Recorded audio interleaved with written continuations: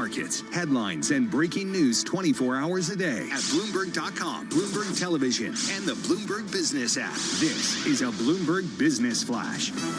It's 11:40 on Wall Street. We do check markets all day long here at Bloomberg. This market all over the map. We are now trading lower on the S&P 500 index. Little change, down 3 points right now. That is a drop of just about 0.1%. We got the Dow down 57. On the Dow, that is a decline of 0.1%. But NASDAQ holding on to a gain of 95 points now, up by about 0.6%. The 10-year yielding 4.42%. The 2-year 3.75%. Spot gold up $102 the ounce, surging 3.4%. Spot gold now at $3,085. West Texas Intermediate crude 57.04 a barrel, down another 4.3% today. Brent trading just above $60 a barrel, 60.30. Was trading beneath that number earlier today. Right now, Brent is down by 4%. And Bitcoin down little change, down less than 0.1% at 77,030 on Bitcoin. Treasuries have been tumbling along with U.S. stocks, raising questions, souring questions about their traditional safe haven status. And with more on the story, here's Bloomberg's Vinny Del Giudice. This week's sell-off of U.S. Treasuries is the worst since the pandemic. There are differing views why. White House tariff shock markets and traders may be ditching all U.S. assets. The national debt tops 100% as a share of GDP, and there are worries White House policies will lead to even more. Finally, it's hard to prove in real time foreign selling. China and Japan are the biggest holders of U.S. government debt. China especially is in the crosshairs. Vinny Del Giudice, Bloomberg Radio. And coming up at 1 o'clock Wall Street time, a closely watched Treasury auction. Meantime, J.P. Morgan Chase CEO Jamie Dimon says a recession is a, quote, likely outcome of the turmoil tied to President Donald Trump's tariffs. Interviewed on Fox Business, Dimon said, quote, fixing these tariff issues and trade issues would be a good thing to do. J.P. Morgan Chase will be reporting Friday along with Wells Fargo. Ahead of earnings, J.P. Morgan Chase down today by 1.5%. Wells Fargo lower now by 3.7%. Recapping the S&P back in the red, a turnaround from our last update. Right now, the S&P down 12, down 0.3%. For on-demand news 24 hours a day, subscribe to Bloomberg News Now, wherever you get your podcasts. I'm Charlie Pellet. That is a Bloomberg Business Flash. All right, Charlie Pellet, thank you so much. We appreciate that. Alex Steele and Paul Sweeney, we are live here in our Bloomberg Interactive Broker Studio. We are streaming live on YouTube as well. So head over to youtube.com, search Bloomberg Podcast Live, and that's where you'll find us. Let's talk airlines right now. I got a couple stories out that got my attention. Delta Airlines pulls outlook as Trump trade war squeezes air travel. Stock trading up on the news, but interesting that they reported a pretty good quarter, but they don't have good visibility on their future travel.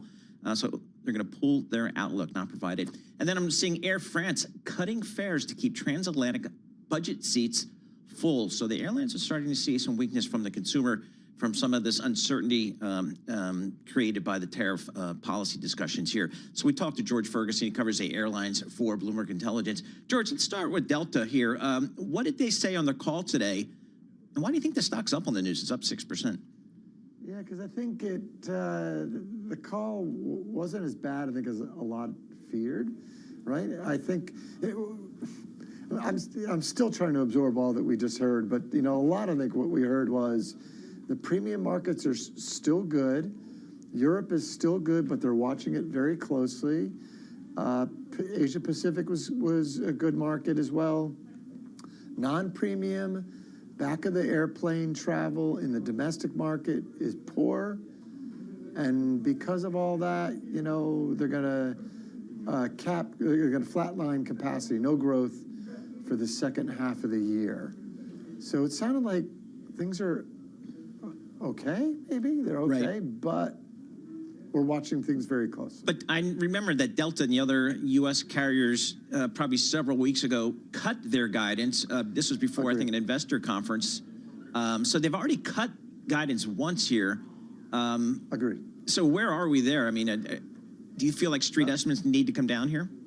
Agreed. Well, so when I looked at the preliminary guidance for 2Q, it did seem like street estimates for 2Q had to come down, right? Because Delta gave some pretty broad ranges, but it looks like capacity is going to rise 5% when I look at schedules for them in the second quarter, and they said revenue could be up 2 to down 2.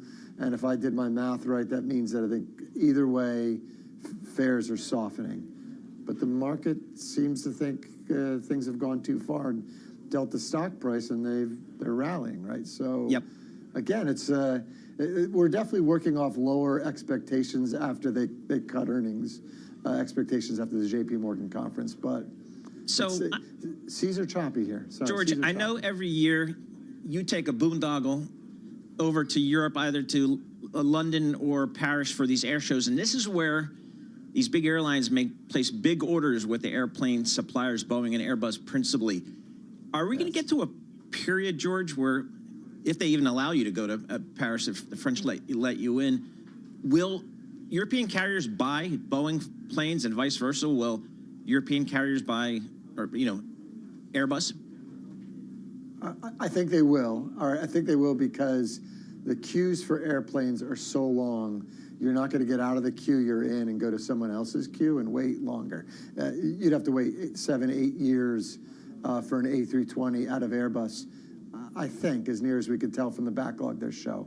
But what I will tell you, an interesting part of the call today was discussions with Ed Bastian about taking Airbus airplanes and who pays a tariff. And he said he's not going to pay a tariff and he's not going to take any deliveries, very few deliveries this year. So it does sound like Delta has a tariff problem and isn't ready to take new airplanes. Now I know they're flatlining capacity for the back half of the year, so maybe they don't need them.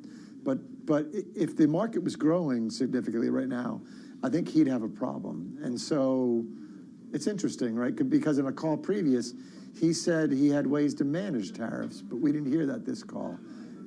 It's going to be an issue. The question is, how long does this tariff problem stick around?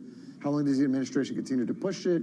Do negotiations come up where countries negotiate away these tariffs by making concessions, or at least making what looks like concessions? But right now, we're not seeing an impact, and if the world's slowing, we just may see a push out of deliveries for places that are affected by tariffs.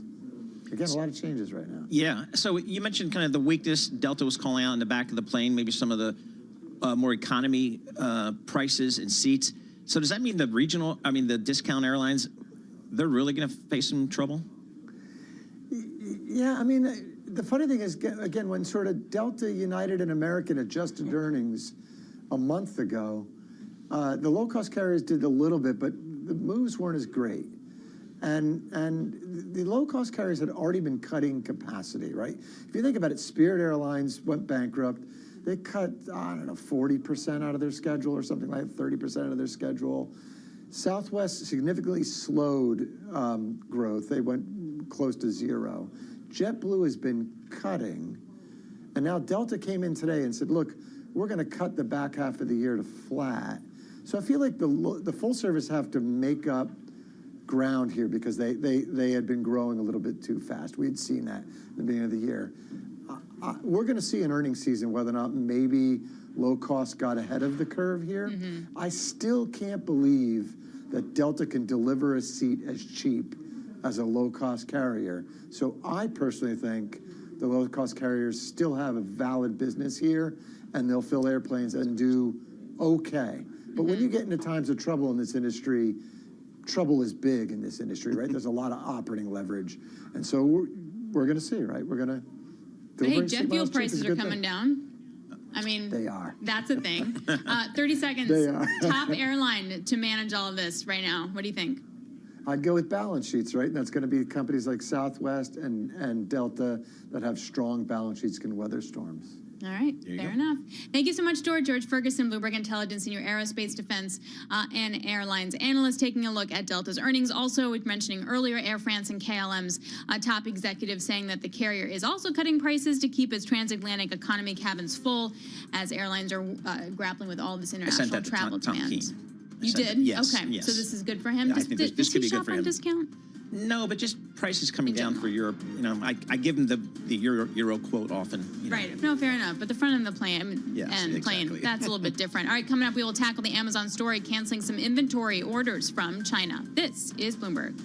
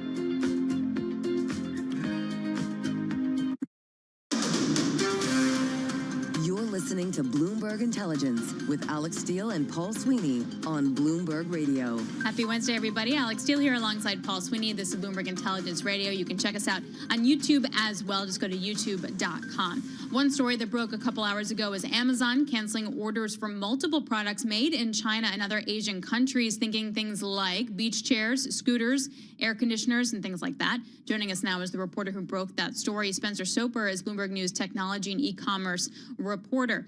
How does all of this work for Amazon? So they place orders how many months in advance, and then what's the ripple effect here? That's a great question, and a lot of this stuff, you know, they kind of have like a target of how much they'll need, and then they'll place orders maybe monthly or that sort of thing. And so these cancellations affect what are called direct import orders. This is where Amazon tells vendors, hey, look, you're making this stuff in China or some other country in Asia. We can actually transport it to the U.S. cheaper than you can because we do so much volume. Why don't you let us just buy it from you in the source country? We'll import it, we'll pay the tariffs and pass those savings on to customers.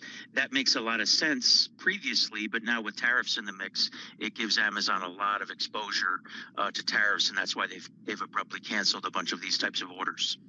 All right, so Amazon cancels the order. Presumably the vendors left with, in your story, 500,000 beach chairs. What does that vendor do? You know, you scramble. So a lot of this can basically just reset negotiations. I mean, first, let's say a lot of these purchase orders should be binding, but these folks don't want to get tied up in court with Amazon. So Amazon is kind of flexing its muscle a little bit here, and then they can renegotiate with Amazon on different terms to still sell them through Amazon, but obviously share some of the pain of these tariffs. And then other options are going to other marketplaces, and this is an opportunity for folks like TikTok Shop, Walmart, Temu to stand out as alternatives. So they do have some options, but Amazon's still like the main show in town when it comes to U.S. online sales. Was this move unusual or expected? Very unusual and definitely unexpected. Most of these folks said they were, completely caught off guard by it. Like I said, what the beach chair vendor has been selling for more than a decade on Amazon and actually had the stuff made. So it's not like they said, hey, this order way out, let's cancel that. This is stuff that he's already, had a factory make and is on the hook to pay for. So with no communication or real explanation. So this is definitely showing how these tariffs are basically disrupting a lot of relationships and forcing partners to negotiate with one another. Have we heard anything from Walmart about kind of how they plan to navigate these tariffs? I haven't spoken specifically to Walmart, but a lot of these companies are just in the same game. You figure Walmart has an advantage of selling predominantly grocery, and so if there is a pullback, people still need groceries, so they'll still do well there. But then, in terms of like these large diversified retailers like Amazon and Walmart, you're just likely to see a shift in the mix of products, like more consumables, more everyday needs that people need in their daily lives, and less of this kind of discretionary stuff like the beach chairs we mentioned, or scooters or that kind of thing. How many more levers like this can Amazon pull? Amazon has many levers and knobs, but so do its partners, right? So this is kind of a gamble. So if Amazon's pulling back on its orders, then that's that the knock-on effect of that is some of these folks that sell on Amazon and rely on Amazon for sales might have to pull back on ad spend. So Amazon can turn one knob, but then someone else turns another. It's like popcorn popping in a kettle. What if we heard, Spencer, from some of the Chinese players like Alibaba, like Temu? How are they planning on navigating the new environment? I haven't heard much from Alibaba, and then on Temu has basically been kind of anticipating a lot of this. A bigger issue for them was this de minimis loophole, and they've been kind of forward deploying more inventory into the U.S. So that was another thing, is folks just trying to get ahead of this and get inventory into the U.S. before these tariffs take effect. And then another option for folks like Temu or Amazon or any vendor selling anything is just looking for countries not affected by these tariffs. And so this is making places like Canada, Australia, other markets much more desirable, especially if you've got to unload inventory and want to avoid these tariffs. Does any of this yet? Do you have a sense, just in your reporting, how demand is holding up at all? Like we talked a lot about the supplier side, et cetera, but are we seeing sort of stockpiling ahead of the tariffs in terms of consumer behavior? That's the $1 million question right now, and there's definitely a lot of cross currents, and that's the fear, right? Is like a lot of companies, analysts, everything, they can get real time data from sources that track like credit card transactions and stuff, and so that's a big concern right now. Is there like almost like a false flag that the consumer's safe, if in reality they are just like stockpiling on things, getting ahead of the tariffs, and then demand's going to drop off a cliff in several weeks.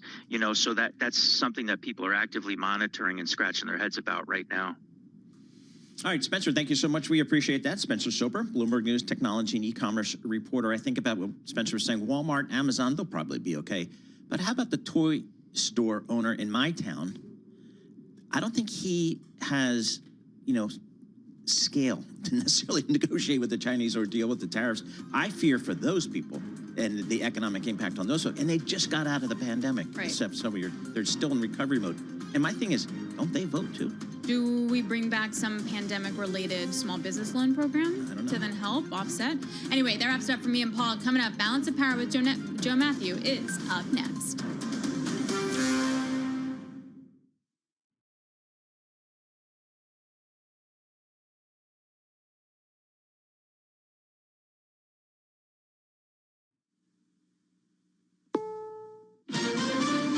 This is CBS News on the Hour, sponsored by Steel.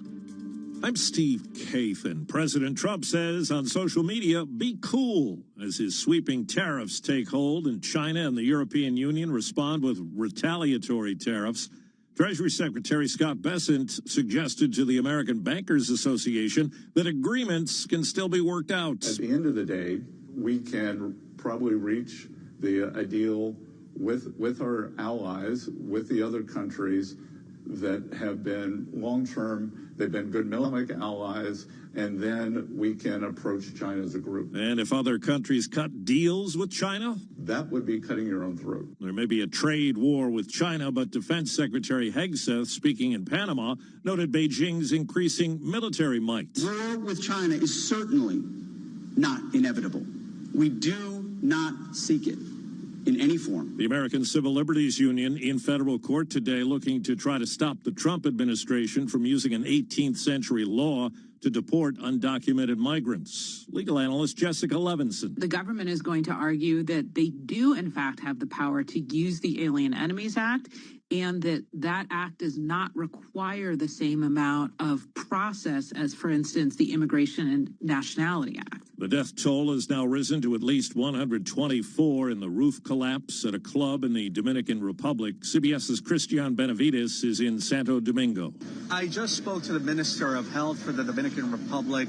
He told me that there's currently a list of about 80 people that are thought to be unaccounted for. That doesn't necessarily mean that they're buried under the rubble, but it does mean that they have family members out here actively looking for them. New information about the man charged with trying to assassinate Donald Trump last September. Ryan Routh allegedly tried to buy a rocket-propelled grenade or stinger from someone he believed to be a Ukrainian with access to military weapons. Prosecutors say Routh told the Ukrainian, "I need equipment so that Trump cannot get elected." Routh also allegedly tried to buy a .50 caliber rifle, a more powerful version than the one he had at the golf course, but his contact couldn't find him one. Michael Wallace, CBS News. A Senate committee is considering billionaire spacewalker Jared Isaacman's nomination to head up NASA. We will prioritize sending American astronauts to Mars, and along the way, we will inevitably have the capabilities to return to the moon and determine the scientific, economic, and national security benefits for maintaining a presence on the lunar surface. Wall Street, right now the Dow is down 153 points. The S&P is off 6, and the Nasdaq's trading higher.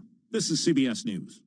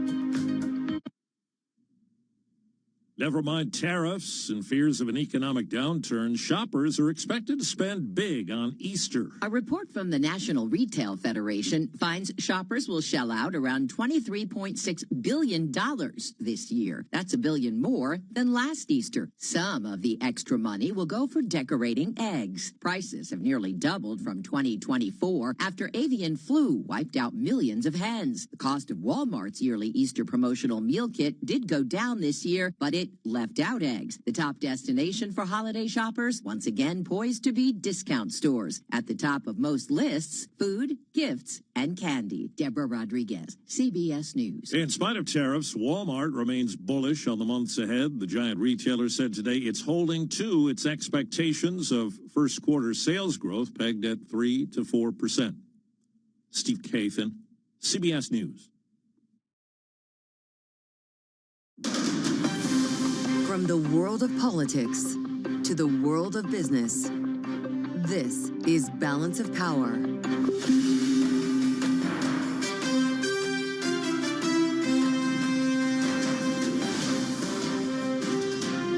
Live from Washington, D.C. Wednesday edition, Washington caught in the spin cycle of tariffs and taxes. President Trump says be cool after China retaliates while Republicans in the House argue over reconciliation. That's where we start. We'll get the latest from Bloomberg Politics editor Laura Davison with insights today. From Naveen Garishnar of the Center for Strategic and International Studies as we gauge the impact of the tariffs and the retaliation from Beijing. Analysis from our political panel. Bloomberg Politics contributors Rick Davis and Jeannie Shanzano are with us for the hour. And we start, as always, on Wall Street. Let's get to it right now with Charlie Pellet at World Headquarters in New York. Charlie, how do we describe this today? One word, chaotic. Just like we've had for the previous 4 sessions. Right now we have got the Dow, S&P, they are both lower. NASDAQ is higher, but we have seen stocks fluctuating between gains and losses. Right now, the S&P lower, little changed, higher, actually just moving higher now by 1 point, swinging between gains and losses. Dow Industrials down 39, a drop there of 0.1%. The S&P up 0.1%. NASDAQ holding on to gains up 108 right now, up by about 0.7%. Investors trying to price the impacts of President Trump's trade war with a slide in bonds, stoking fears that the U.S. risks losing its haven status. And of course, today's sale by the Treasury of 10-year notes will be closely watched. That is coming up at 1 o'clock Wall Street time. The 10-year right now, 4.44%, with the 2-year yielding 3.76%. Gold up $100 the ounce, now at $3,084, up 3.4%. West Texas Intermediate crude is down 3.7%, 57.36, and Brent, the global benchmark, 60.59, down 3.5%. Treasury Secretary Scott Bessent says he sees the U.S. reaching trade agreements with allies that would then lead to a collective approach to dealing with China's trade imbalances. He made the remark this morning at the American Bankers Association. These Chinese exports that the U.S. tariff wall is going to keep out, that China, for all of you who can remember that Disney movie of the brooms carrying the buckets of water, that is the Chinese business model. It never stops. They just keep producing and producing and dumping, and it's going somewhere. Bessent also warned the European Union not to pivot from the U.S. toward China. He said that would be cutting their own throat. Amazon shares unchanged right now. Amazon canceling orders for multiple products made in China and other Asian countries, that according to a document reviewed by Bloomberg and sources. So recapping, right now the S&P higher, little change. Key takeaway midday up now by 2 points. Balance of Power continues. Back we go to Washington. Once again, your host, here he is, Joe Matthew. All right, Charlie Pellet, thank you so much. Welcome to the Wednesday edition. Balance of Power here on Bloomberg Radio, on the satellite radio channel 121, and on YouTube, where we see you. Search Bloomberg Business News Live, and you'll see us too. This is a great time to buy, says the President of the United States. Truth Social. Based on what I just heard from Charlie Pellet, maybe not so much today. Then again, I'm still thinking about that buy rating that Howard Lutnick put on shares of Tesla, that then fell below the level he said they would never fall back to again. Be cool, he added. His prediction that, quote, everything is going to work out well, unquote. You see, the post if you're with us on YouTube. And it follows news from China hitting us back here, raising duties on U.S. goods to 84%. Remember yesterday, fight to the end, the spirit with which Donald Trump took the podium last evening. By the way, tuxedo-clad Donald Trump. A 90-minute ripper before the NRCC last night. Listen. I really think we're helped a lot by the tariff situation that's going on, which is a good situation, not a bad. It's great. It's going to be legendary. You watch, legendary in a positive way, I have to say. We're making a fortune with tariffs, $2 billion a day. Do you believe it? They've ripped us off left and right. But now it's our turn to do the ripping.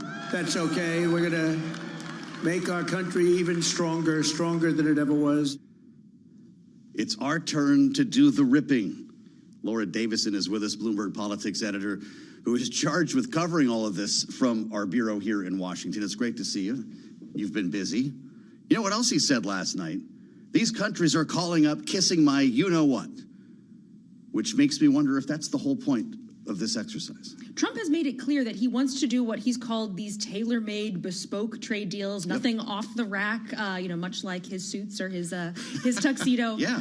But this is going to be complicated. I mean, like how he wanted to do this very complicated reciprocal tariff, we charge them what they charge. I think once they actually get into the weeds and realize, okay, to have 60 plus different negotiations going on at any given time, that's really going to stretch this administration so thin, particularly when it seems like the terms of where Trump wants to go with this are changing every day. He said last night, also at this dinner, he wants to put a really big tariff on pharmaceutical imports coming soon.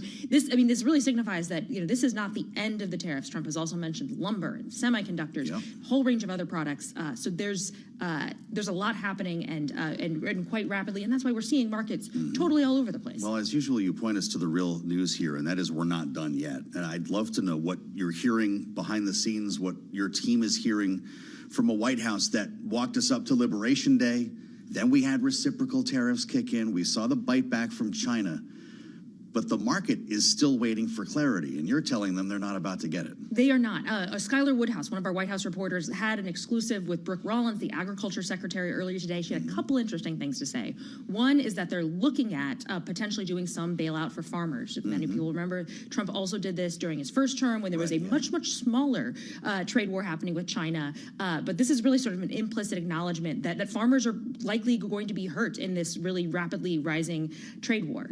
Second, she mentioned that she had said on Friday she's going to Vietnam. Today she said she would also be traveling to Japan and the UK within the next 6 weeks. Okay. So this does not suggest that there's going to be some rapid turnaround. That this is a much more protracted negotiation process. And those are the easy ones, arguably, right? Yes, these are the ones that are the first in line. Yeah. For countries that haven't are at the bottom of the queue, they may be waiting quite some time. So this is going to be like a new season of The Apprentice, right? You're going to have a different world leader walking down the driveway, Donald Trump shaking the hand, waving to the press corps at the sticks, bring him in the Oval, do the spray, let them beg.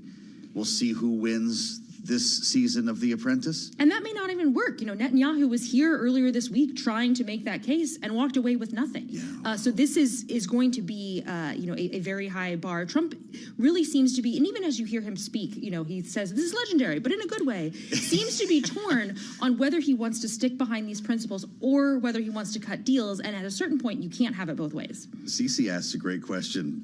Does it say something if you have to qualify whether it's legendary in a positive way? A lot of people think this could be legendary in a very negative way. It's already, sort of a history-making level of tariffs, the market slide. Yeah. This has been, really a week of superlatives. And as we're seeing from companies, Walmart, Delta, Amazon are already coming out saying that they are changing their buying habits. They're they're pulling their guidance, that even if Trump were tomorrow pull off all of these tariffs, which again does not seem likely at all, but even if he were to make a quick reversal here, that the damage, at least in some level, is already done. Wow. That's saying a lot, by the way. It's unquantifiable, right? The idea of scarring in the economy or in our relationships with our trade partners, it could take years for us to really get an understanding of that. President said more as well at the NRCC last night with Congress in mind. Close your eyes and get there, he said. It's a phenomenal bill. Stop grandstanding. He was talking to Republicans who are on the fence here. Many, well, at least some still opposed if you ask Chip Roy if he's going to vote for this thing. Is it even going to get out of the Rules Committee today? That's where we are right now. Get the rule passed so it goes to the floor. And then I'm going to ask you about this, how this actually intersects with tariffs today. So House leadership indicates that they have the votes. Yesterday, Trump invited a handful of Republicans who were still holdouts to the White House. He did some arm twisting. He really needled them last night and then again this morning on Truth Social, saying it is imperative that we do this. And for markets and Trump and wanting to change the conversation, it is imperative for him that they get this tax cut at least advanced in the House today or this week. But you know, Andy Ugles was saying that they have 30 holdouts left. You know, the way that these things work is you have a bunch of people saying no or maybe or I don't know, and then at the end, they generally get it across the floor. If we see Johnson call a vote, it's very likely they have the votes. But if they don't, that is a big rebuke to the president. If it gets out of rules, does it probably pass the floor? I mean, is that procedural vote an indication of what the full caucus will say? That is very likely. And we may see some last-minute drama of, you know, Johnson having to pull people back into the cloakroom and get Trump on the cell phone to call them. But, you know, it looks like the momentum today is in the direction of passing this budget. Well, enter Congressman Don Beyer, who's calling out Republican leadership here. This is fascinating if you haven't heard about this. It just happened as we were taking air. He writes, this is a Democrat, right? Northern Virginia. He's been on with us before. Every House Republican who votes for today's rule, this is what we're talking about with the rules vote today, is voting to preemptively surrender congressional authority and their own power to stop Donald Trump's tariffs from wrecking the economy. He retweeted something from Jake Sherman here at Punchbowl that says House Republicans are using the rule for the budget resolution to turn off the privilege for any resolution dealing with the April 2nd trade emergency. This would make it impossible for anyone to file disapproval resolutions on tariffs. We saw the language here. Each day during the period from April 9 through September 30 shall not constitute a calendar day for purposes of Section 202 of the National Emergencies Act. So they're basically shutting down Democrats here when it comes to pushing back on tariffs. Does the minority have any recourse? In the House, no. And even just the wording of this ruling is a reminder of how wonky these legislative rules can get. They're saying a day doesn't count as a day. So they're not real days? They're not real days from now until the end of the fiscal year. But this preempts what I think some House Republicans are worried about in the Senate, that they could potentially reach that veto-proof threshold to say, hey, we need to take away the president's authority after 60 days. We want to roll back these tariffs. This essentially shuts that down. It also it makes the vote a little bit trickier for some of these moderate Republicans, some of the folks who are worried about the trade war. We've seen that play out over the past couple days, that by voting for the budget, by voting for the rule, they are saying, okay, I am fine ceding any authority that Congress might have had on tariffs and just saying we're going to not touch that. Unreal. Democrats were never going to vote for this anyway then, right? So the idea is to get all the Republicans on board and shut down the minority through the rest of the fiscal year. That is the plan. And this really, you know, it was always unlikely that Congress was really going to exert its authority and try to pull the president back. But this means that they could be in July realizing that they have a massive crisis on their hands, and their hands are totally tied. Unbelievable. This is quite a moment here. They want to get this done before the recess. Could we see a floor vote next day or two? Yeah, very likely. We see a vote either later tonight or early tomorrow morning. They're smelling jet fumes and they want to get out of town. Amazing. Laura Davison does it for us every day here at Bloomberg in Washington. Our politics editor, the latest on both ends of Pennsylvania Avenue. We're going to have a lot more to talk about with regard to tariffs straight ahead. We may hear from the president as well a little bit later on today, and we'll have our signature panel with us a bit later on. Rick Davis and Jeannie Shanzano are along for the hour, so stay right here on the Wednesday edition of Balance of Power, only on Bloomberg.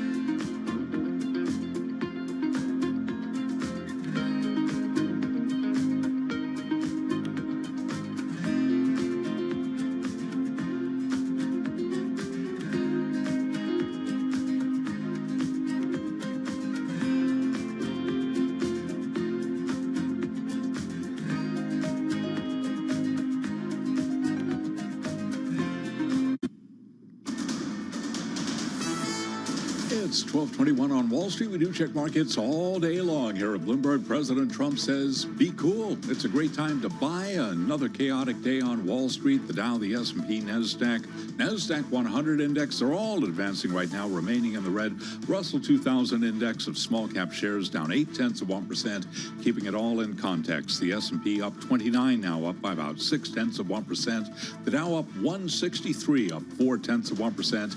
NASDAQ Composite Index up 1.4%. The 10-year 4.43%. We've got the 2-year yielding 3.76%. Of course, a closely watched auction coming up at just about 1 o'clock Wall Street time.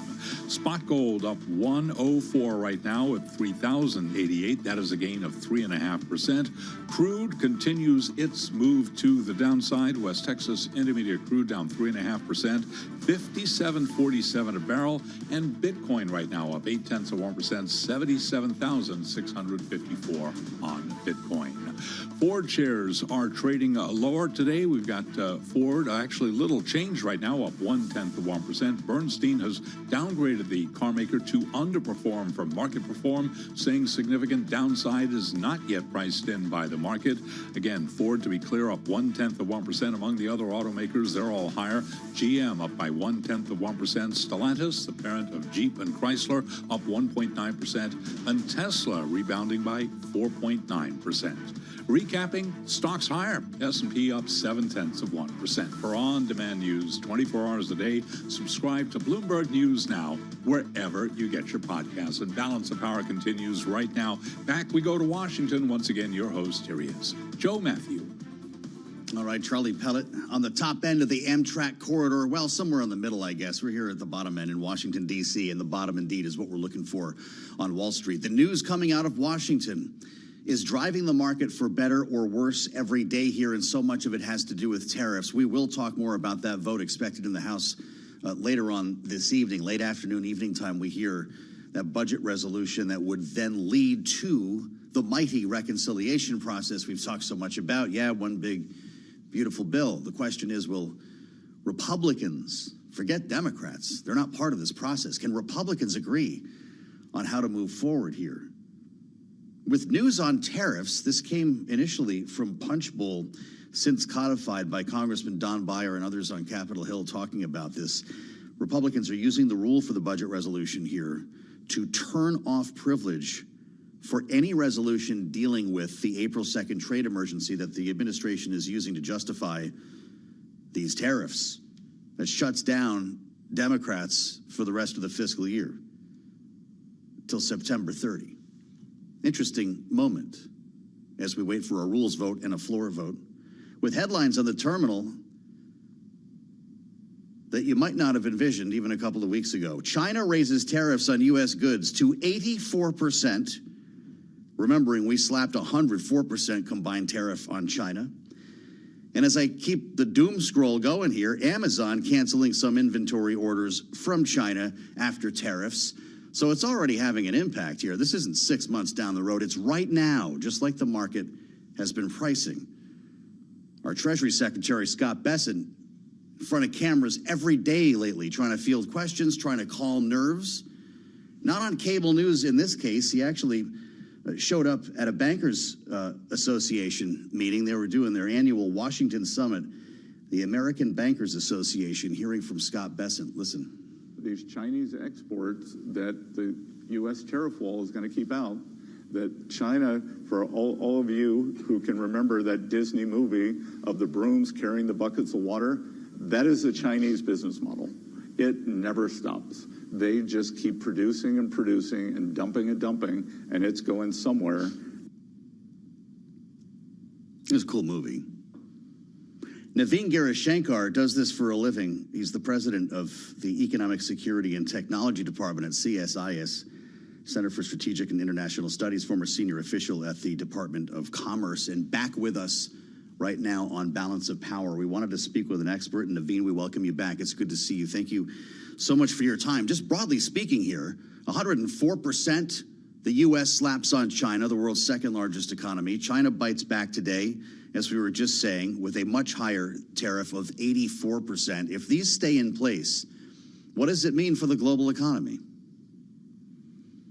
Well, it's a disaster. Basically, if you look at the tariffs that were put in place on Liberation Day, we were already assessing a 1% hit to GDP, price rise of about 10%, and basically a fall in real wages. Now you add to that the 104% tariffs that President Trump announced and the 85% on China. We are in the midst of a unraveling trade war. And remember, it's a multi-front trade war. It's not just the Chinese, although they've taken the headlines today. It's also our erstwhile allies like Canada, Mexico, and then the EU. And they've also announced or are undertaking countermeasures. We are in the middle of a multi-front trade war. Be not mistaken. You specialize in tech. Everybody's looking at Apple right now, NVIDIA, Taiwan Semiconductor. They all have their own challenges here. If you remove the Chinese market, what does that mean for their business, for their shares? Has the selling been justified? Yeah, I think it's going to be a hit to companies that sell in China, but I would add another piece to the trade agenda. All of the technology value chains that we're involved in, whether it's semiconductors, AI, chips, clean technologies, biotechnologies, these are all global in nature. And so when all of these tariffs are accounted for, they make it all the more difficult for U.S. companies that are competing in those technology value chains to compete effectively. It's an unraveling of those competitive advantages that are essential to our long-term economic security. And that's the message that I want to make sure that we don't miss here. You can't win the tech war if you're fighting a trade war. I was looking at a note that you kicked out, writing the conduct of U.S. government policy itself is now the main source of risk to the U.S. economy and U.S. markets. Policy volatility seems to be the point. What is the point if the call's coming from inside the House? Well, you know, the president and several of the cabinet secretaries have said, expect to experience short-term pain for long-term gain, but they have not told us what the game plan is. What's the desired end state? So is this going to be short-term pain for long-term pain, which is what people are worried about? And the volatility only adds to that. So there's the direct impact of the tariffs, and then there's the impact of volatility on markets, on investment, on the ability of businesses to plan forward. This is a unwinding that we have not seen before, and it's very hard to predict where it's going to turn. Do you believe Beijing when you hear fight to the end, or are they negotiating as well? Well, it's hard to tell. And when you're in this back and forth of tit-for-tat tariffs and other trade measures, there's the risk of things spinning out of control. So you might have entered the negotiations or the trade war with the goal of negotiating, posturing. But if each side keeps ratcheting it up and it's flowing through to the real economy, then it might spin out of the control of any individual party. And that's the real challenge here. If you fulfill the vision that some in the White House are trying to project here, namely Howard Lutnick, the Commerce Secretary, your former agency, we're going to have armies of Americans screwing in screws into iPhones, assembling products like that here in the United States. Not advanced manufacturing, quite the opposite in that case, the type of thing that is done in China and in other countries. Dan Ives suggests if that happens, an iPhone will cost you $3,000. Is that the type of vision that you share as well? Certainly not. I think that there's a problem with trying to go backward to a world like the 1950s or 60s or even earlier, when you'd have manufacturing in the U.S., but it's not competitive and it's labor intensive. Can we compete? We can't even compete on that basis. I would subscribe to a vision where we think of the most advanced technologies and the full range of skills that are needed to compete on those technologies.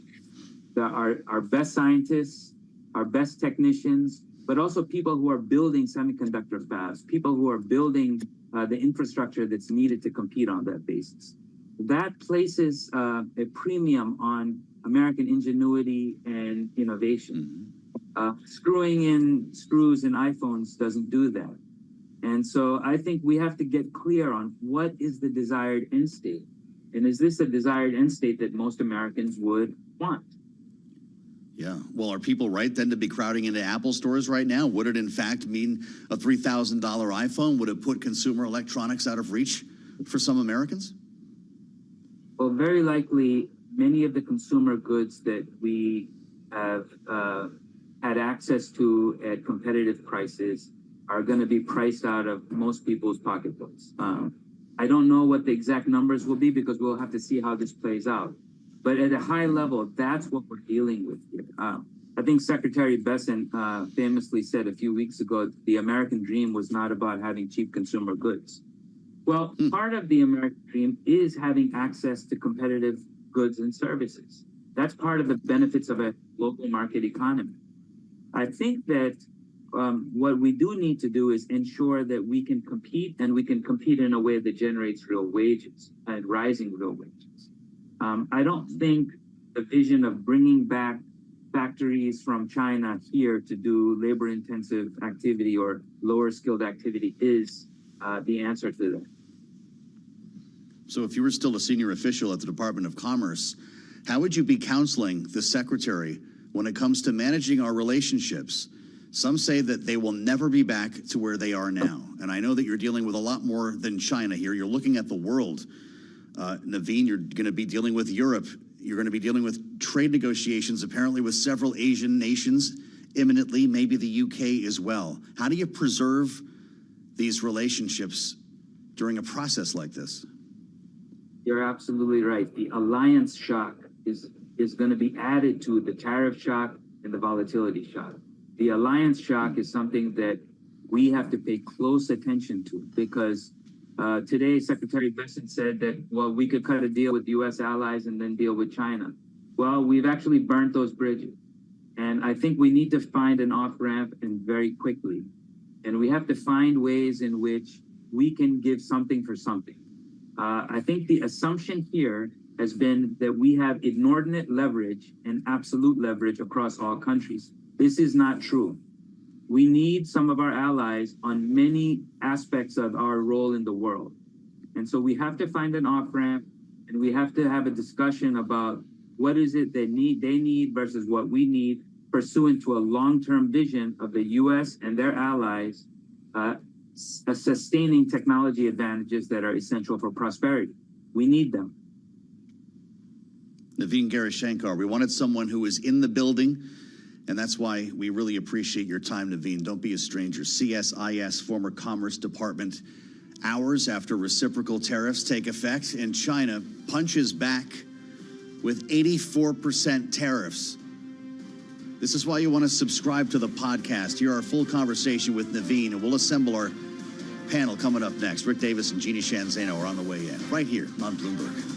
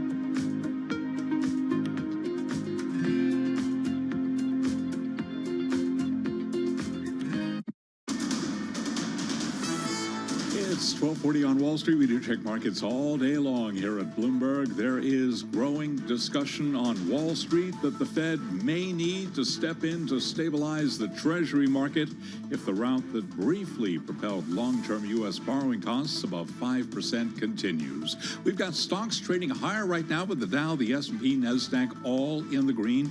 S&P right now up 33. That is an advance of 0.7%. The Dow up 185, now up by about 0.5%. The NASDAQ is surging 227 points. The NASDAQ Composite Index now up by about 1.5%. The 10-year at 4.43%. The 2-year 3.78%. Bond yields rising as the 10-year auction looms at 1 o'clock Wall Street time. We've got gold, spot gold up 105 the ounce, surging 3.5%. The precious metal now at $3,088 the ounce. West Texas Intermediate crude is retreating by 3.7%. 57.36 a barrel. Brent, the global benchmark, at $60.60. Brent is down 3.5%. And Bitcoin right now rallying 1%. Bitcoin at 77,789. Mortgage rates dropped last week. With that story, here's Bloomberg's Vinny Del Giudice. The rate on a 30-year mortgage fell to 6.61%, the lowest since October. Rates on 30-year jumbo and 15-year fixed mortgages also declined. That sparked a 35% increase in mortgage refinancing. New loans also rose. Mortgage rates tracked 10-year Treasury note yields. They fell below 4% last week after the White House announced stiff new tariffs. Vinny Del Giudice, Bloomberg Radio. Many of the new home builders are trading lower today. This is the rest of the stock market advances. Toll Brothers down 0.5%. Pulte Home lower by 1.4%, and homebuilder Lennar is down 0.8%. Again, recapping, S&P up 33 right now, up 0.7%. The 10-year ahead of the auction, 4.43%. Balance of power continues right now. In fact, we go to Washington. Once again, your host, here he is, Joe Matthew.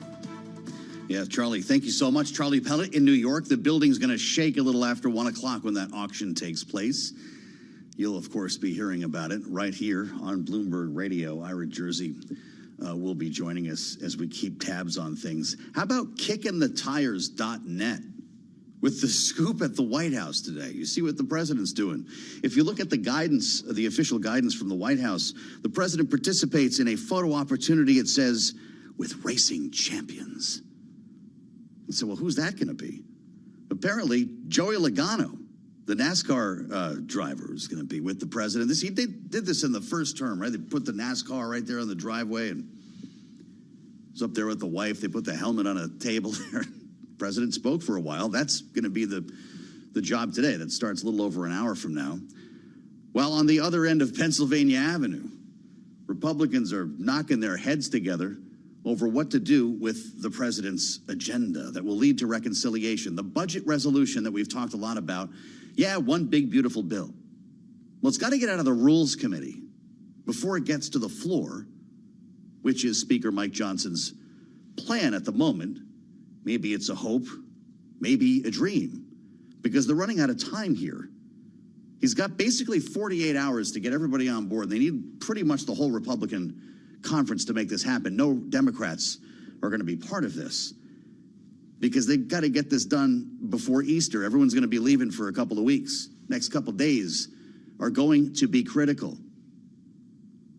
Republicans like Chip Roy could make this very difficult for Mike Johnson to get done. As Donald Trump said last evening, speaking here in Washington, close your eyes and get there, he said. It's a phenomenal bill. Stop grandstanding. Speaking to members of his own party, presumably will be picking up the phone at some point if he needs to. That's where we start with our political panel today. Rick Davis, partner at Stone Court Capital, our Republican strategist, alongside Jeannie Shanzano, Democratic analyst, senior democracy fellow with the Center for the Study of the Presidency and Congress. You've seen a couple of these before, Rick. What's the Republican view here? Does everyone just have to get it out of their system right now, or does Mike Johnson actually have a revolt on his hands? Yeah, it does seem a little edgier than the normal protests that occur whenever you're trying to position yourself as saying, hey, I opposed it before I voted for it, which is, a pretty interesting genuflection of politics reality. But in this case, I mean, Ralph Norman and Chip Roy, they both said, hey, we're going to vote for it to get out of that Rules Committee, but we're voting against it when it hits the floor. And we know that the chairman of the Freedom Caucus has said, I'm voting against it. In fact, even like bailed on a meeting with President Trump this last Tuesday, yesterday, saying there's nothing he's going to tell me that's going to change my mind. So, when they start invoking Trump like that, you got to start paying attention, because at that stage, they're setting up a showdown, and it's probably not a showdown that if they cave to Trump, they're gonna look good to their voters. So I got a sense that this actually has more legs, this revolt, than previous Republican protestations in the House.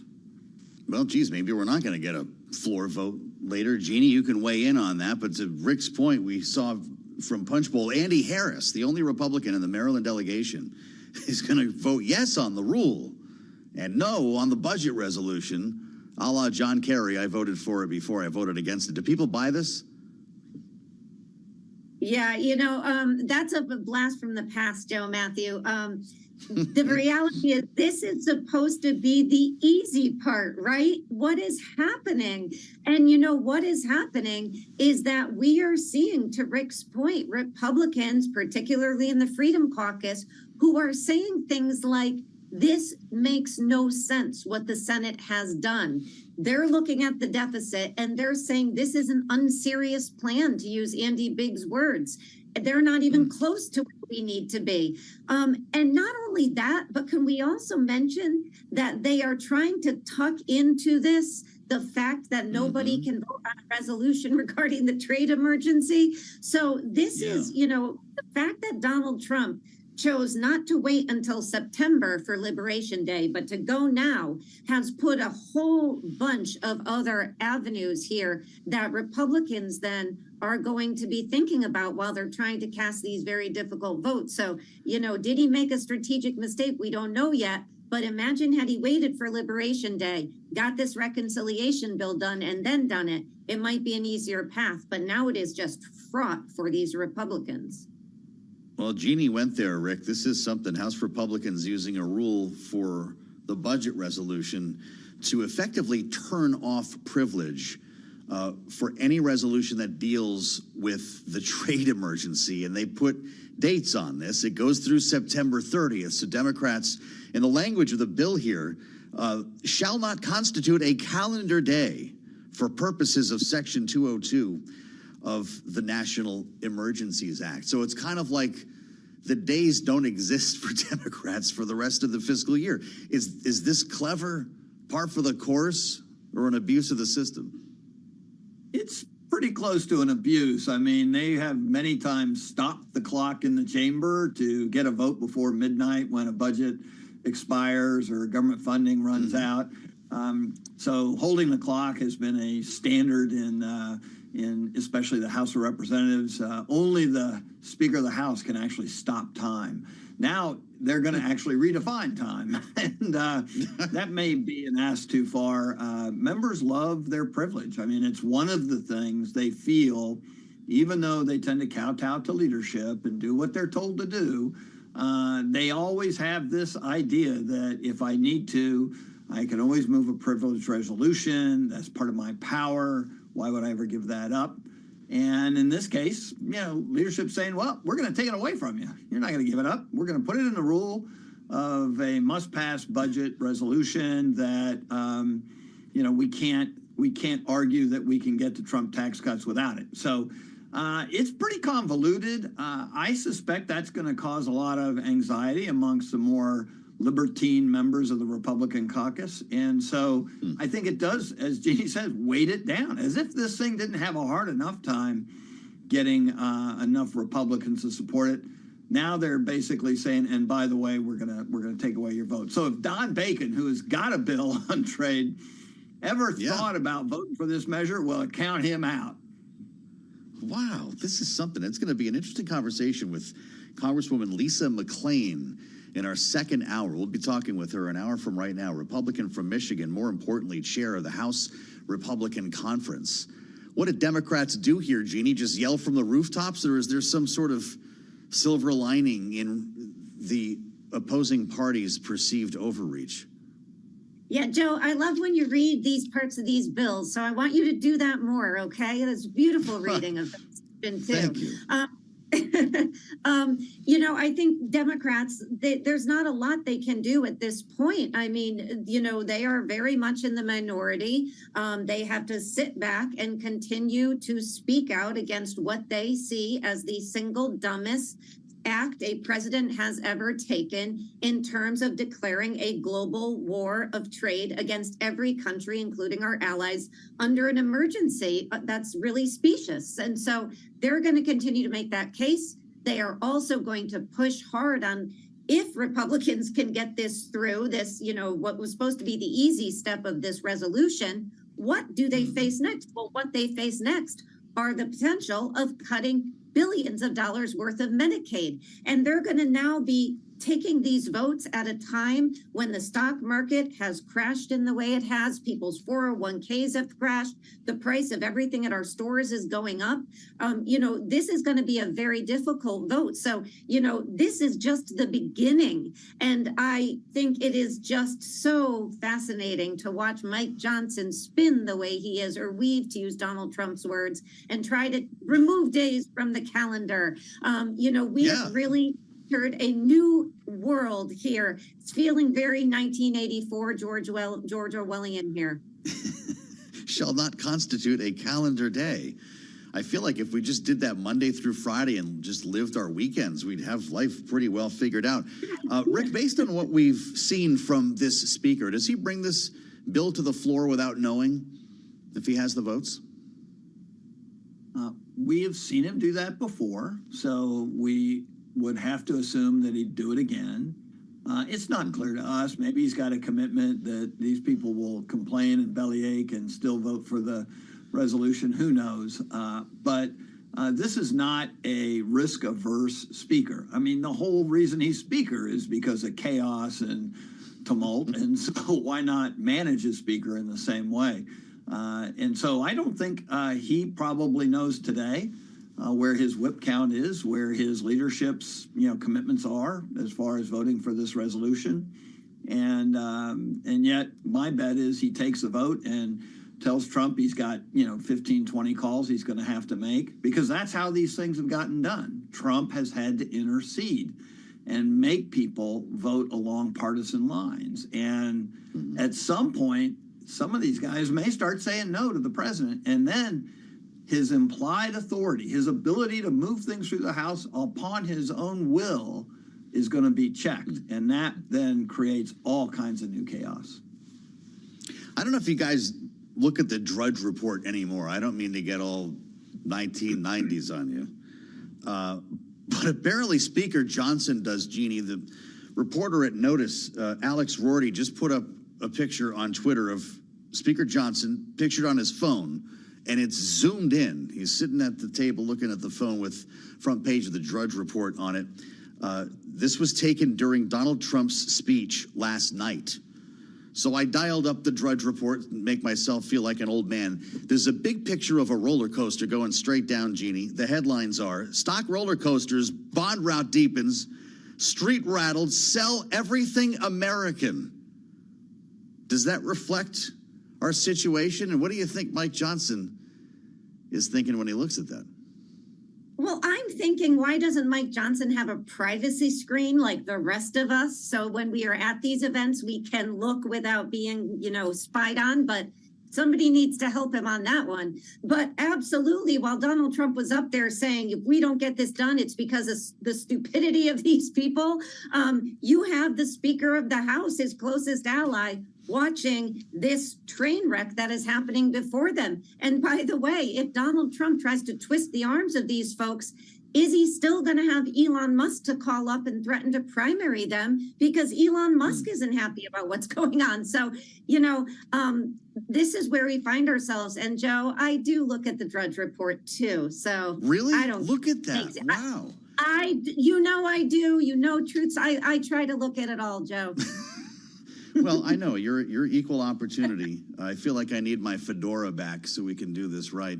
Rick Davis and Jeannie Shanzano, our great panel, back in our second hour here with a lot more on what's happening today in Washington. We've got to cover both ends. This vote could be coming this afternoon in the House. And, of course, Donald Trump will be holding forth a little bit later on. He will be in front of reporters as China bites back with more retaliatory tariffs. Stay with us. We've got a lot more ahead here on the fastest show in politics. Hour 2 is on the way here on Bloomberg.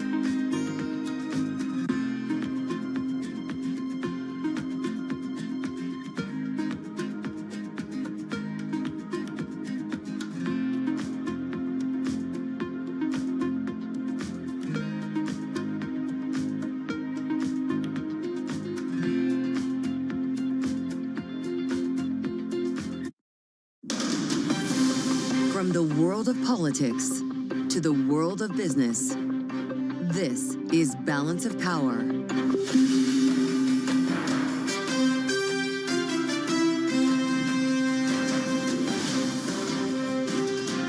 Live from Washington, D.C.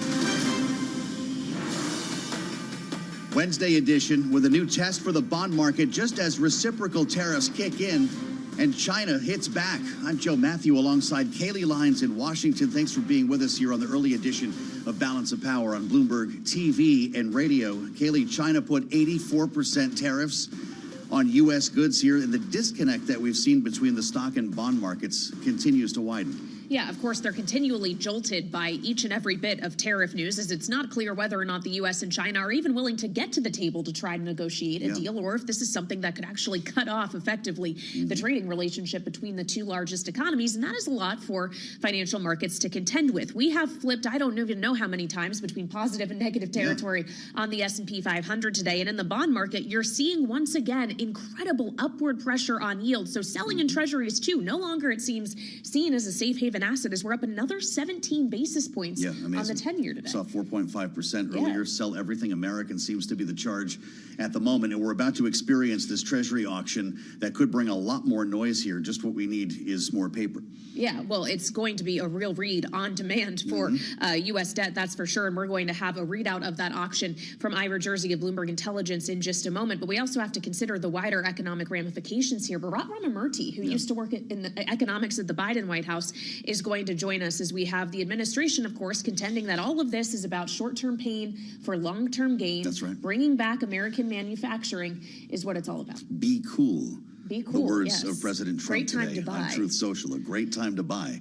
I guess there's a little bit of a bid, but it depends on what minute you're looking. Yeah, we'll see how long it lasts because this buying of the dip hasn't seemed incredibly persistent in the last few days. Charlie Pellet has been tracking each and every move for us. And he, of course, is in New York. Hey, Charlie. Hi, thank you very much, Kaylee Lyons. Indeed, a lot of people on Wall Street, everybody glued to their screens, awaiting fresh news on tariffs. And, of course, the Treasury auction of 10-year securities, closely watched as a further test of sentiment. Our Ira Jersey is standing by. He will have the latest for you coming up in just a moment right here on Balance of Power. Right to the numbers. We got stocks pushing higher. We're close to session highs right now on the S&P. Has been a volatile day, though, with the S&P up 52 right now, 5,035, up by just about 1%. We've got NASDAQ up 300, higher now by 2%. The Dow up 305. That is a gain of 0.8%. 10-year right now, 4.43%. The 2-year, 3.78%. Gold up 108 the ounce, up 3.6%. And West Texas Intermediate crude down 3.6%, 57.50 for a barrel of WTI. JP Morgan Chase CEO Jamie Dimon says a recession is a likely outcome of the turmoil tied to President Trump's tariffs. He made the comment on Fox Business. Recapping, S&P up now by 1.7%. Balance of Power continues. Back we go to Washington. Once again, your hosts, Joe Matthew and Kaylee Lyons. All right, Charlie Pellet, thank you so much. We, of course, had our eye on this 10-year bond auction. The pre-sale, when issued, yield 4.46 roughly, and the actual auction drawing 4.435. So actually a bit more demand, it seems, coming through a lower yield. You're starting to see that ripple through the Treasury market. As I just mentioned seconds ago, the U.S. 10-year yield was up 17 basis points. We're now up by still a large amount, but less, 11 basis points, the 10-year yield right now at 4.41. We seek insights from Ira Jersey, Bloomberg Intelligence Chief U.S. Interest Rate Strategist, and just the voice that we need right now. Ira, what's your reaction to this auction in the first moment of the trading? market cheapened up enough that investors came in like bandits. In fact, this was 88% was taken by investors, and that's if that's not a record, it's very darn close to a record. I think that all the cheapening that occurred recently was in a way to make room for this auction. So you probably had dealers who were very long treasuries got out of some of their treasuries, and at the same time you had investors that said, hey, we could have bought 40 basis points ago, but look at 4.35%, 4.4%. This seems pretty good. So what we did, it stopped short 2.5 basis points, so lower than what the market was expecting right at 1 o'clock. And the auction internals were fantastic. So there was stronger demand than last month. There was very high demand from end users. And I'm not going to say that everything's great now, but this is definitely a positive sign, especially given yesterday's 3-year auction was so atrocious. Well, so to that point, Ira, does this at least for now put a little bit of cold water on the treasuries are no longer seen as a safe haven asset thesis we've seen emerging in the last few days? Yeah, I think it does a little bit. The issue is see, I think a big part of this move is not necessarily fundamentally driven. I think some of it maybe started that way, but positioning was so one-sided where a lot of people were long. The dealer community was full of treasuries. The foreign investors, they balked a little bit maybe at buying in the recent past.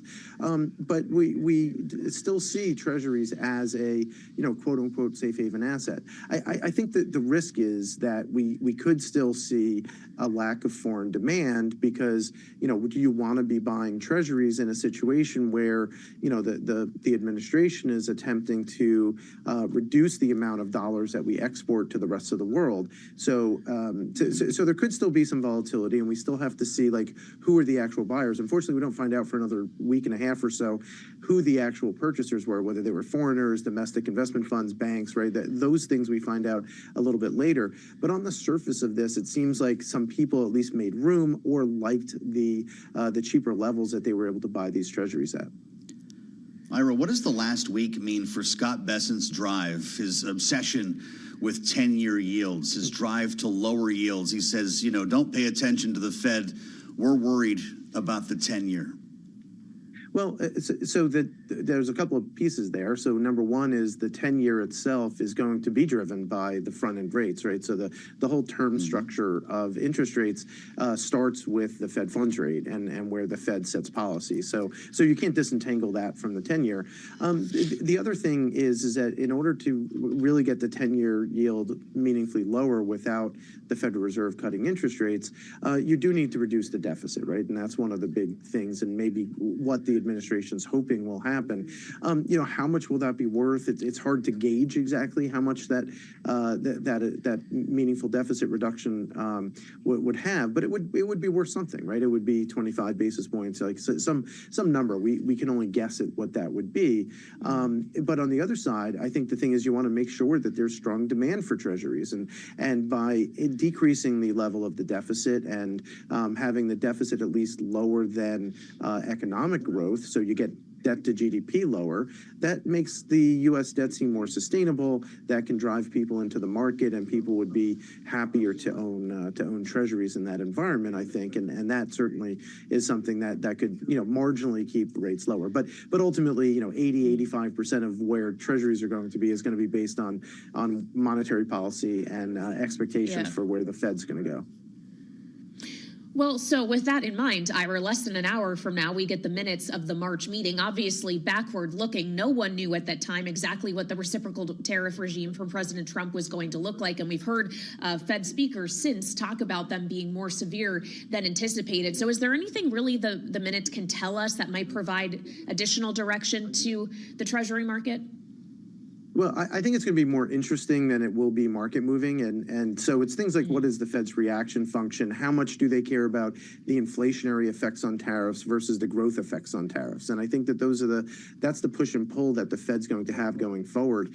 We're of the opinion that the Federal Reserve might be a little bit late to cut interest rates because they'll need to wait until they see meaningful shifts in the job market before they have a reason to lower interest rates. And at least so far, we haven't seen that. Now, if we get a 75,000 job print in for April, and then for the May print gets like 50,000, that would give the Federal Reserve, I think, enough ammunition to think, okay, maybe it's time to lower interest rates in June because the job market has been hampered, maybe in part by fear over the tariffs, but nonetheless, our job is to make sure that we have full employment, and if the job market's falling out of bed, then it'll be hard to maintain full employment and by most measures. So then the Federal Reserve could actually cut rates, but we have to wait for that data to see exactly what animal spirits are thinking, and given the recent market volatility, that's one thing. Yeah. What's going on in the real economy is another. So the other piece of Fed information to look at that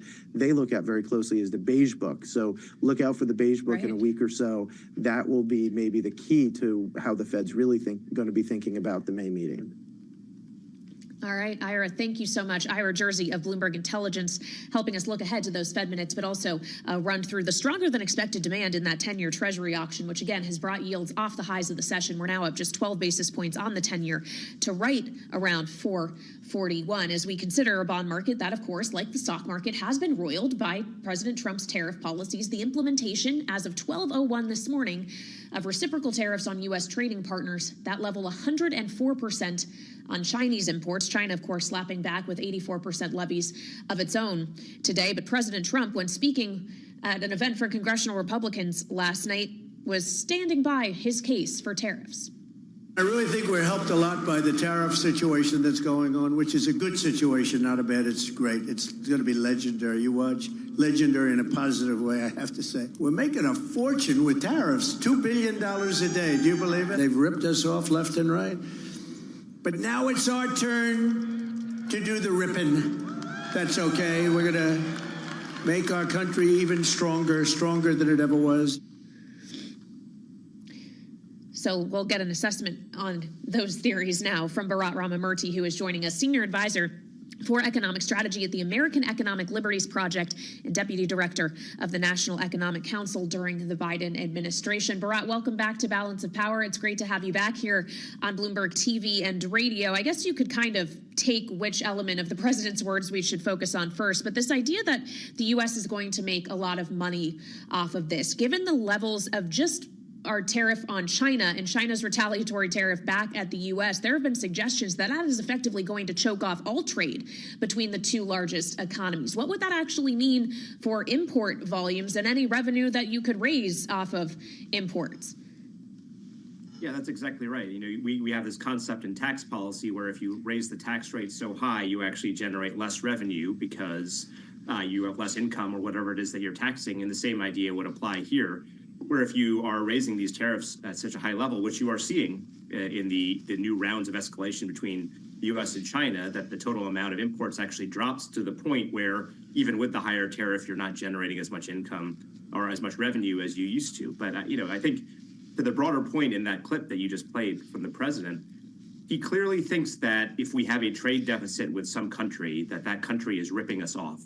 And I think that fundamental misunderstanding about how the global economy works is underlying this whole charade, this whole attempt by the president to rework the global trade system so that the United States has no bilateral trade deficit with any country in the world. And I think it's just simply unworkable. If you look at an example like Madagascar, we have a trade deficit with Madagascar because we import a lot of vanilla from there, and they're not particularly wealthy, so they don't buy a lot of U.S. exports. Is that Madagascar ripping us off? And does it make sense for us to put a massive tariff on vanilla from Madagascar to make it more expensive for Americans who want vanilla just to eliminate that trade deficit? It doesn't make sense to me. So let's go further down that road, Bharat. The president said last night, as we just heard, now it's our turn to do the ripping. So what does that mean for vanilla? Well, look, it says to me that we're not anywhere close to out of the woods yet. And people always ask me, what is going to pull us out of this? And my answer to them is, I don't know if there is any way out of this except going all the way through it. You have a president who is clearly doubling down on tariffs and increasing them in many cases and shows no interest or willingness to back off. You have Republicans in Congress fully backing the Trump agenda. Just today, there was reporting that House Republicans are putting something into a bill that would prevent anybody in Congress from taking away the tariff power from Trump, even if they wanted to. You know, there's been court challenges filed to challenge the ability of the Trump administration to impose these types of tariffs. We'll see how those go, but this is an area where the president does have quite a bit of flexibility, so it's not clear that the courts are going to be the savior here. And you had Jay Powell, the chair of the Fed, saying last week that the Fed isn't particularly interested in jumping into this environment. He's still concerned about keeping long-term inflation expectations anchored. So of all the actors in the system that could potentially stop this, it's not clear to me which one is going to be able to.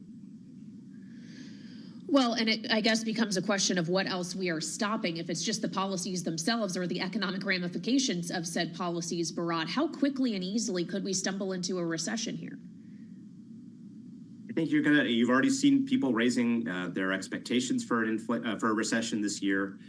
I think you're going to see it very soon. I mean, actually, if you look at the data from February and March in terms of consumer spending, retail spending, business investment, some of those qualitative factors that your previous guest talked about, with businesses saying that they were pulling back on plans for investment because they were unsure about how to navigate the tariff situation. All of that is going to be hitting the economy very, very soon. We haven't even started experiencing all of the price increases that we're going to get from these tariffs. And that's going to lead to a significant consumer impact. It's going to lead to more uncertainty among business community. And I would imagine that the odds of a recession as soon as the second half of this year, in my mind, are quite high. We heard from Jamie Dimon a little earlier today, was on Fox Business, asked about the prospect of a recession, Bharat. Here's what he said.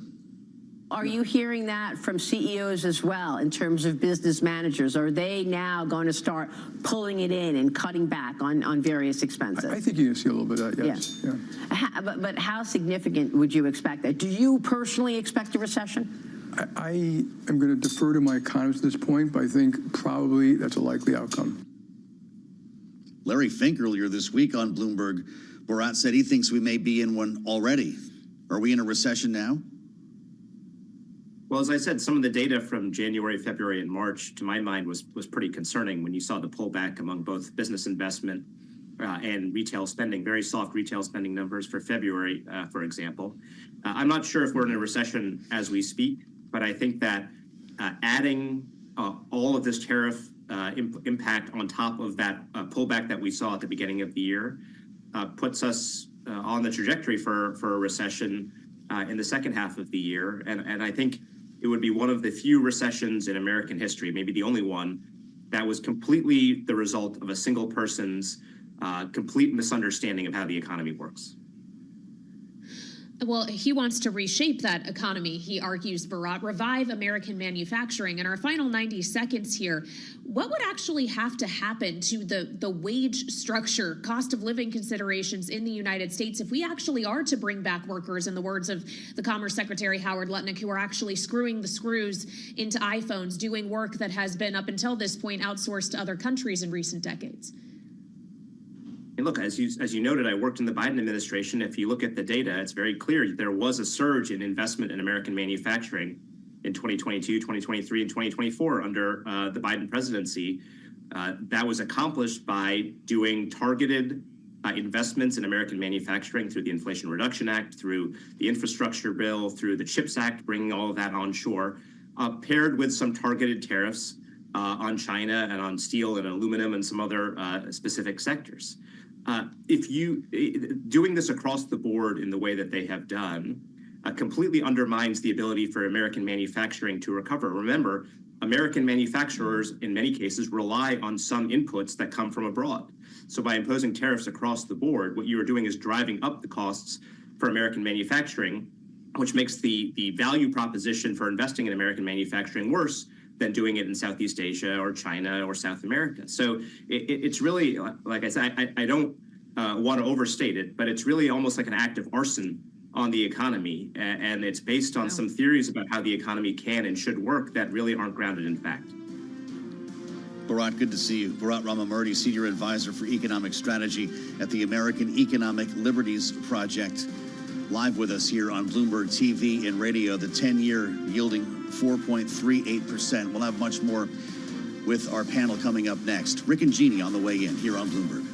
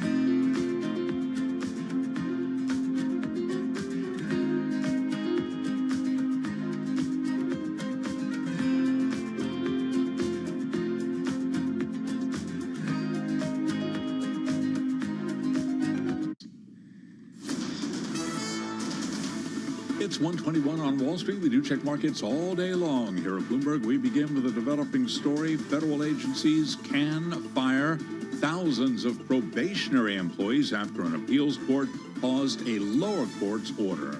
Stocks are surging right now. Bonds recovering from session lows after that $39 billion sale of benchmark treasuries eased fears of financial turmoil.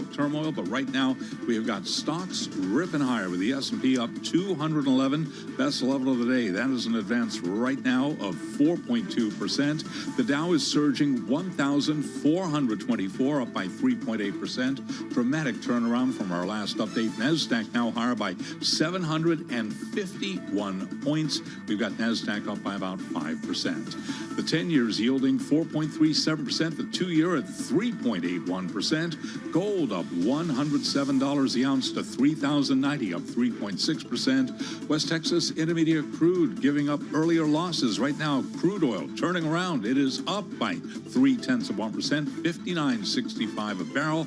And Bitcoin up 3.8%, 79,908 on Bitcoin. So a dramatic turn in sentiment in the past few minutes. Again, recapping, S&P right now up by 221 points, up by 4.4%. Delta Airlines shares, they are surging 12.5%. Delta withdrawing its full-year financial guidance due to uncertainty surrounding global trade, a stark sign of the turmoil rippling across corporate America from President Trump's tariffs. Recapping, stocks are higher. S&P now at the best level of the day. Big turnaround for the U.S. equity market. S&P right now up by 5.1%. Lots going on in New York. Lots going on in Washington. Back we go to Balance of Power once again. Your hosts, Joe Matthew and Daily Lives. All right, Charlie Pellet, thank you so much running us through the market reaction, instant reaction to the post on True Social we just got from President Trump. It's kind of a first it's sour, then it's sweet scenario. I'm actually going to lead with the sweet part at the back end of this post, Joe, because that's what's driving markets. The president suggesting, based on the fact that more than 75 countries have called representatives of this administration to discuss and negotiate a solution to matters of trade, he says countries that have not retaliated in any way, shape, or form against the United States, he is authorizing a 90-day pause on the tariffs and a substantially lowered reciprocal tariff during this period, he says, of 10%, also effective immediately. After he led this post by saying effective immediately, he was raising the tariff on China, which has retaliated to 125%, but clearly risk assets and others are seizing more on the 90-day pause for everyone else ex-China. Guess he read Bill Ackman's tweet. Yeah.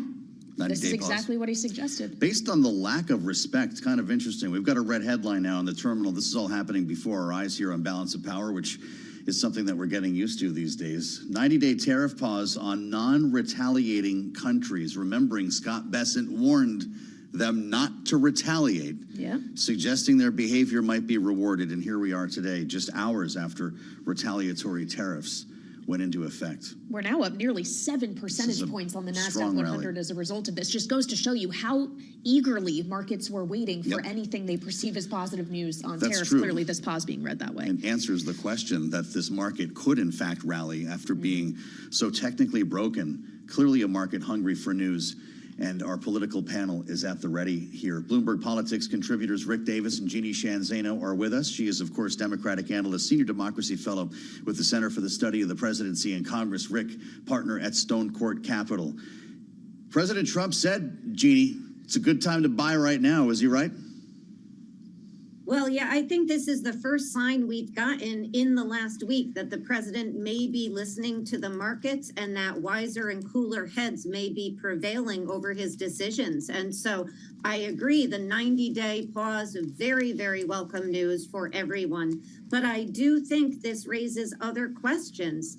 If this was all about negotiating, then is he still interested in reshoring? If this was about raising revenue, it can't be a negotiating tool. And so what this was all about, this uncertainty and all of this destruction, is a big looming question. And I think his supporters have the right to ask that, particularly those folks in the UAW who, against a lot of odds, have supported him throughout this, last week as he's raised these tariffs around the world and talked about reshoring and permanent tariffs and never giving up.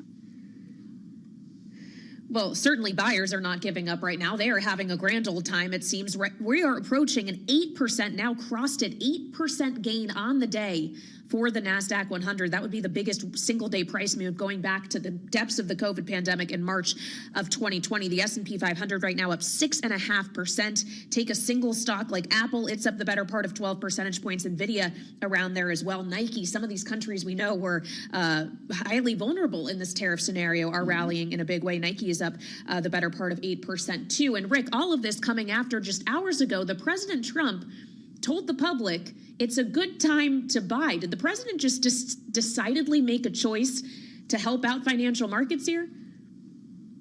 It's hard to tell, I mean, obviously, the trade news is positive, but everybody's been watching all day for this Treasury benchmark sale, and $39 billion went on the market, and it was a very well-received auction. So it could be a combination of all these things. It could be any one of these things driving the outcome. What I find fascinating is the fact that Donald Trump's kind of predicting people, buying at the dip, and then actually making news within the trading day to affect that. I mean, we're in uncharted territory here when it comes to market manipulation. And I'm not suggesting there's anything of malfeasance involved in this, but you certainly have markets reacting both on the upside and on the downside of every word that is uttered out of Donald Trump's mouth, specifically to tariff policy. And this is big news to ratchet up your tariff war with the biggest trading partner and other largest economy in the world, China, and at the same time giving relief to those people who aren't arguing or aren't retaliating. And we don't have a list of who they are. We assume that it's within that core group of countries that he's already raised tariffs with, and will now delay their implementation, at least on the reciprocal side, for the next 90 days. But to think that this is going to add any stability to the markets, I would be shocked and surprised. It's pretty wild here. The S&P 500 now up 7.3%. The NASDAQ is up by almost 9%, Jeannie. Tesla, by the way, rising 11%. It's back above $247 here in heavy volume, remembering that Howard Lutnick suggested that people buy the shares. He said a lot more than that, actually, at the time. This is when the stock was at about $235. He said to Fox, $235.86. Buy the stock. It'll never be this cheap again. Donald Trump, this is a great time to buy. Rick Davis just said it out loud. Did Democrats start accusing this White House or calling for investigations into market manipulation?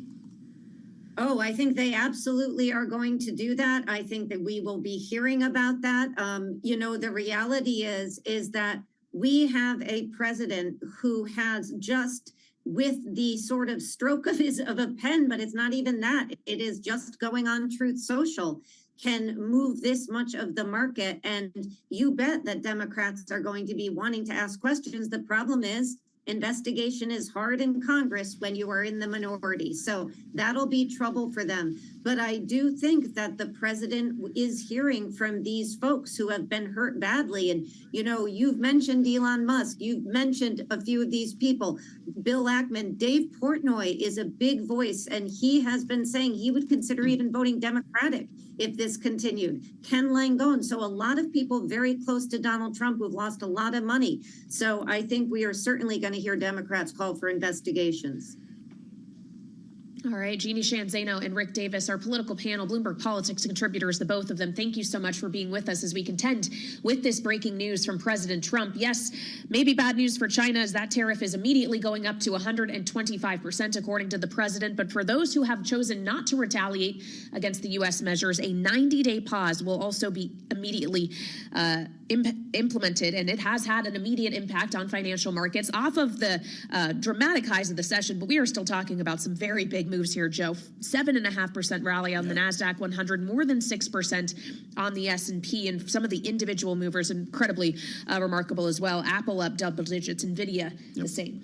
remarkable strength in this rally here, and this is only a couple of minutes old. You wonder how much longer we can keep this kind of momentum in a market that has been so badly beaten down. Remarkable in real time as we watch this unfold right now live on Bloomberg. And our colleague Scarlett Vu is watching it unfold with the rest of us as she prepares to get us counted down to the closing bell later. It's a very different story, Scarlett, than what we were dealing with just a few minutes ago. Yeah, we were wondering whether the stock market was going to extend its declines, and it looked like we were bouncing around all morning. But this was kind of the signal that everyone was waiting for. They were waiting for President Trump to back off of his tariffs.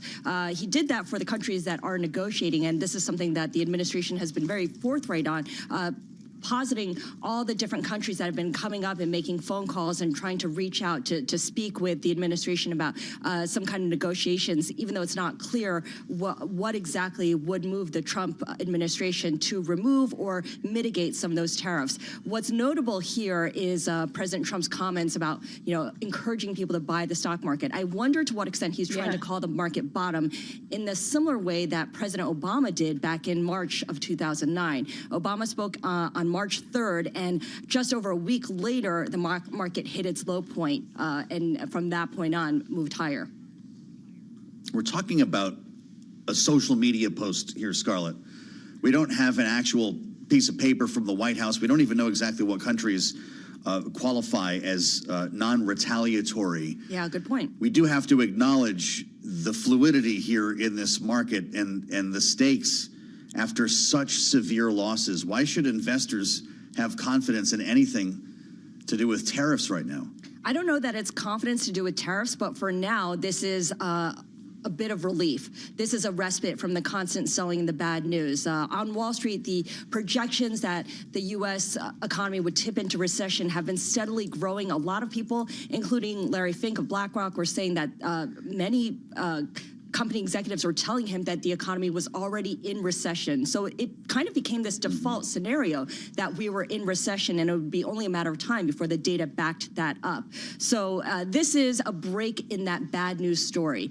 So far this week, we've seen the bad news really turn to the bond market. Last week was all about the stock market kind of in collapse mode, and it's been a lot more fluid, volatile this week, but the bond market has really taken it on the chin this week, and there's a lot of question marks over whether this is fundamentally driven or technically driven. I just want to point out for those who have been following the commentary of Bill Ackman in regard to tariffs, who, as Joe reminded us just moments ago, did push for the 90-day pause to begin with, which is what Donald Trump seems to have decided here. He posts simple message on X now, just thank you. Nothing else. So I guess he likes what he's seeing here, just as risk asset investors do. But Scarlett, it's remarkable that we get this news today after we already have learned today about instances of multiple companies making decisions or having to issue guidance that is unclear or pull that guidance because of these tariffs. Delta, of course, not willing to stand by a forecast. We had Bloomberg reporting of Amazon actually pulling orders of inventories on goods coming from China. Already, this is affecting corporate behavior, even if the president has now decided that there will be a pause, at least in some instances. Yeah, absolutely. It's difficult for any company to go out there and say very much about how they anticipate the year to shape up when they don't know what's going to happen. At the end of the day, nobody knows anything. And to give firm numbers is just inviting scrutiny and inviting people to knock your stock down when it won't come to fruition. And I think that's pretty much the case.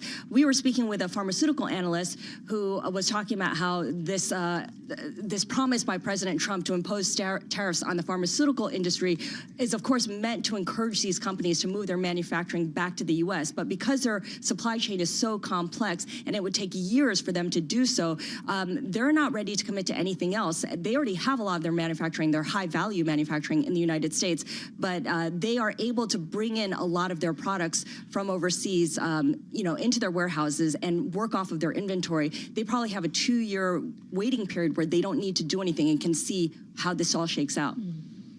Bloomberg's Scarlett Fu in the throes of the rally. Right now, the S&P 500 up 390 points, almost 8%. Kaylee, the NASDAQ is up by more than 9%. A powerful move here.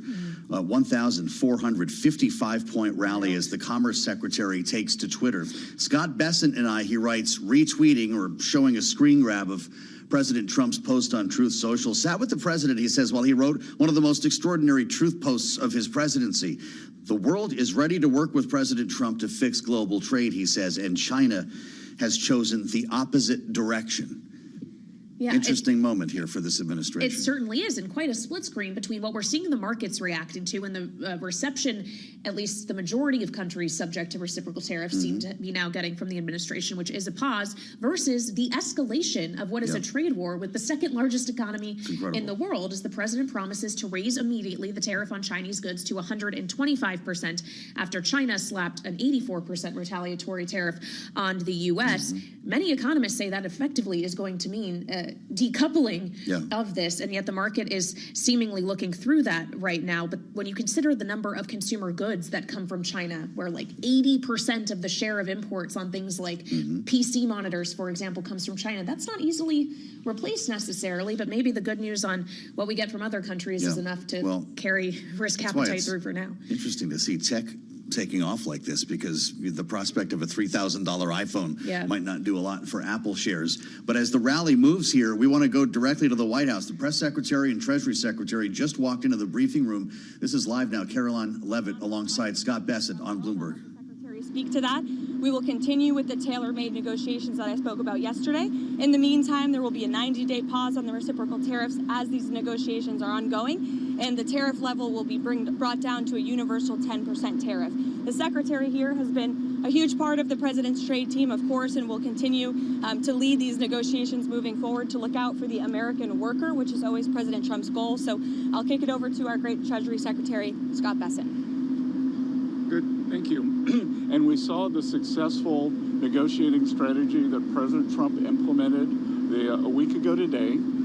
It has brought more than 75 countries forward to negotiate. It took great courage for him to stay the course until this moment. And what we have ended up with here, as I told everyone a week ago, they are in this very spot. Do not retaliate, and you will be rewarded. So every country in the world who wants to come and negotiate, we are willing to hear you. We're going to go down to a 10% baseline tariff for them, and China will be raised to 125 due to their insistence on escalation. Secretary, thank you for doing this. Let me ask you three quick things, if I could, just for the sake of clarity, because the markets are open and they're wondering. First of all, Mexico and China, are they part of this 10% universal? Well, Mexico and Canada, are they part of the 10%? Yes. Okay. Second, given then that you have the rest of the world essentially calling it, it's not China, is this now just all about China? Well, it's about bad actors, and what we will see is some of the very early countries are China's neighbors. That we're going to see. I'm seeing Vietnam today. Japan's at the front of the queue. South Korea, India. So we will see. And as I've repeatedly said, and President Trump has been saying it for years, China is the most imbalanced economy in the history of the modern world, and they are the biggest source of the U.S. trade problems. And indeed, they are problems for the rest of the world, because what we've seen is that as the U.S. announced the tariff wall last week, many of those goods have already started flooding into Europe. So as you see it now, this trade war is China versus the rest of the world? Well, I'm not calling it a trade war, but I'm saying that China has escalated, and President Trump responded very courageously to that, and we are going to work on a solution with our trading partners. If I could just, excuse me, Raquel, if I could just add to what the secretary said. Many of you in the media clearly missed the art of the deal. You clearly failed to see what President Trump is doing here. You tried to say that the rest of the world would be moved closer to China, when in fact we've seen the opposite effect. The entire world is calling the United States of America, not China, because they need our markets, they need our consumers, and they need this president in the Oval Office to talk to them. And that's exactly why more than 75 countries have called, because the United States of America is the best place in the world to do business. And as the president has shown great courage, as the secretary has said, in choosing to retaliate against China even higher. Elena, go ahead. Hi, thank you, Treasury Secretary Bessent. you explain more of the decision making on what feels like a reversal here? I mean, just these went into effect less than 15 hours ago, these tariffs. Why the pause now? What led to that? No, again, President Trump created maximum negotiating leverage for himself, and which tariffs went into effect 15 hours ago? The ones that we have lowered went into effect a week ago. They were announced a week ago, and we have just been overwhelmed by the response from mostly our allies who want to come and negotiate in good faith. So we are expecting them to come with their best deal. As I said a week ago today, don't retaliate, hold your ground, let's see what happens. And China, they kept escalating, and now they have 125% tariffs that will be effective immediately. Mr. Secretary, Go ahead. Mr. Secretary, thanks so much for doing this. The 90-day pause on the reciprocal tariffs, is that because of the whiplash that we've been seeing across the financial markets? How much was, what we saw in the stock markets, a part of this decision? No, it's because because of the large number of inbounds. We've had more than 75 countries contact us, and I imagine after today there will be more. So it is just a processing problem. Each one of these solutions is going to be bespoke. It is going to take some time, and President Trump wants to be personally involved. So that's why we're getting the 90-day pause. Mr. Secretary, clarification. Mr. Secretary, there was a tweet that you and Secretary Lutnick were in the Oval Office with the president talking about this. Can you talk about what that conversation was like and what you guys said to one another that led to this decision? Look, it's all the president's decision, and the president had a level in mind to raise the China tariffs, and then he had the 3-month pause in mind, and we were discussing the exact wording. Sorry?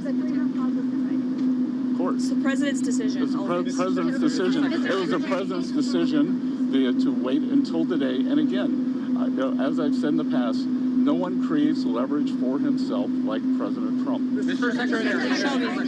Shelby, go ahead. Mr. Secretary, what does the president want to see by this, I think it's July 9th deadline to keep things paused? Is it just trade barriers coming down, or is it more than that?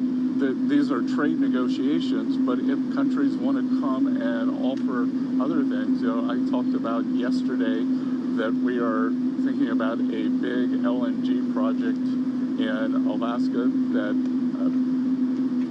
South Korea, Japan, Taiwan are interested in financing and taking a substantial portion of the offtake.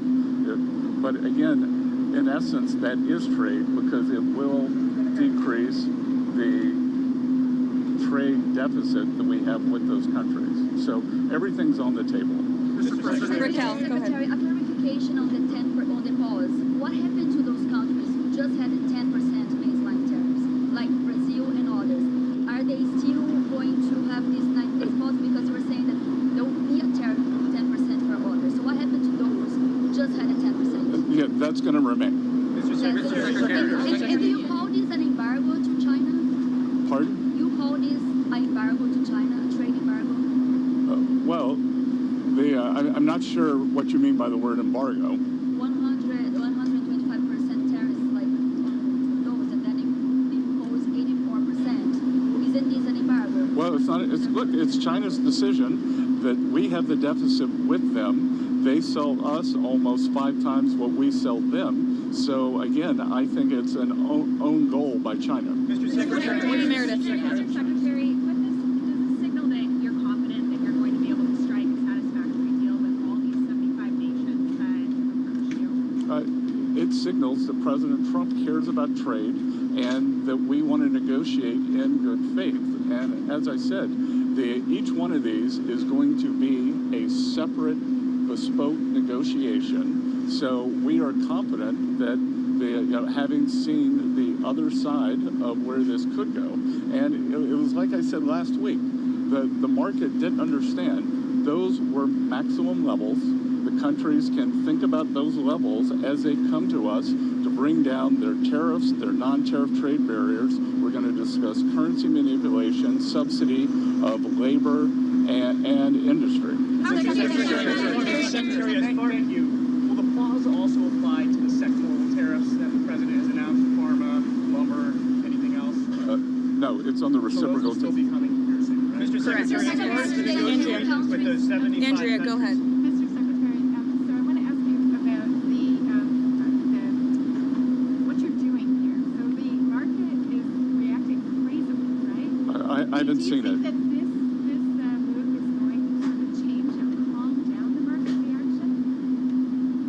What? Do you think the markets have tanked, right? You know, there's been a lot of volatility in the market, not just in terms of stock markets, but also in terms of bonds. So will this move, in your mind, do you anticipate that this is going to calm the markets down? Well, I think what we've seen, I think the willingness by more than 75 countries to come and negotiate, I think now the market understands that everything they saw last Wednesday was a ceiling, and now we have a 10% temporary floor, and I think the market, my 35 years in the market, I always wanted certainty, so I think we've got more certainty. But Mr. Secretary, Maggie, go ahead. Mr. Secretary, why do people assume this is the last word? The president began this morning saying, be cool. 5 hours later, he announces a new policy. Why will investors in the market assume that this is it? Because, again, as I said, we've given 90 days, and the only certainty we can provide is that the U.S. is going to negotiate in good faith, and we assume that our allies will too. And in terms of certainty, we will see what China does, but what I'm certain of is that what China is doing will affect their economy much more than it will ours, because they have an export-driven, flood the world with cheap export models, and the rest of the world now understands, because when we put up our tariff wall, those exports were already flowing to the rest of the G7 and to the global south. Mr. Secretary, how much of this decision was driven by the bond market cratering overnight? What is happening with bonds? Is China selling their bonds? I have nothing that says that, and we actually had quite a good 10-year auction today, and all this was, again, this was driven by the president's strategy. He and I had a long talk on Sunday, and this was his strategy all along, and that, you might even say that he goaded China into a bad position. They responded. They have shown themselves to the world to be the bad actors, and we are willing to cooperate with our allies and with our trading partners who did not retaliate. It wasn't a hard message. Don't retaliate. Things will turn out well. What's your message to Politico article saying that the countries were getting called back? Negotiations with these 75 countries, how long will that take? Will it be a matter of weeks? Will it be a matter of months? Do you expect financial markets to be stable during that time period? Well, we've started with a 90-day pause, and we will see if more countries turn up, what will happen. But we have a meeting with Vietnam today, and we have one of the largest trade deficits with them, so I'm hoping it will move in a good direction. I was at the Japanese ambassador's house last night for the Cherry Blossom Festival, which was quite festive, and he and I had a good chat. They are going to send a deal team over, so we'll see. These are complicated negotiations. These are imbalances that have taken decades to create, but I think having seen the maximum level that Donald Trump is willing to go to, President Trump has created this negotiating leverage. Excuse me, everybody. Excuse me. The secretary is obviously a very busy man. As he has said, he's had more than 75 countries that the trade team has to respond to. I'd just like to end with this. For decades, Republicans and Democrats have said that these unfair trade practices are ripping off the American people, are ripping off our country, but nobody has ever done anything to address it. We finally have a president here at the White House who is playing the long game, who is doing what is right for the American worker and our industries here at home, and he has put together a fantastic team in Secretary Bessent, Secretary Lustnick, the entire trade team who will be focusing on negotiating these good deals to put the American workers first, and we're going to get to work to do that. Thank you. What about the EU? What about the EU? They retaliated this morning. Why are they being... Live from the White House, the press secretary and the Treasury secretary in the driveway outside the West Wing. sparring with reporters there, answering questions after Donald Trump made clear that the 90-day review period would begin for countries not retaliating to reciprocal tariffs placed by the United States. In fact, took effect at 12:01 a.m. There's a big exception here, and that's China, now facing a 125% tariff. Markets taking off on news of this review. Scott Bessent just now saying we have a 10% temporary floor, and something we've heard him say before, Kaylee, the initial Trump tariffs are the maximum level. The idea would be engage with this White House, we start to pull them back. Interesting to hear him suggest the president goaded China into this position. Suggesting this was his strategy all along. And interesting to hear as well, the press secretary telling the media assembled to speak with these two that they misunderstood or were missing Trump's art of the deal, despite characterizations initially of these tariffs being non-negotiable and not a negotiating tactic. Maybe it all was for the deal at the end of the day. You wonder if Peter Navarro read that book, because he's been projecting $6 trillion in revenue over the next decade from these tariffs that are, in some cases, maybe never going to take effect. Well, certainly the market is hoping maybe that's the case. At the very least, they're satisfied. Investors seem to be with this 90-day pause. Again, the NASDAQ 100 nearly 9% higher on the day. It's a 7% gain as we speak for the S&P 500. And it's on that note we turn to our colleague, Joe Weisenthal, who, of course, is the host of the Odd Lots podcast. Joe, is this just proof that investors were waiting with bated breath for the opportunity to buy the dip? I mean, what I'll say is I think it's evidence that it's a huge relief that there's at least some impulse to take an off-ramp here. And last night, when we saw Treasury yields blowing out, when we saw the 10-year hit 4.5%, these are dynamics that happen when there is like extreme stress, illiquidity, run dynamics happening in financial markets. That can't persist very long. When you see moves like what we saw last night, I know the Secretary Bessent there said this was not a response to what we were seeing in market volatility, that it was all, art of the deal, et cetera. Nonetheless, clearly the markets were under extreme distress. And I'll just say a couple other things. The market is, I'm looking at NASDAQ 100 futures. They're still down 5.5%. The China tariffs are still huge. That's going to be, a huge effect on lots of American companies. There's the 10% sort of floor tariffs. Those are still in place. So, look, I think it's a big relief that obviously some of this has been delayed, but I think there's still quite a bit to work through here at a very minimum before there's some sort of like true all clear. Every major index is still like deeply in the red on the year. S&P is down 9.6% on the year. Yeah, wow. Joe, it's great to have you with us here as this evolves before our eyes. One of the reporters in the driveway asked a really important question of the Treasury Secretary. Why should investors have confidence that this isn't going to change again in the next 12 hours? This just took effect at 12:01 a.m. Speak to the psychology at this moment on Wall Street. I mean, I think there's two things. It's like, one is like, yes, we've now seen that these headlines can change all the time. I guess like it seems plausible that, okay, for the next 90 days, you get some sort of respite on the non-China companies. But I think even outside of the stock market, you have to think about actual business investing, hiring, et cetera. And we've seen the business side sentiment surveys absolutely horrendous. We haven't gotten a lot of hard data that really speaks to what was happening economically in the middle of March. Earlier in the week, we heard Larry Fink. He said every CEO that he talks to thinks the recession has already begun.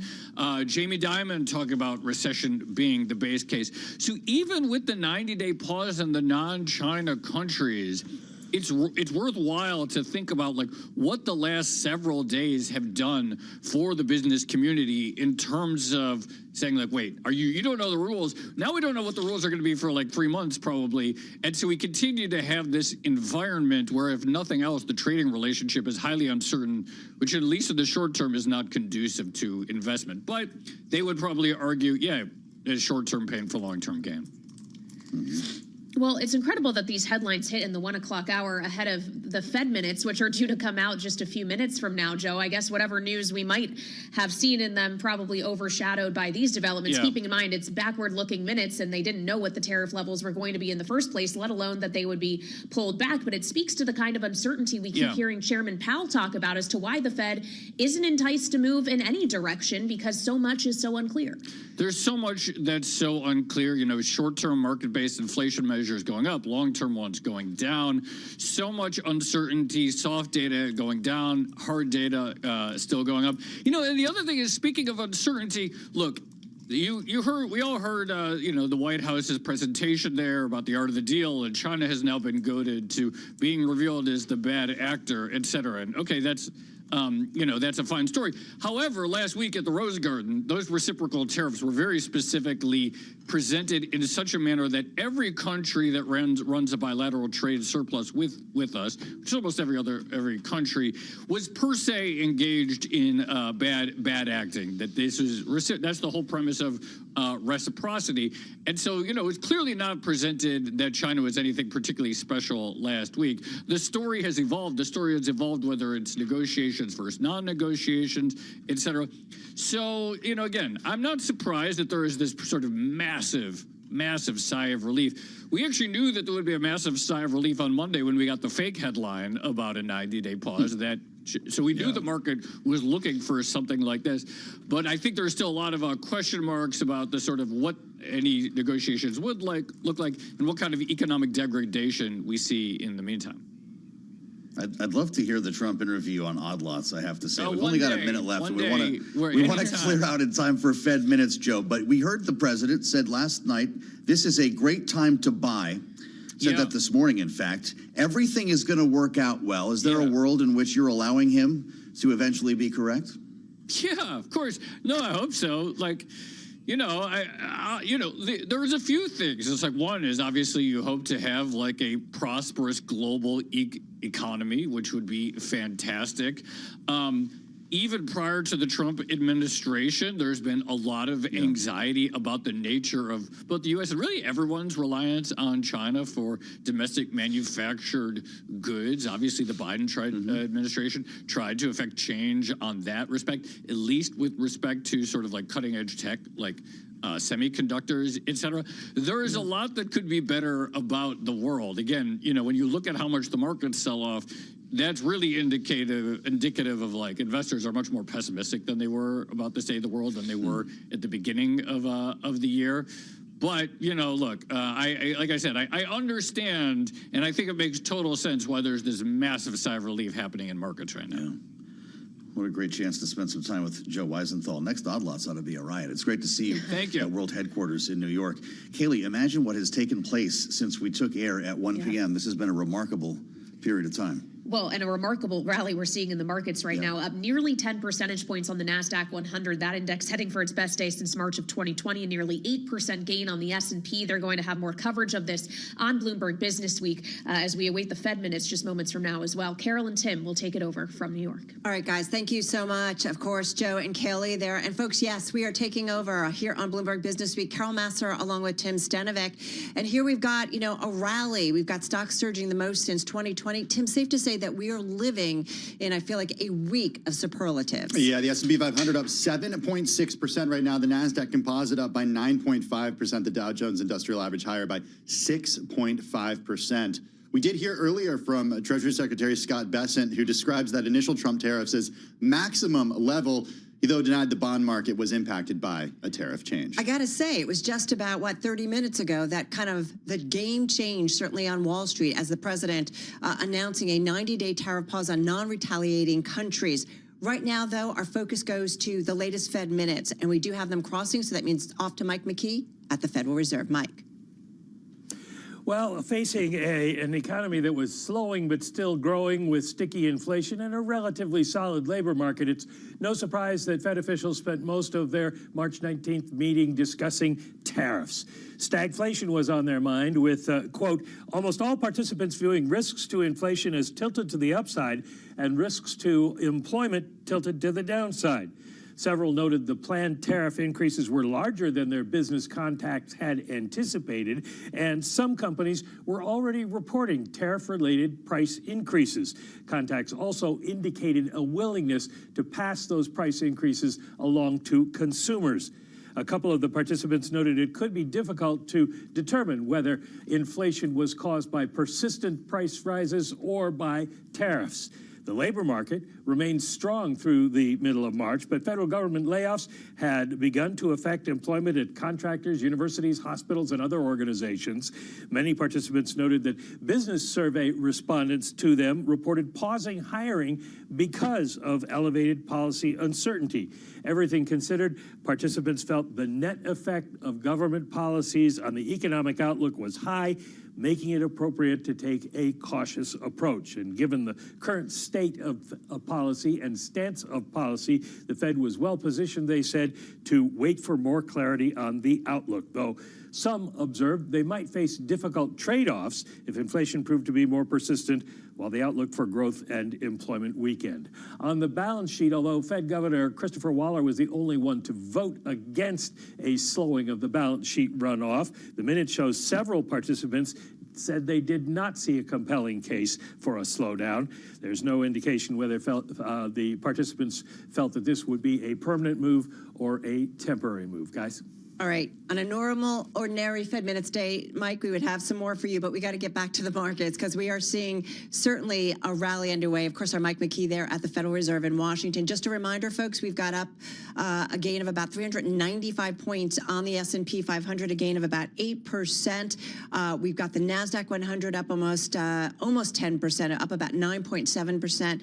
1,665 points to the upside. We've seen that momentum in the equity trade build even after those Fed minutes. So let's get to it with Gina Martin Adams. Gina Martin Adams is from Bloomberg Intelligence. She's chief equity strategist. She's here in our Bloomberg Business Week studio. Gina, the NASDAQ 100, in fact, did soar more than 10% at one point. Its biggest gain since October 2008.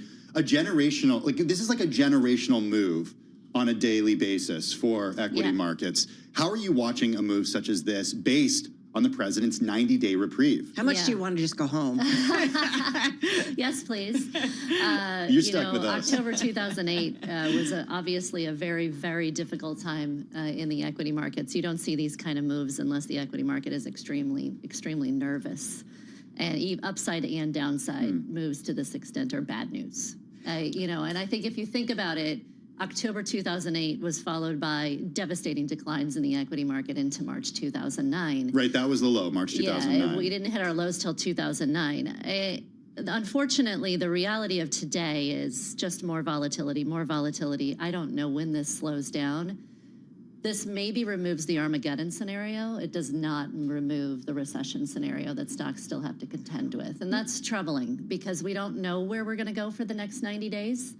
The first pause of 30 days was hard enough for the economy and the equity market. A 90-day pause, I know that we're supposed to trust that this is going to turn out better, but businesses have to make decisions in the short term, and their hands are tied for making decisions, and that means a slowdown in activity. Consumer behavior had already started to shift in anticipation of these tariffs. So that it just infuses more uncertainty into the equity market, unfortunately. Maybe removes the maximum downside risk, but does not altogether remove downside risk, which is a bit troubling. I got to say, I thought about that even just personally. I was like, whoo, yay, right, market up. And then I thought, yeah, but let's see what tomorrow brings. We had a CEO on who plays in the auto parts world, and he said this environment reminds him of the great financial crisis, the COVID shutdown, and a union walkout, like among the auto sector. Yes, Swami Konagiri of Magna. Of Magna. And so all of that together, that's what he said this environment reminded him of. I mean, that's pretty heavy. Yeah, it's very, very tough because decision-making in an environment where the headlines drive, what it could be the economic outcomes is very, very hard, especially when the headlines change on a day-to-day basis. How do you plan for the long-term future? I think companies would be right to plan for the worst and hope for the best. When companies are planning for the worst, that generally is going to mean a slowdown in economic activity in the short run. They can't plan for the best and disappoint their investor base, right? So I think this is going to be really interesting to see how companies address it in the first quarter earnings season, because they're going to have to guide investors or at least provide some context as to how they're thinking about this environment of we don't know where things are going. Gina, I know you don't cover individual companies, but I got to get you to weigh in on the move that we're seeing from Apple right now. It's its biggest move higher going back to March of 2020 at this point. At its highest, it was biggest move since 2008.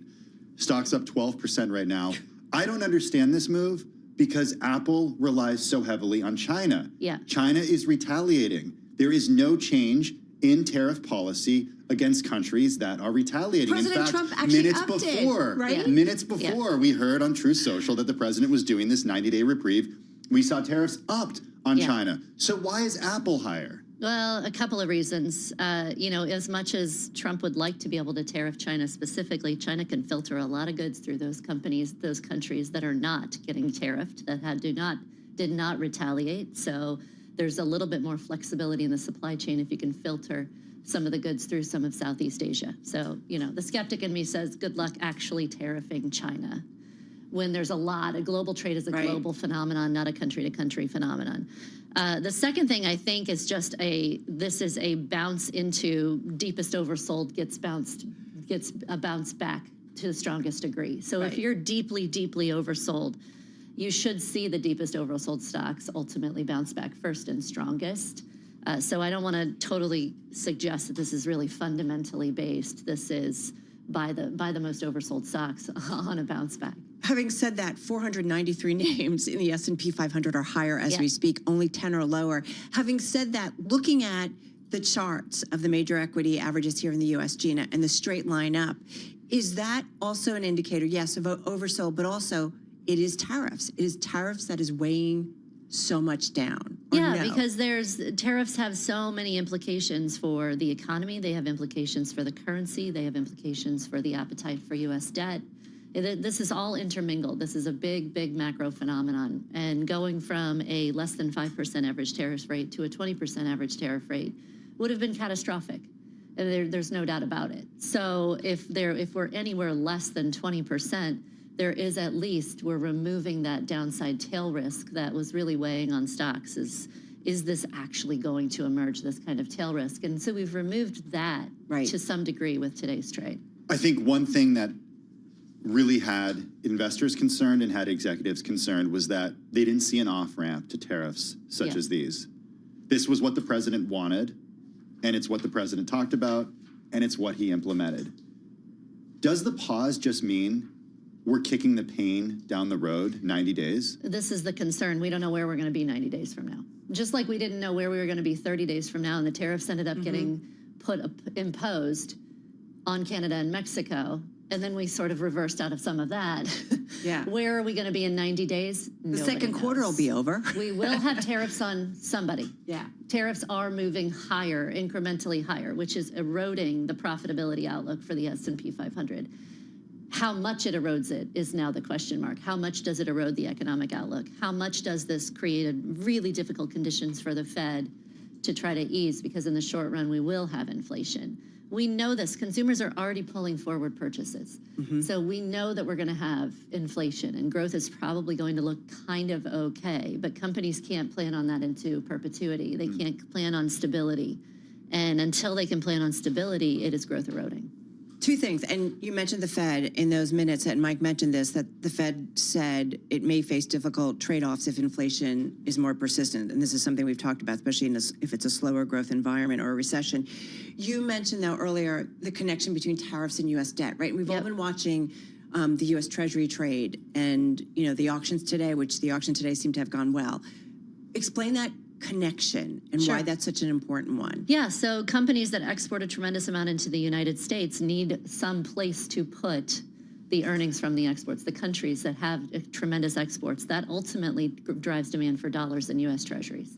So to the degree that we are going to cut off the trade, we are going to say we no longer want your imports, they no longer have a reason to buy U.S. Treasuries, U.S. dollars.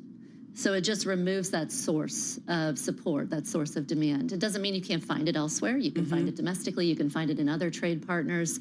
But it's incredibly complicated. If we move to an environment where we're not an importer of goods, the need for U.S. dollars, U.S. financial assets is more limited, right? And I think that we're going to have to work through those dynamics. We've already seen this occurring with China over the last 10 years. They've reduced the degree to which they owned U.S. Treasuries. They've shortened the duration of their ownership of U.S. Treasuries. As they've pulled back from trading with the United States, China's dependence on the U.S. is much, much lower today than it was 10 years ago. They recognize that the U.S. is pushing back against them, and has reacted accordingly. Carry that through. What are the implications of that? Yeah, the implications are if we can't find another buyer, we can't find more demand for U.S. Treasuries, U.S. yields ultimately end up higher. U.S. borrowing costs are higher. The cost of, levering up to grow in the U.S. is higher. The hope is that this doesn't happen. We can rebalance, right? We can also rebalance the U.S. fiscal situation, which is another leg on this overall scheme. But in the near term, it means we've got to find a new buyer for U.S. debt if we're going to reduce the demand, effectively force reduction in the demand for those securities and U.S. dollars through trade policy. Gina, before we let you go, you've shared with us your concerns a lot over the last week. And I'm wondering if you're more concerned, less concerned, or unchanged, given the move that we saw today in the news from the White House, than you were when you walked into the office this morning. It's very, very early. I'm fairly unchanged. I'm still very concerned about the signal effect. I'm very concerned about, this such volatility and signaling to the international investment community about the sustainable investment aspect of the U.S. economy and the U.S. financial markets. The dependency on a single person decision making is, I think, disturbing to the international investment community. We have no understanding of where we're going for the next 30 days. We're just supposed to trust that it's going to be better. I think that's really tough for decision making, for investing in portfolios. Long term, equity investment is about investing in the companies, but the companies are being battered around by policymakers at this moment in time, and that creates a lot of distortions. So I'd say I'm kind of neutral with where I was this morning, still concerned about downside risks, still hopeful that companies will find their way through and navigate their way through the turmoil. Still looking for opportunities to emerge in global equities as they do. Certainly we've seen gigantic movements to the downside, and especially some global equity markets that are not as overpriced as the U.S. equity market is. And so there still are a number of opportunities that are emerging, but it's tough to see through a lot of these clouds right now. And the risk is in 90 days, we could be where we were yesterday, essentially, right? Or how we started off the morning. Yeah, I hope that's not the case, because it does seem that, we started off the morning assuming that this is our reality, and now we at least have some opportunities for maybe negotiations or some differences, or maybe not quite as much near-term spike in inflation and disruption in the economy. So net, hopefully this improves conditions, but it's a hope, and hope is not a strategy. Good stuff, as always. Gina, thank you so much. So appreciate. She she creates our equity strategy here for our Bloomberg Intelligence team in the U.S. market. So appreciate it. Gina Martin Adams, she's been pretty busy as of late and keeping us up to date on the markets. Gina, thank you so much. We're going to stay, though, with the markets, Tim. I do want to bring in Bloomberg News senior editor Ed Harrison, who joins us from Washington, D.C. this afternoon. Ed, I'm just looking at the S&P 500 up 7.8%, the NASDAQ Composite up 9.8%, the Dow up 6.6%. We were talking to Gina Martin Adams just now. Days like today do not come around often when you're looking at the history of single-day moves in U.S. equity markets. Your immediate reaction to the moves that we're seeing right now? My immediate reaction is fairly similar to what Gina was saying, Tim, and that is that nothing's really changed dramatically. In fact, if you think about what the market expected before Liberation Day a week ago, they expected across the board tariffs at the most, say 10%. And we've gotten that right now, even with the reprieve. And we have more than that, meaning that China, which is the one of the U.S.'s largest trading partners, we're effectively in a trade war, the U.S. with China. And so all of the downside risks there in terms of growth are still available. All of the upside risks to inflation are still there. And the uncertainty that creates basically means that there's no reason to invest for companies over the near term. So all the things that are keeping the economy weighed down are going to continue to be weighed down even after this. So we've just had a relief rally, but ultimately the economic paradigm is effectively the same. I mean, the economic paradigm, right, Ed, doesn't change unless President Trump says, roll back, we figured it out with China. Happy trade, everybody. Let's go back and forth to kind of where it was. We've worked it out. and we're going to leave it there. And I promise for 4 years, we're going to leave it there. I mean, that's a big ask. That is a very big ask. And even if he were to do that, we would still have the 10% tariffs, which legitimately were the worst case scenario that people were thinking about ahead of time. And, you know, it's interesting as this is all developing. I'm looking down at my phone, and I saw at most 30 basis points up in the 2-year Treasury bond. And you know, you saw a massive flattening of the yield curve because the 10 and the 30-year are up much less.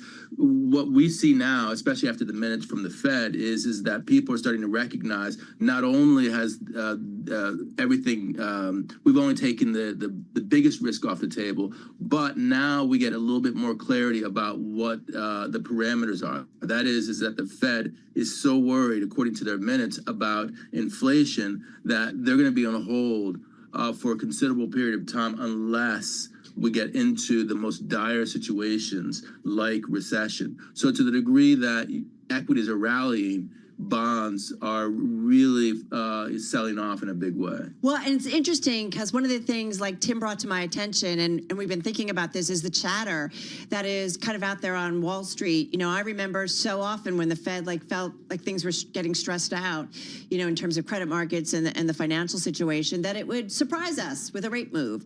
And so there's some chatter out there based on those Fed minutes, and they're based, of course, on the last Fed meeting, which was about 3 weeks ago.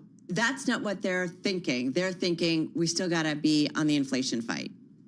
Yes. And, you know, I would add this piece to the discussion. I truly believe that we are going to very soon have, I mean, the next fight is not between China and the U.S. It's between the Fed and Donald Trump. That is, that Donald Trump has already said that he wants interest rates to be cut. To the degree that we see interest rates going up the way that they are now, that's going to put the Fed right in the bullseye for Donald Trump, and he is going to take action in the way that he has in other instances. So this is going to be a crisis of confidence about the Fed's independence, and that's what's coming next. I've also had a couple people just in the last hour, Ed, and this is not by any means your area of expertise, but I do want to get you to weigh in on this. They've raised the question about the president sending this post on his social media network earlier, quote, "This is a great time to buy DJT." DJT is, you don't know if he's signing it DJT or if he's actually alluding to, you know, the ticker of Truth Social. He sends this out this morning, and then we get this announcement where we see this massive, massive rally. Is there concern about the president doing such a thing like that? You know, I don't think that there is any concern about that anymore because, let me just be honest, the emoluments clause, everyone was talking about that in Trump 1. No one's talking about that in Trump 2. We have a completely unfiltered Trump. And the reason I was talking about the Fed being in the bullseye of the Trump administration is because Trump basically can do whatever he wants at this point in time. There's no filter. There are no guardrails. Well, the reason I bring it up is because critics would say this looks like market manipulation. Right. You know, there's nothing we can do about that. I have no opinion on that. I'm just saying that this is what's going to happen. This is the world that we live in now. Yeah, and I should point out that Trump Media and Technology, it is soaring. It's up about 18% in today's trade, so along with the overall move to the upside in U.S. equities. And so you're seeing about $708 million added to the market cap. It's now about $4.5 billion in terms of market cap. Ed, so appreciate getting some time with you. We know it's busy, a lot to keep track of. Bloomberg News senior editor and author of the Everything Risk newsletter. Check it out on the Bloomberg and at Bloomberg.com. He is Ed Harrison joining us from D.C. Well, let's stick with our coverage and specifically talk about China because President Donald Trump said he would pause higher reciprocal tariffs for 90 days on dozens of trade partners while raising duties on China to 125%. I want to bring in Bloomberg News global economy reporter Enda Curran. He joins us from our Washington, D.C. bureau. And I feel like this part of the story is being lost a little bit. It's being buried a little bit with the equity market reaction here. China, obviously a huge trading partner to the United States, 125% tariffs are incredibly significant. Why do you think that that part of the story is not getting through? It's because we're just being conditioned by the news flow, I think, to look for relief where, where markets want it, so to speak. And this news that President Trump is putting that pause on the global reciprocal sounds like a great thing, but to your absolute point, we have extraordinary tariffs now on goods between the world's biggest two economies. It would now be over 125% on Chinese goods coming into the US. China is the third largest source of goods for the US after Mexico and the EU. And then, of course, China is retaliating with 85% tariffs, 85% tariffs on US goods, but also lots of warnings there about non-tariff retaliatory measures as well. So the point is the world's biggest two economies are locked in an extraordinary trade war. We haven't seen this before. It is, of course, going to impact prices more so in the US economy, and growth and economic activity in both economies. And the key point is that there's no real sense of an off-ramp just now. I mean, we've had the officials out this morning, Jameson Greer, trade representative yesterday and today, Treasury Secretary Scott Bessent yesterday and today, making the point that they're not saying there's any olive branches coming from Beijing. And of course, Beijing certainly would make the point that it's up to Washington to come and talk to them. So no hint of an off-ramp, very new territory and very, very serious stuff for the world economy. Well, just give us some numbers here and about how crucial of a trading partner China is. I was telling Gina Martin Adams earlier that the move in Apple confuses me to the upside of close to 10% at this point, because it is a company that relies so much on China. We had Dan Ives on earlier this week from Wedbush, and he basically said, if you look at the Mag 7 companies, if you look at all the tech companies, this is the one that is most exposed to China. So why, in your view, are we not seeing a reaction negatively to Apple? Yeah, well, look, in the case of Apple, I don't know the idiosyncratics, but it might be the case that people think they can diversify out of China, and they will do. I mean, they've been flagging, investments in other parts of the world, India, for example, some in the US. So it might be a diversification story. But to your broader point, the big issue is that the US remains, China remains a critical source of both consumer goods and intermediate goods for the US. And I think the figures around 30-odd% of all imports into the US really rely on coming out of China, right? They depend on China. There's stuff that's made there that isn't made anywhere else in the world. And when you speak to businesses here, manufacturers and others in the US, they will tell you time and time again, they buy certain components from China because it's A, the most competitive place they can source them, and B, some of that stuff is not made anywhere else in the world. These kind of industrial intermediate goods are made in China, that's what they do, and that's where they source them. So this is going to be very complicated for US business. It's going to be very complicated for US households and consumers. Remember, also getting lost in the tariff news on China is the de minimis changes. Good point. The lower income, and there's literature that suggests lower income households rely on the de minimis purchases. They're going to get hurt. That's about 90% now. So yes, a big relief on the global trade story today, but the China-US story is only getting started. Well, that's where I want to follow up, and something you said that, there's no looking for an off-ramp between U.S. and China. Is that because, Enda, there is no off-ramp? I mean, we have talked about decoupling between the United States and China for a long time, but they need each other. Is that correct? No, they do need each other. We wrote about this. We wrote about this today. Decoupling had gone off the agenda. It was all about de-risking. And by coincidence, by the way, 1 year ago this week, then Treasury Secretary Janet Yellen delivered remarks in Beijing saying the US and China would never decouple. To do so would be disastrous for both economies. 1 year later, here we are talking about 125% tariffs in one direction and 80-odd in the other direction. So they can't fully decouple, but we're a lot closer to it than we thought they were. You will start to see supply chain shift. Companies will have to move their production around. There's no question about it. Consumers will start changing up where they're buying their stuff from. And then in terms of where can there be a deal, we can't necessarily speculate, but we know President Trump talks about China has to bring down all of their barriers to allow more U.S. investment and trade in China. So that's around IP protection, the currency, the exchange rate, that kind of thing. Not quite sure what China would be demanding per se, but it's not. And of course, the other part, I should also say, part of the mix could be more Chinese investment in the U.S. is one possibility people talk about. But either way, those are talking points. We're we're at extraordinary levels of tariffs. The rhetoric from both sides, China says they will fight to the end. President Trump showing no signs of a climb down on the China side either. Right now we're still at the retaliatory phase. Negotiations seem some way off between the both of them. And what's the impetus or what's the motivation for a company that has a supply chain based in China or significantly exposed to China to move to another country right now when just last week we heard tariffs announced on pretty much every single country in the world? Trump 1.0, I imagine, and during Trump's first term, we saw that, and we did see that with many companies. But just last week, they were punished as a result of these tariffs.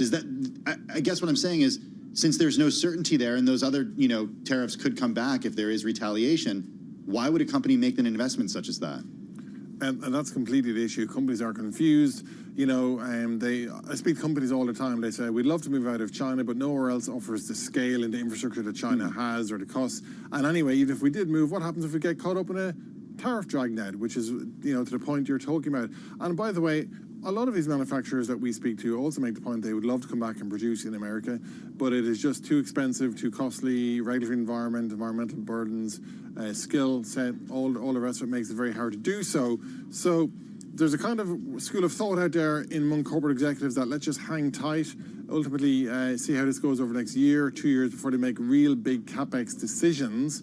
But if you're a smaller company on thin margins, which a lot of these operators are, you can't cope with a 125% tariff.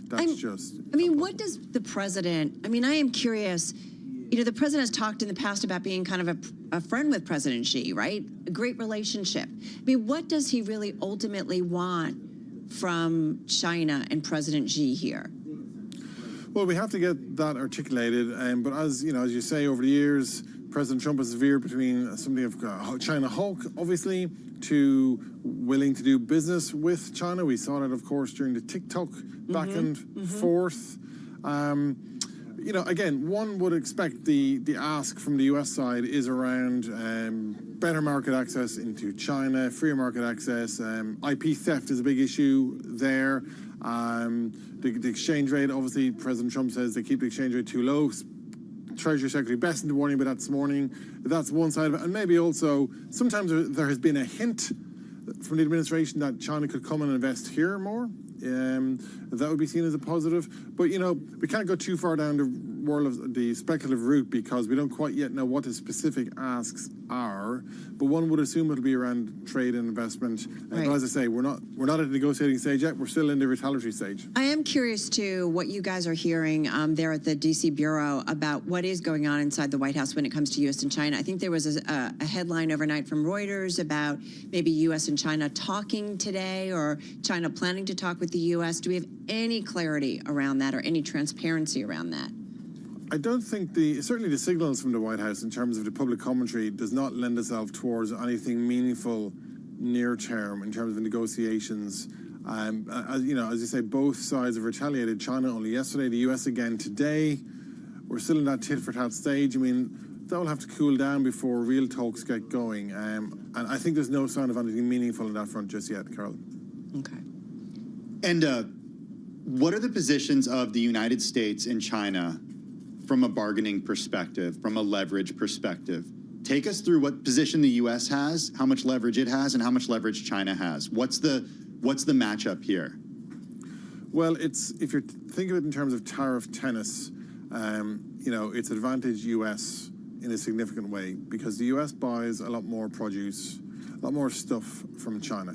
So think of the U.S. as being a big customer of China, and now the customer wants to change up things, doesn't want to buy as much, wants to change up the pricing, change up the order book. So there's a lot of levers the U.S. can pull to make things difficult for Chinese manufacturers, exporters, producers, all of that. Now, that doesn't come without cost to the U.S. because the U.S. will have to source products and material from somewhere else. That will be expensive, and the stuff they continue to buy from China will be expensive, so there's a hit to the US there. On the China side, obviously there will be a hit to their manufacturing base. There will be a hit to their economic activity, no question about it.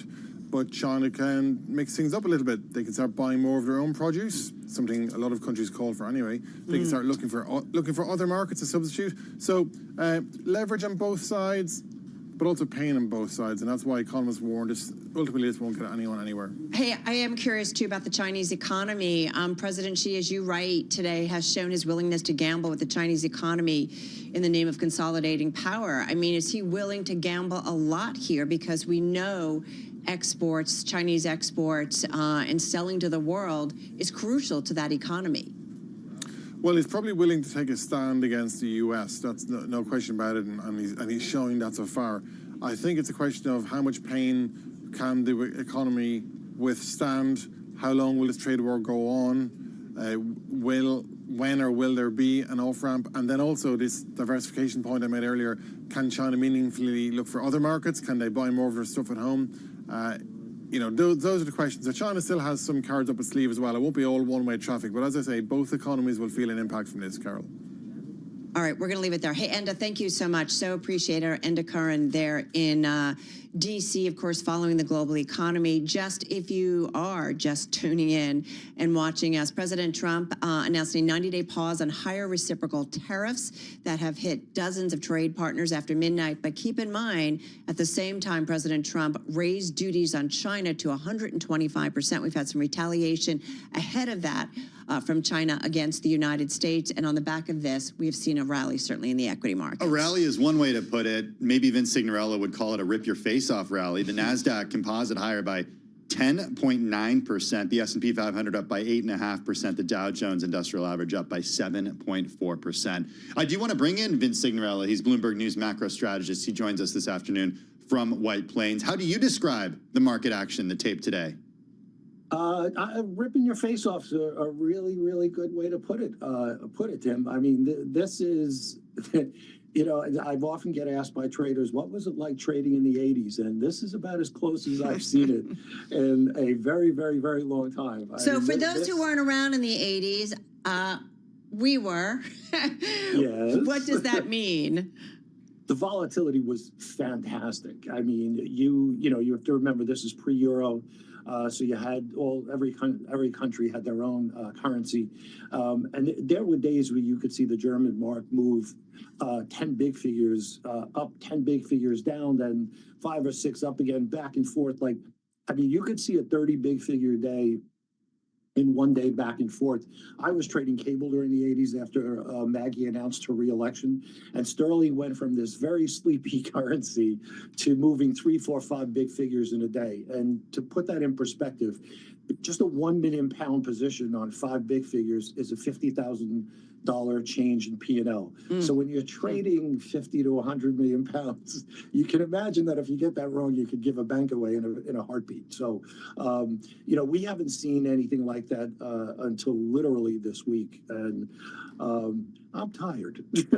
Well, it's only Wednesday, Vince, so you got a couple more days to go here. Hey, Gina Martin-Adams said a move such as this concerns her, whether it's to the upside or whether it is to the downside. This doesn't make her any less concerned about the direction of the U.S. economy, about what earnings we're going to get as companies start to report. We heard from Delta earlier today, the company suspending its guidance for the year as a result of concerns over tariffs in the economy. We're going to hear from J.P. Morgan on Friday, among other banks.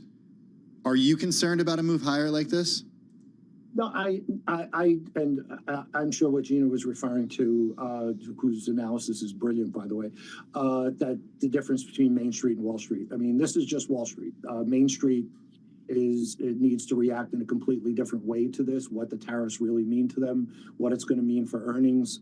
A move down or move up in the stock market doesn't necessarily change the scope of what it does if you're the CEO or CFO of a company trying to source trade and look at what your cost price analysis is going to be going forward. And again, obviously earnings are a big picture. I think it's going to be interesting is to see what sentiment indicators look like on Friday. And of course, we got inflation in terms of CPI, PPI coming up in the next couple of days as well. I wouldn't worry so much about the stock market. This is just a lot of you know, a lot of back and forth on headlines. It is completely separate from what the real economy is going to be doing. I was encouraged, though, by Besson's comment earlier this morning, where he said he was going to take sort of front and center of the trade negotiations. And that seemed to put both Navarro and Lutnick on the backbench, which I think that was the real encouragement, I think, for investors, in that sort of the sound mind, the sound voice coming from Washington is going to speak. And then later today, basically saying he was going to try to get an alliance together, if you will, try to make individual trade agreements with all different allies, and then form a consortium of sorts against China, which really would put China in a box if he were able to do that. Because that would be a really, really strong negotiating power. You're not just talking about sort of NATO or Canada and Mexico. You're talking about Latin America. You're talking about Japan, talking about Asia, Europe, the whole lot now facing China and saying, this is where we stand. We're tired of, you know, patent infringement. We're tired of the non-monetary tariff situation. We're standing up to you now. What are you going to do? And if you don't capitulate, we're all just going to play nice with each other. And that's going to put China, I think, in an extraordinarily difficult situation. I know what Enda was saying about it's not an all one-way street, but I think in this particular trade war, if Besson pulls off what he's trying to do, it puts China in an incredibly difficult situation and one they can't win.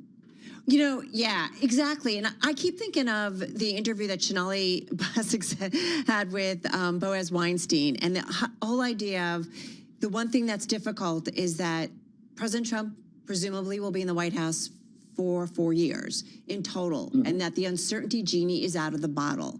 And we have seen that this is a president, and I think it's fair to say this is truthful, is that he can change his mind on things. And that level of uncertainty, and it's ramped up more than maybe we saw in the first administration. And there are not the guardrails necessarily. I know you talk about the Treasury Secretary, but it's taken a while, I feel like, for maybe a potential guardrail to come forward. So I just wonder, you know, Vince, traders like volatility, but CEOs don't, right? And consumers don't. They need things to be, you know, certain at this point to make decisions and to spend money. So I am just curious that this trade, we could see another sell-off tomorrow. I mean, are there any guarantees at this point? No, I don't think there are any guarantees whatsoever. I think you make a really, really good point. Corporation CEOs, CFOs do not like this. Consumers certainly don't like this. I think what you're going to see is probably a little pullback in investment, particularly CapEx, from corporations, particularly the larger corporations. You're going to see mid-sized small businesses be very, very cautious about how they spend money.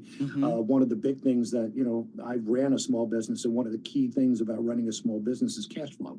And the last thing you want to do is put yourself in a situation, you know, it's a difficult situation. You want to spend money on inventory anticipating, you know, price increases, but at the same time, you need to preserve cash flow, because you could buy all this inventory and then nobody comes in to buy it from you. Correct. Because they're worried about the future. And so now you're stuck with shelves that are full of lower priced items, but still nobody wants them. So, you know, for a smaller business, it's a really, really tough situation. You know, for mid-sized businesses as well, you know, the big companies, you know, PepsiCo's of the world and such, you know, they can withstand this for a while. Apple's of the world, they've got the balance sheet to eat that inventory for quite a long time.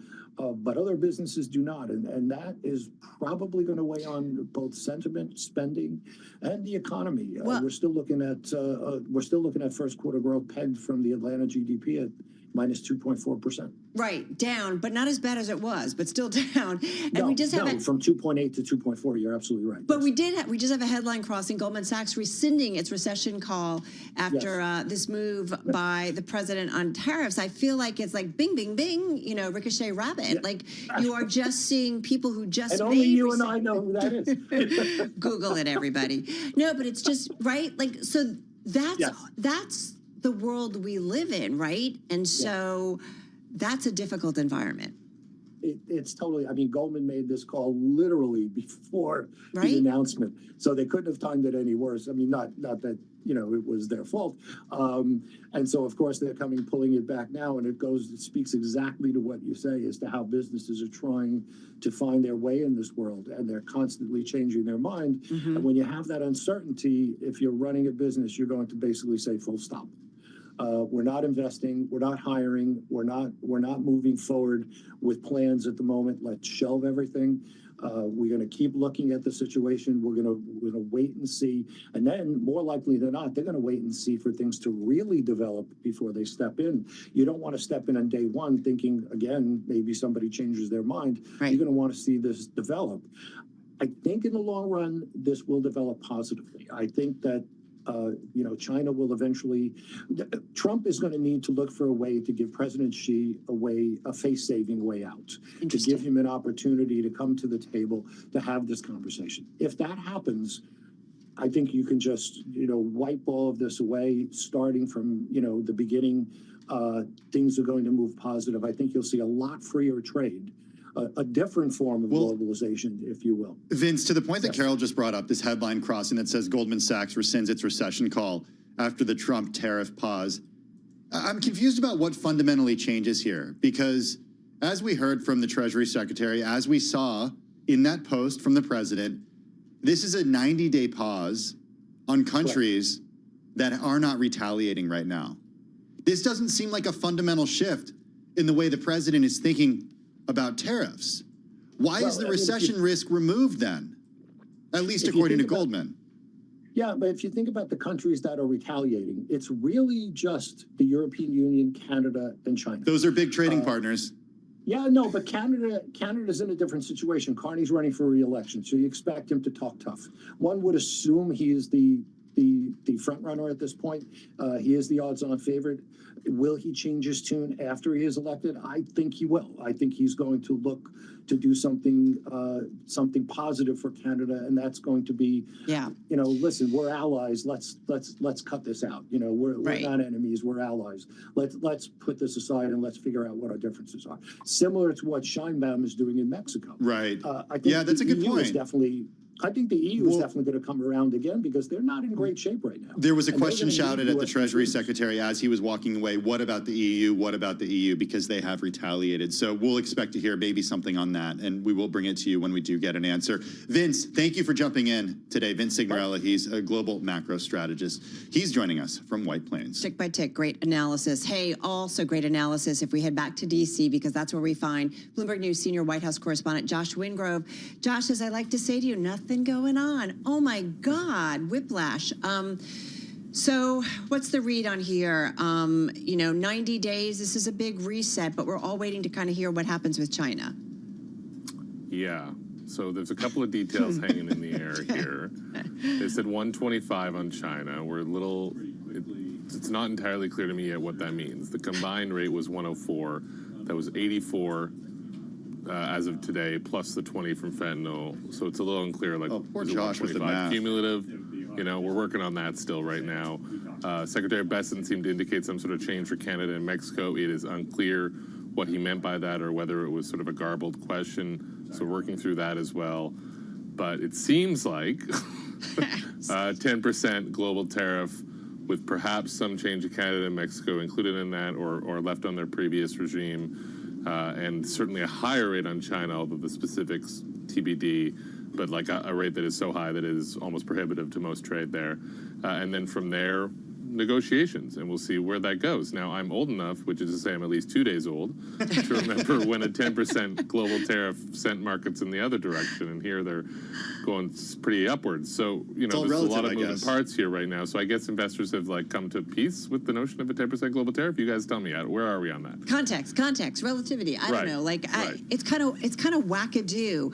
I guess what's weird is, I don't have to tell you, right? The president can change his mind. Who's got his ear right now? It's a great question. So we reported yesterday that the range of this internally was Peter Navarro on the hit everything with a hammer as big as you can kind of end, and Scott Besson on the be careful what you break end. And today, it was Secretary Besson who came out and spoke to the press. It was Secretary Lutnick who said that he and Secretary Besson were in with Trump when he issued his statement on Truth Social. Secretary Lutnick did not mention whether anyone else was there. That invites the speculation that it was those two in the room with him when he made this decision. We'll see right now. The White House has said repeatedly that no matter sort of the palace intrigue of who is in what room and what position they are taking, that they're all on the same page. And that is true. In some ways, that's been one of the remarkable things about it. Even as markets were reacting the way they did, every single member of Trump's cabinet and his economic aides were singing from the same song sheet and really not allowing themselves to express any sort of doubt publicly about this. So publicly, they are aligned on this. Internally, there were deliberations. The White House sees that as sort of a feature and not a bug of the way Donald Trump does business. But if you believe Secretary Lutnick, it was him and Besson, at least those two, perhaps only those two, who were in the room for this meeting on lunchtime, which appears to also have been somewhat hastily announced, and that Secretary Besson was scheduled to be on Capitol Hill, scrapped that, did the meeting with Trump instead. What about the other folks, some who have been supportive of the president and recent supporters of the president, those like Bill Ackman or Ken Griffin, maybe Jamie Dimon early this morning with his call and concerns about a recession? What do we know about how influential those outside voices have been? We should put that down. It's evolving, but certainly the voices of dissent from Trump world started with those like key market figures. Elon Musk, of course, signaling sort of pro-free trade, anti-tariff stances in a very conspicuous way, and then very explicitly, having personal criticisms of Mr. Navarro, the trade hawk and Trump advisor. And so I think it sort of emanated from that. I think we'll see some questions in the coming days also about the president's tweet this morning that, people should sort of stay cool and that it's a great time to buy. People that took that advice will have made a pretty good return in the following few hours. So lots of dynamics here to pull out, I suppose. But I think the top line is that President Trump is refocusing, reallocating his attention and his tariff sort of push on China squarely. The question is, of course, how China will respond, if they will respond further. And that in the meantime, we're going to get this sort of procession of delegations and trade delegations, coming to Washington to try to strike some deal, to defer any further tariff hike. I will note that Trump has consistently signaled that they don't want to go below that 10%. I think whether that has changed is now an open question. But for instance, Australia, where the U.S. has a trade surplus, kind of checks all the boxes that Trump wants to check. They had 10%, and people in Australia were wondering what gives with that. It felt like 10% is the floor. They've been treating it as the floor. And so I think the negotiations that are coming in the next 90 days are aimed more at staying at that floor than, finding a number below 10. But again, it just remains to be seen. And then as for China, we'll see. The TikTok deal is also something that Trump has sort of linked to all of this. A lot of uncertainty swirling. Hey, listen, one of the things too, Josh, overnight, I keep asking about this. There was a Reuters headline, China plans a meeting on U.S. tariffs as early as today. I'm assuming that's internally that they meant a meeting. I mean, I am just curious if we're getting any more specificity when it comes to China specifically, and conversations between the two nations on that. Well, allow me to pay tribute to our friends at the Atlantic Council who had a briefing briefly this lunch hour, which I had to drop off of to deal with this tariff news shortly after. But they were talking about the notion that China has more room to run here than maybe Trump officials realize. And I think this is an open question. White House officials have been telling me, look, the president believes he has the leverage. China is trying to dump its way to recovery. Their economy is very weak. And if we're building a tariff wall around the U.S. that is going to put China in a bind, they reject the notion that U.S. tariff uncertainty and U.S. aggression in terms of tariff policy toward its allies will drive countries sort of into the arms of China. On the contrary, they think that they can wait it out and that China cannot.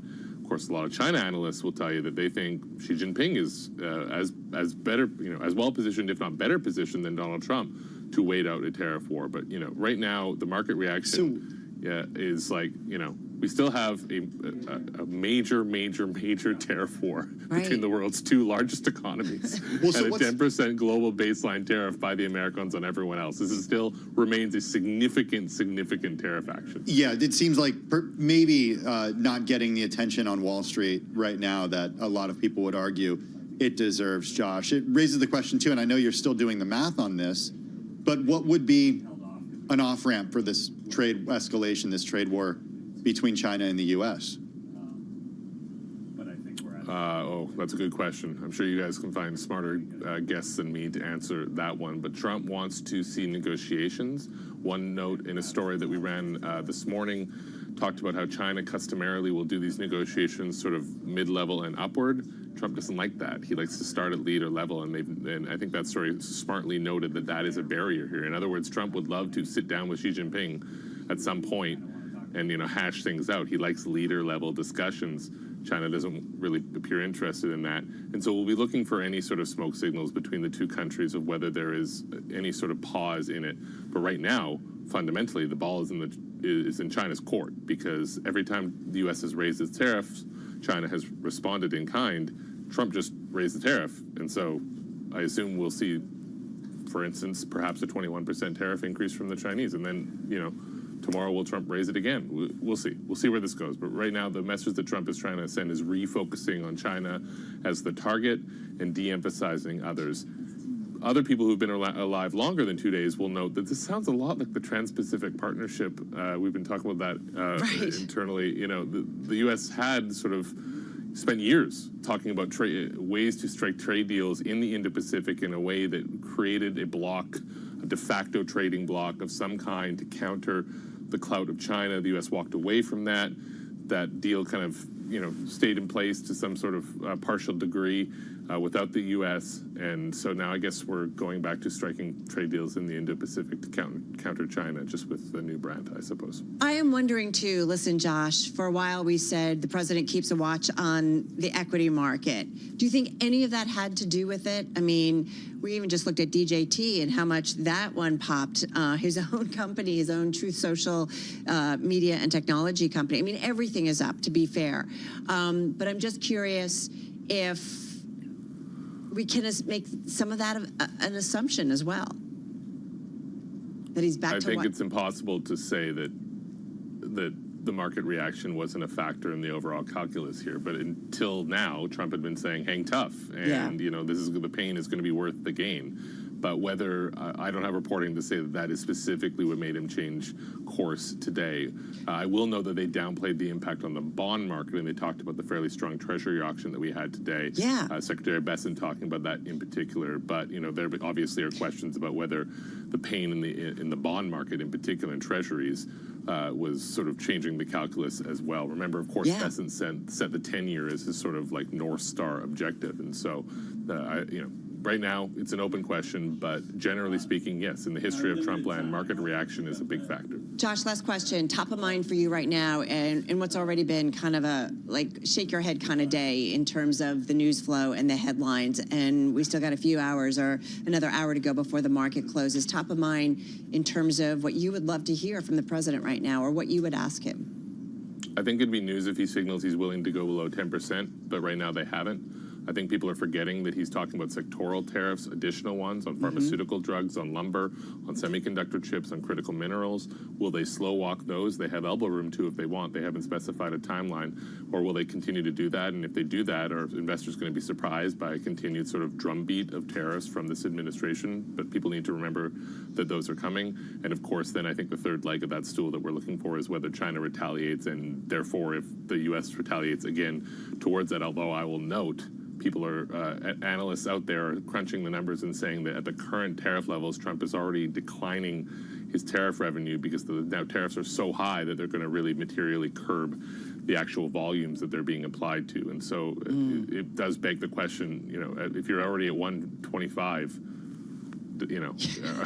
how many goods are sort of marginally moving between 125 if he goes higher than that, or is this already effectively a substantial barrier where anything above that doesn't really make a big difference? I feel like my head's going to explode.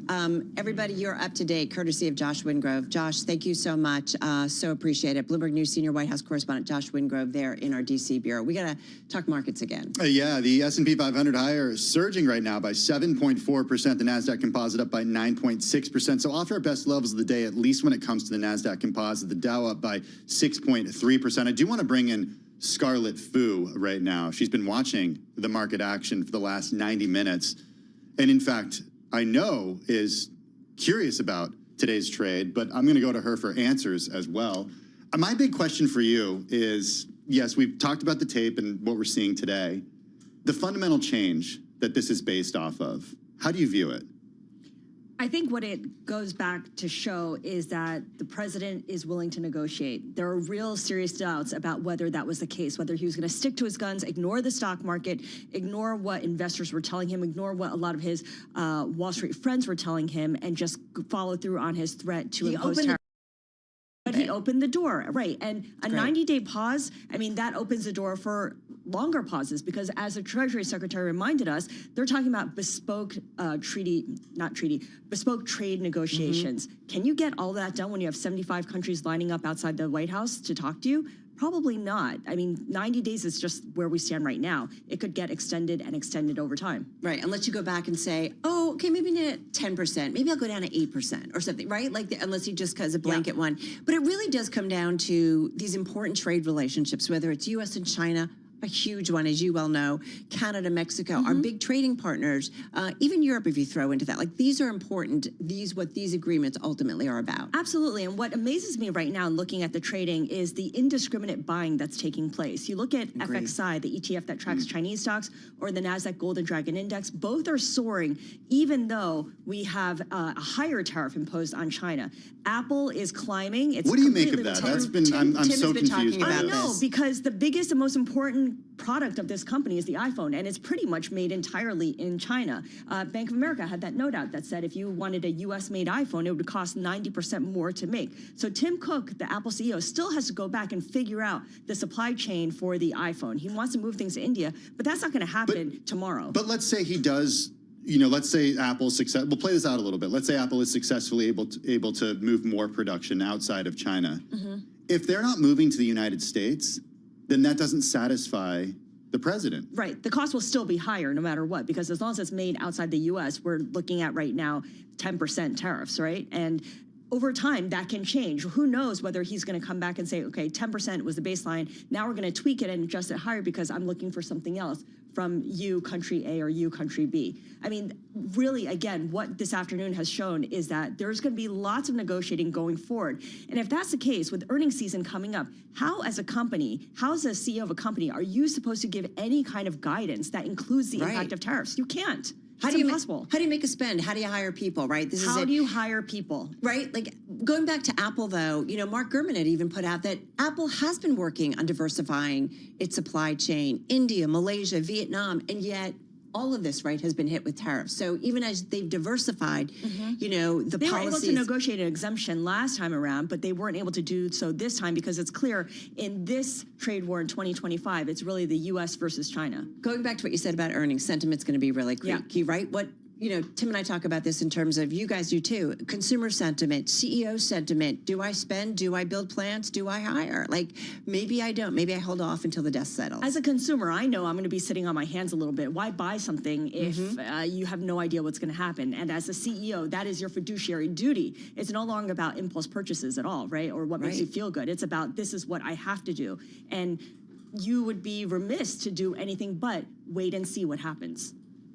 And hiring, of course, is top of mind here as we look at the strength of the economy, or, you know, perhaps seeing it not go into recession. And that's why we are going to wait to hear from all these companies that are reporting starting on Friday. We heard from Delta earlier today, but we'll hear from some of the banks, including JP Morgan Chase on Friday. It'll be really big. Right now, folks who are watching on TV, YouTube, and Bloomberg Originals, and for those who are listening on radio, just monitoring President Trump at the White House. I believe I saw a race car before, and just some kind of press event, but we're going to be monitoring it, of course, to see if he does make any comments about his news in terms of this 90-day reprieve, if you will, at least for those in terms of reciprocal tariffs. But yeah, big day. Scarlett, thank you so much. We'll be talking with Scarlett in just a moment. Hey, for those watching on TV, the close is coming your way. In just a moment, we continue on Business Week. Bye, guys. Thank you so much for the wait. No.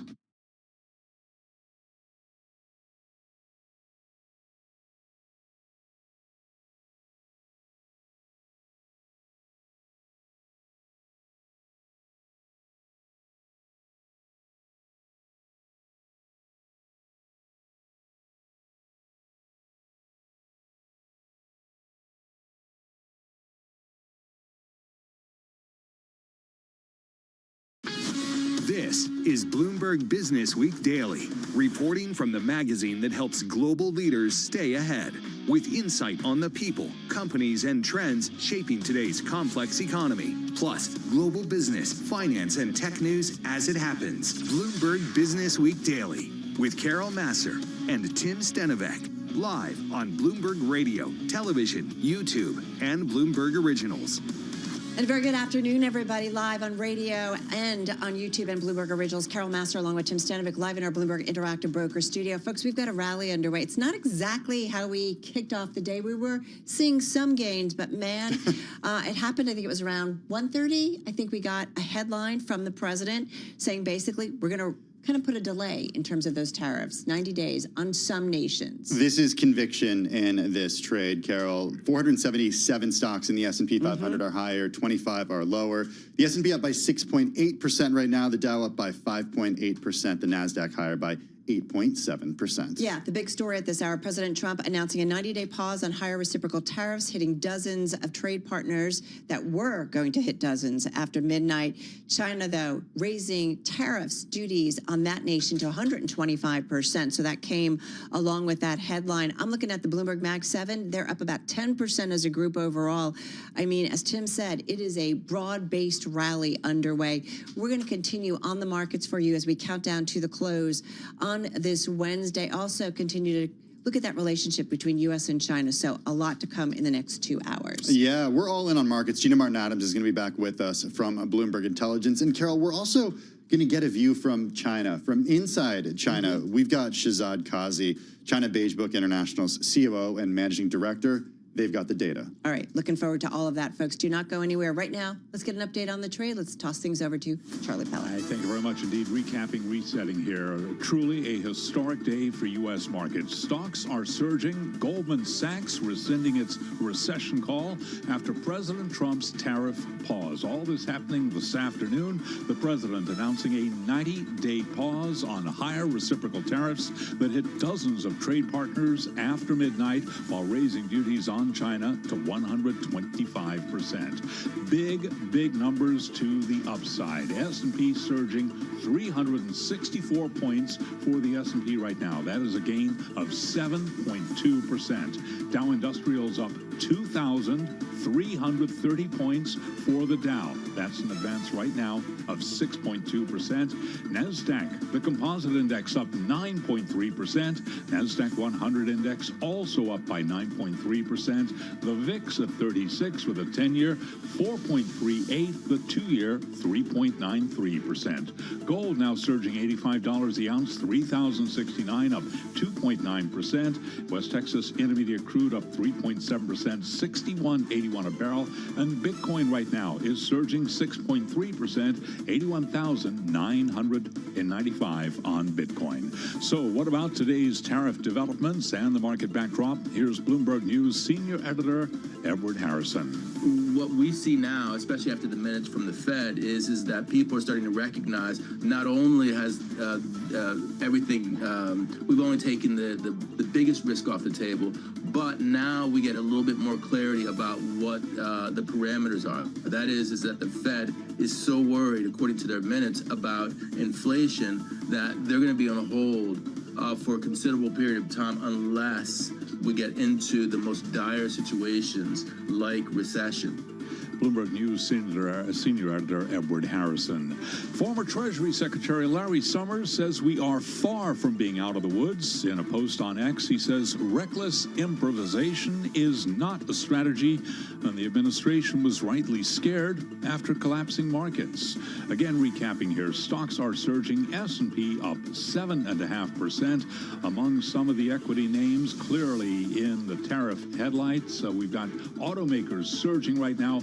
Ford up 7.6%, General Motors up 6.8%, Stellantis up 14.8%, and Tesla right now up by 18.7%. Apple getting a lot of attention. That stock up by 7.8%. Keep it locked in. We got you covered. Fast-moving markets right here on Bloomberg. I'm Charlie Pellet, and that is a Bloomberg Business Flash. Hey, thanks so much for that update, Charlie Pellet. Worth repeating because the news is huge. President Donald Trump announcing a 90-day pause on higher reciprocal tariffs that hit dozens of trade partners after midnight, while raising duties on China to 125%. We are seeing stocks surge as a result. World equity indices showing a lot of green. The NASDAQ composite 9.6% to the upside. The S&P 500 up 7.6%. The Dow up 6.5%. All right. Let's get to the markets. Let's talk do a it. bit more about it. With us here in studios, Bloomberg News cross-asset reporter Isabel Lee. And it is really broad-based. Scarlett Fu mentioned this earlier to us. It's indiscriminate buying. It definitely is. We have just a wave of enthusiasm sweeping through markets. Everything is really rising. We have the S&P rising as much as 8%, and that's coming off from a precipice of a bear market, which is a 20% plunge from its high. We have Bitcoin soaring, you have Arabica coffee, you have gold, you have oil, you have two-year yield, you have traders pulling back expectations for the Fed, and you have two-year yields plunging. It's really just green on the screen. But we do have some analysts saying that there's still prolonged uncertainty, you know? I mean, yes, we have this pause, but what's going to happen after? Isabel, hang on for a second. We do want to head to the White House and President Trump. Yippee, you know? They were getting a little bit yippee, a little bit afraid, unlike these champions, because we have a big job to do. No other president would have done what I did. No other president. I know the presidents, they wouldn't have done it. And it had to be done. What was happening to us on trade, not only with, you know, if you look at it, not only with China, but China was by far the biggest abuser in history, and others also, but somebody had to do it. They had to stop because it was not sustainable. Last year, China made $1 trillion off trade with the United States. That's not right. And now I've reversed it. It's for a short period of time, but we made $2 billion. We're making now $2 billion a day. And somebody had to do it. Roger actually said it. Charles Schwab was here a little while ago, one of the great financial people, and he said he's been waiting for 40 years for somebody to do what I did over the last month. And if you didn't do it, you wouldn't have a country. It wouldn't be sustainable. So I'm honored to have done it. And, you know, look, nothing's over yet, but we have a tremendous amount of spirit from other countries, including China. China wants to make a deal. They just don't know how quite to go about it. You know, it's one of those things they don't know how quite. They're proud people. And President Xi's a proud man. I know him very well. And they don't know quite how to go about it, but they'll figure it out. They're in the process of figuring it out, but they want to make a deal. And we have many other countries, as you know, many more than 75, and they all want to come, and they want to come here, or they'll go to Commerce, or they'll go to Treasury. We have our great senators here and congressmen. They'll call John, they'll do somebody, they'll go through somebody, but they're all calling, how do we do this? They all want to make a deal. Somebody had to do what we did, and I did a 90-day pause for the people that didn't retaliate, because I told them, if you retaliate, we're going to double it. And that's what I did with China, because they did retaliate. So we'll see how it all works out. I think it's going to work out amazing. I think that our country is going to be at the end of a year or shorter, but I think we're going to have something that nobody would have dreamt possible. A man like Roger Penske, I don't want to get him in trouble with China, so I won't, but he would know that you have to, someday you have to cut the bow and you have to do what you have to do, right, Roger? And that's what I did, and I'm very happy to have done it. Mr. President, was there anyone? the Prime Minister of Greece just told Breitbart's Matt Boyle that he thinks absolutely the European Union and the United States could work out a trade deal that's win-win and, quote, mutually beneficial to both sides. What do you think about the Prime Minister's comments, and do you think a deal could be struck with the European Union? First of all, I know him. He's a good man, and I appreciate his comments. Yeah, a deal can be made with every one of them. A deal's going to be made with China. A deal's going to be made with every one of them, and there'll be fair deals. I just want fair. They will be fair deals for everybody, but they weren't fair to the United States. They were sucking us dry, and you can't do that. You know, we have $36 trillion of debt for a reason. We don't have it there for fun. They have it for a reason, and people took advantage of our country, and they ripped us off for decades. I've been thinking about this for decades. If you ever saw me on television, I was young like these guys. And it was a good old days, I'll tell you, Roger. But I was like these guys, young, and I was talking about it. Nothing changed, and nothing was done about it. Then I did it. In my first term, I did it, and did it well. We took in hundreds of billions of dollars from China and others. And I started the process, but then we had to fix up from the COVID mess caused by China. We had to fix up from that, and we did a good job of doing it. And when we handed back the reins after a rigged election, and when we handed back the reins, the stock market was higher than it was before COVID coming in. So, you know, we did a great job, but we didn't have time to do the big thing, which we're doing now. And it's, you know, it's like a patient is sick, you have to do surgery. Patient is very, very sick. And Joe Biden handed us over a country that was in very serious trouble, economically and in every other way. They let China run away with things. They let other countries run away with things. And maybe worst of all, in a certain way, is what they did at the border. We had people pouring into our country by the millions.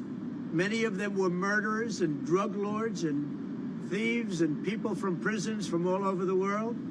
And there were people from mental institutions, insane asylums. They were taking their mentally insane and they were dumping them into our country. And I'll tell you, Tom Homan and Kristi Noem are doing a fantastic job in removing them. And now the courts, the Supreme Court just gave us numerous good rulings where we have to be able to get them out. You had other judges trying to take over the system. And think of it, they take over, they want these people coming back. Tren de Aragua from Venezuela, the Venezuela jails that cut off the fingers of a man in Colorado. They cut off his fingers because he called the police looking for help. They said, "Did you call the police?" He said, "Yes, I did." "Put your hand down," and they cut off the fingers. This is what they want to bring these people back now. And I want to thank the president of El Salvador for the job he's done, because that is, that's the way it has to be done. It's too bad. Mr. President. Yeah, please. Chuck Schumer and Nancy Pelosi, they've been talking about tariffs for decades. How come when these Democrat elites want tariffs, everything's hunky-dory, but when President Trump wants tariffs, all hell breaks loose? Do you see this double standard? I love this guy, whoever the hell that is. That's really nice. I appreciate that question. No, Chuck Schumer, Nancy Pelosi, everybody knew you had to do it, but they never had the guts to do it. It does take guts. It even takes guts for our country to go through it. That's why I say be cool. They were saying about, see, just be cool. It's going to work out. It's going to work out, and it's working out. I can tell you, working out maybe faster than I thought. But I said it's, you know, it's going to take a little conditioning. It's a transition to. It's really, I think, it's a transition to greatness. It's going to be greatness. Our country is going to be. There'll be nothing like it, and people investing in our country, they're going to do better than they've ever done before. We have more car manufacturers, Roger, coming into our country now. Speaking of cars. We've never seen anything like it. And they're coming in because of the election, but they're coming in because of the tariffs, because they don't want to pay 25 or 50 or whatever it may be. They don't want to pay that. They can't pay that. We had 3 cancellations in Mexico, building a plant. They're all coming into the United States. Canada, they're coming in. From China, they're coming in from everywhere.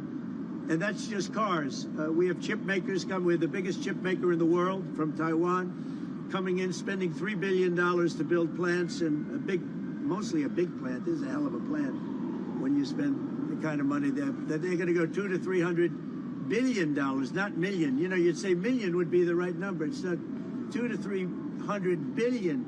Think of that, $300 billion. If you look at Apple is going to spend $500 billion building a plant.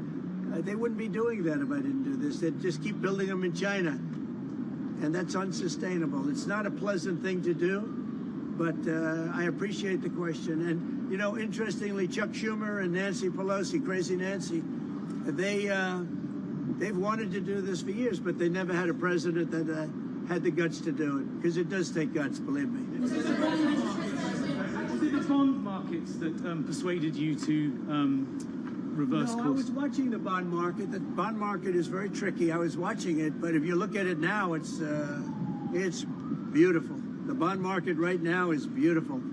But yeah, I saw last night where people were getting a little queasy. I think everything had. Well, the big move wasn't what I did today. The big move was what I did on Liberation Day. We had Liberation Day in America. We were liberated from all of the horrible deals that were made, all of the horrible trade deals that were made. And I was helped by people just like this, senator, congressman, and friends, right? And we had great help in the Senate. Our Republican senators have been amazing. They stood tall. And likewise in the House. And John Thune has done an amazing job. Barrasso has done an amazing job. I mean, I can't think of a senator, really. We had tremendous support. We got a bill passed the other day with almost unanimous support in the Senate. And I think we're going to get that in the House, too. And I have to tell you that Mike Johnson is a great speaker. He's done a fantastic job. We had a majority of 1. Now we have a majority of 7. And you don't realize how big 7 is until you have a majority of 1. 7 sounds like so much. But we're doing well. But Mike Johnson and John Thune have done a really great job. Mr. President, was there anyone who influenced your decision? Did you speak with anyone, Jamie Dimon? Did you speak with anyone? Well, I watched Jamie Dimon on Maria Bartiromo's show this morning, and he was very good. He said that, actually made the statement to effect that something had to be done with the tariffs and trade. He said that. He said, look, at some point, but he said something has to be done with tariffs and trade.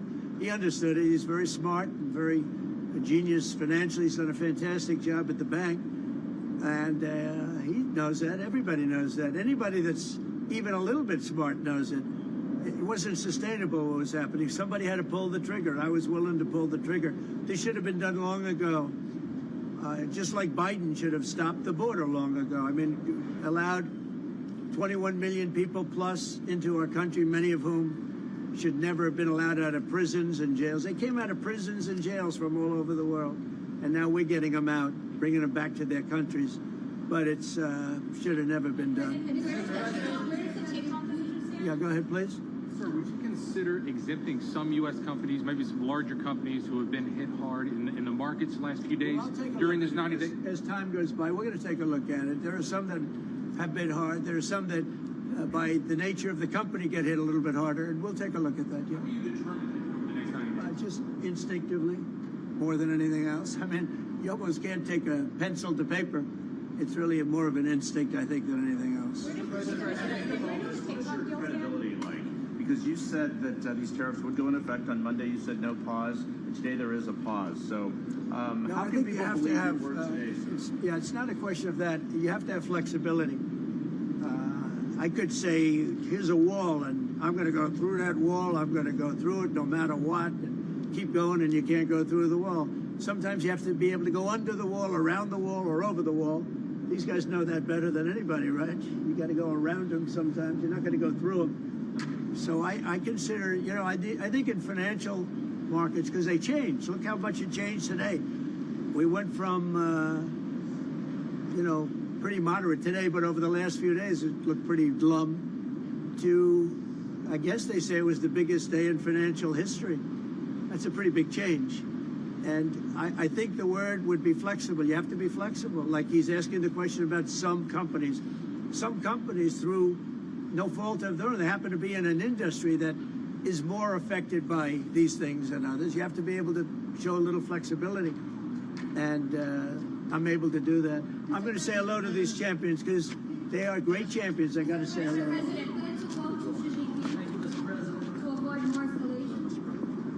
All right, folks, you've been listening to President Trump there live outside the White House, following what's been a very interesting day and certainly a big market day as we've got quite a rally underway. The rally kicked off by comments that President Trump said around 1:30 p.m. Wall Street time, which had to do with basically saying that there's a 90-day pause on those countries that did not retaliate when it came to the tariffs that the U.S. imposed on them. The president saying he paused tariffs due to people jumping, quote, out of line. Here's what he said, quote, well, I thought that people were jumping a little bit out of line. This is what President Trump says when asked why he announced a 90-day tariff pause for most countries that have not retaliated against the U.S. Quote, they were getting yippy, he says. This is the president speaking just moments ago to reporters during a photo op with racing champions at the White House. Yeah, I think what's significant is he said he announced a tariff pause. As you said, those were his exact word, but because people were getting afraid, he did talk a lot about China, which is, I think, certainly front and center for all of us, that U.S.-China relationship, so important in terms of global macroeconomics and just really kind of everything, if you will. He did say China wants to make a deal. He kind of said that several times. He also talked about the EU. A deal could be made with everyone. And he did say he was watching the bond market. Bond market now is beautiful. But he did talk about last night people were getting a bit queasy. And then he did stress, look at the change in markets today. And we have quite a change. Right now, we've got the NASDAQ 100 up about 10.7%, pretty much hovering at its best levels of the session. Dow Jones Industrial Average up 7%, and the S&P 500 up about 8.5%. We're seeing broad-based buying. Let's get back to our Gina Martin Adams, our chief U.S. equity strategist here at Bloomberg Intelligence. We talked to you about an hour ago, Gina, and we're holding on to the rally, which says what to you? Not a lot yet. Okay. I think you want to take some time to kind of absorb exactly what's happening. I would imagine that people are parsing through the data to try to understand how an economy like Europe is going to be treated, right? They announced a retaliation but didn't have time to enact a retaliation. So will they ultimately skirt enjoy the 90-day reprieve or not is still a big question mark. What's really interesting about this day to me is we effectively eliminated the last 3 days of losses. We're trading right at the low end of the range from midway through last week. So we're still really just in this big volatile range. I would like to see some follow through over the next several days to suggest that market confidence is truly repaired and this is not just a short covering sort of squeeze. Can we keep it through the end of the day and into tomorrow? That will be relatively telling, and especially will we go into the weekend at higher levels and eliminate much of that tariff trade that emerged after Liberation Day. What gets you more comfortable with the scenario? Do we have to wait until earnings? Yeah, I know. For that to happen? It's a great question because I don't know that anything can be very comfortable during a pause. It is just a pause. So we're going to remain somewhat headline sensitive. We're going to hear the fits and starts of all these negotiations, apparently. This is the world we live in, is no longer all this stuff happens behind closed doors and then it just sort of slowly works its way through the system. We have to suffer the gut-wrenching fits and starts of the negotiations because it's so visible. So that's not going to be comfortable for sure. I think first quarter earnings season will be somewhat telling, but I fear a lot of companies are going to say the same thing, which is, well, we're doing what we can. A lot of companies will try to kitchen sink as much as they can the first quarter because it is, this is the weak spot. But how much can they navigate through the next several quarters? Are they actually making changes to their business operations, or are they somewhat stuck with their hands tied behind their back as they wait for the 90 days?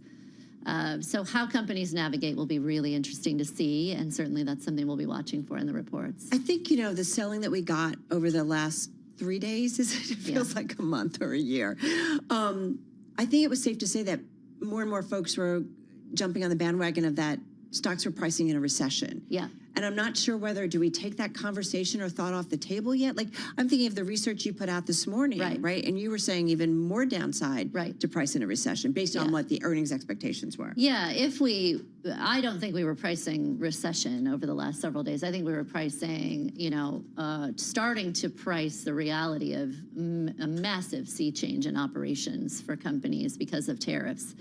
We still struggle with a recession call, and as you saw today, there's a lot of moving parts on recession calls as well related to the tariffs because even the economists are having a hard time trying to figure out what the ultimate manifestation of this is in growth. I think behaviorally we're going to get a few more reports to understand how consumers are responding to this. Are they pulling forward purchases? Because I'm anecdotally hearing a lot of that. We had a report on it yesterday. It was one of our most read stories yesterday. I mean, I can tell you my sister went and bought a car 2 weeks ago. She needed a new car, and she was like, I'm going to do this now because I'm worried about tariffs. My parents made a big purchase a few weeks ago that they probably would have delayed. Those are a couple anecdotes. Yep. Well, we bought new phones. Yeah. In my household, we all got new phones over the weekend. My kids are thrilled. Kids love phones. Yeah, they're obsessed, You remind me, have both an economic and a market. Yeah, I was an economist before I became a strategist. So for Goldman to kind of just come out, make a recession call, and then to do that 180, Very surprising. How do you do that? Extremely surprising. I don't know. I mean, you know, their models might be different than mine. So does a model change much that due quickly? respect, I think they're making a lot of assumptions. They must have been making a lot of assumptions in their outlook. Let's read from it. Goldman Sachs rescinds recession. It's a short. Well, now the story's gotten longer, but I'm going to read it. It was a short story that has been updated, so I'm only going to read one paragraph from it. Earlier today, before President Trump's announcement, we had shifted to a recession baseline in response to the additional country-specific tariffs that went into effect this morning. We are now reverting to our previous non-recession baseline forecast. This is from the Goldman Sachs team led by John Hatzius. So I'm just having trouble understanding it from the perspective of a shift in fundamentals, because again, like you and I spoke about, and look, I know you're not writing this, Gina, so I'm not going to ask you to respond to this specifically, but help me understand how you know, if something fundamental doesn't change, if indeed this is just a 90-day pause, then why are we thinking differently about the overall economy? Right. Yeah, I don't know, because for me, the 90-day pause it's just a pause. It means you have no visibility as to where you're ultimately going to be. From our model standpoint, the moving run rate of economic data at any given point is what really drives our expectations. And the moving run rate of economic data was deteriorating. I don't think that this pause really changes the run rate of economic data. And until it does, it won't change our earnings models view, right? And I do think that until we know with certainty what is going to happen during the pause and after the pause, it's really difficult for companies to make decisions as to how they're going to, you know, move their businesses. So from an investment standpoint, I don't think this is great upside. It just maybe removes a significant degree of downside risk. To the degree that you were trying to forecast and anticipate massive changes emerging, then maybe this removes that downside risk. But that's not the way that my models work, and not the way that most economic models work either. Do you rewrite your research for tomorrow morning? Like, how are you? No, I mean, we're still the downside risk is the downside risk, right? I mean, we are generally held to a standard of data and model specific research, right? This is one area where I think we can do a great service to the world. Is our numbers don't change because we're pontificating about what the president will or will not do. They're all data-based. So as the data moves, our models will move.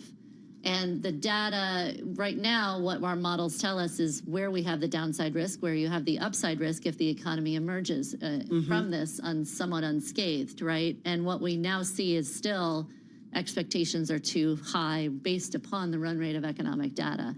That's what we know.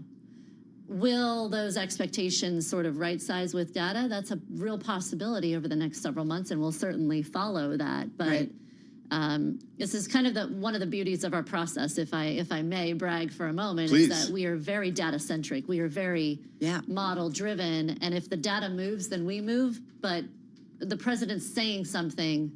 Until it moves real data and real earnings numbers, or creates revisions or creates an action in the economy, it's not going to move our structure. So 2 days from now, we'll hear from JP Morgan, Wells Fargo, and Morgan Stanley. We heard from Delta earlier today. What's the data that you are going to be looking for? What do we need to be watching for? Yeah, so this is really interesting because financials, remember last fall, financials was this big bright spot in the outlook. Financials was really rallying hard, fall into winter, and then this year financials has somewhat fallen flat and really underperformed through the tariffs. And part of the reason that financials was doing so well last year was an anticipation of much stronger growth emerging this year. But because of the tightening in financial conditions, which is not diminished because of today, financial conditions are still a lot tighter right now than they were a year ago. That implies for us that the next 12 months of financial sector earnings may be about half as great in terms of growth rates as what the consensus is currently anticipating. This is a big change from where we were in December. In December, it looked like consensus was spot on, what the macro would tell you. Now consensus is too bullish even on financials. So things that we're watching for is how much are the big banks going to provision for loan losses going forward as a result of the financial market disruptions and the tightening conditions that we've experienced so far? That is huge because loan loss provisions obviously become a really big part of what drives financials earnings in periods of distress. other things. Are we starting to see some changes in consumer behavior? What is the borrowing condition of your applicants as well as loans? How are delinquency and default rates trending? How are you responding to the yield curve? You know, we know what's happened in the trading environment. We know that IPOs and M&As have been halted, so we know that that's going to be downside risk. But some of those fundamentals that financials can give you, those cues about the economy, are incredibly important to watch right now. Yeah, it's kind of amazing, right? In just a couple of days, we'll have a lot more to the picture, right? Yes. In terms of what the macro environment is when it comes to consumers and businesses and really the financial health of the economy. Yeah. Gina, thank you so much. Double duty, triple duty, quadruple duty for us.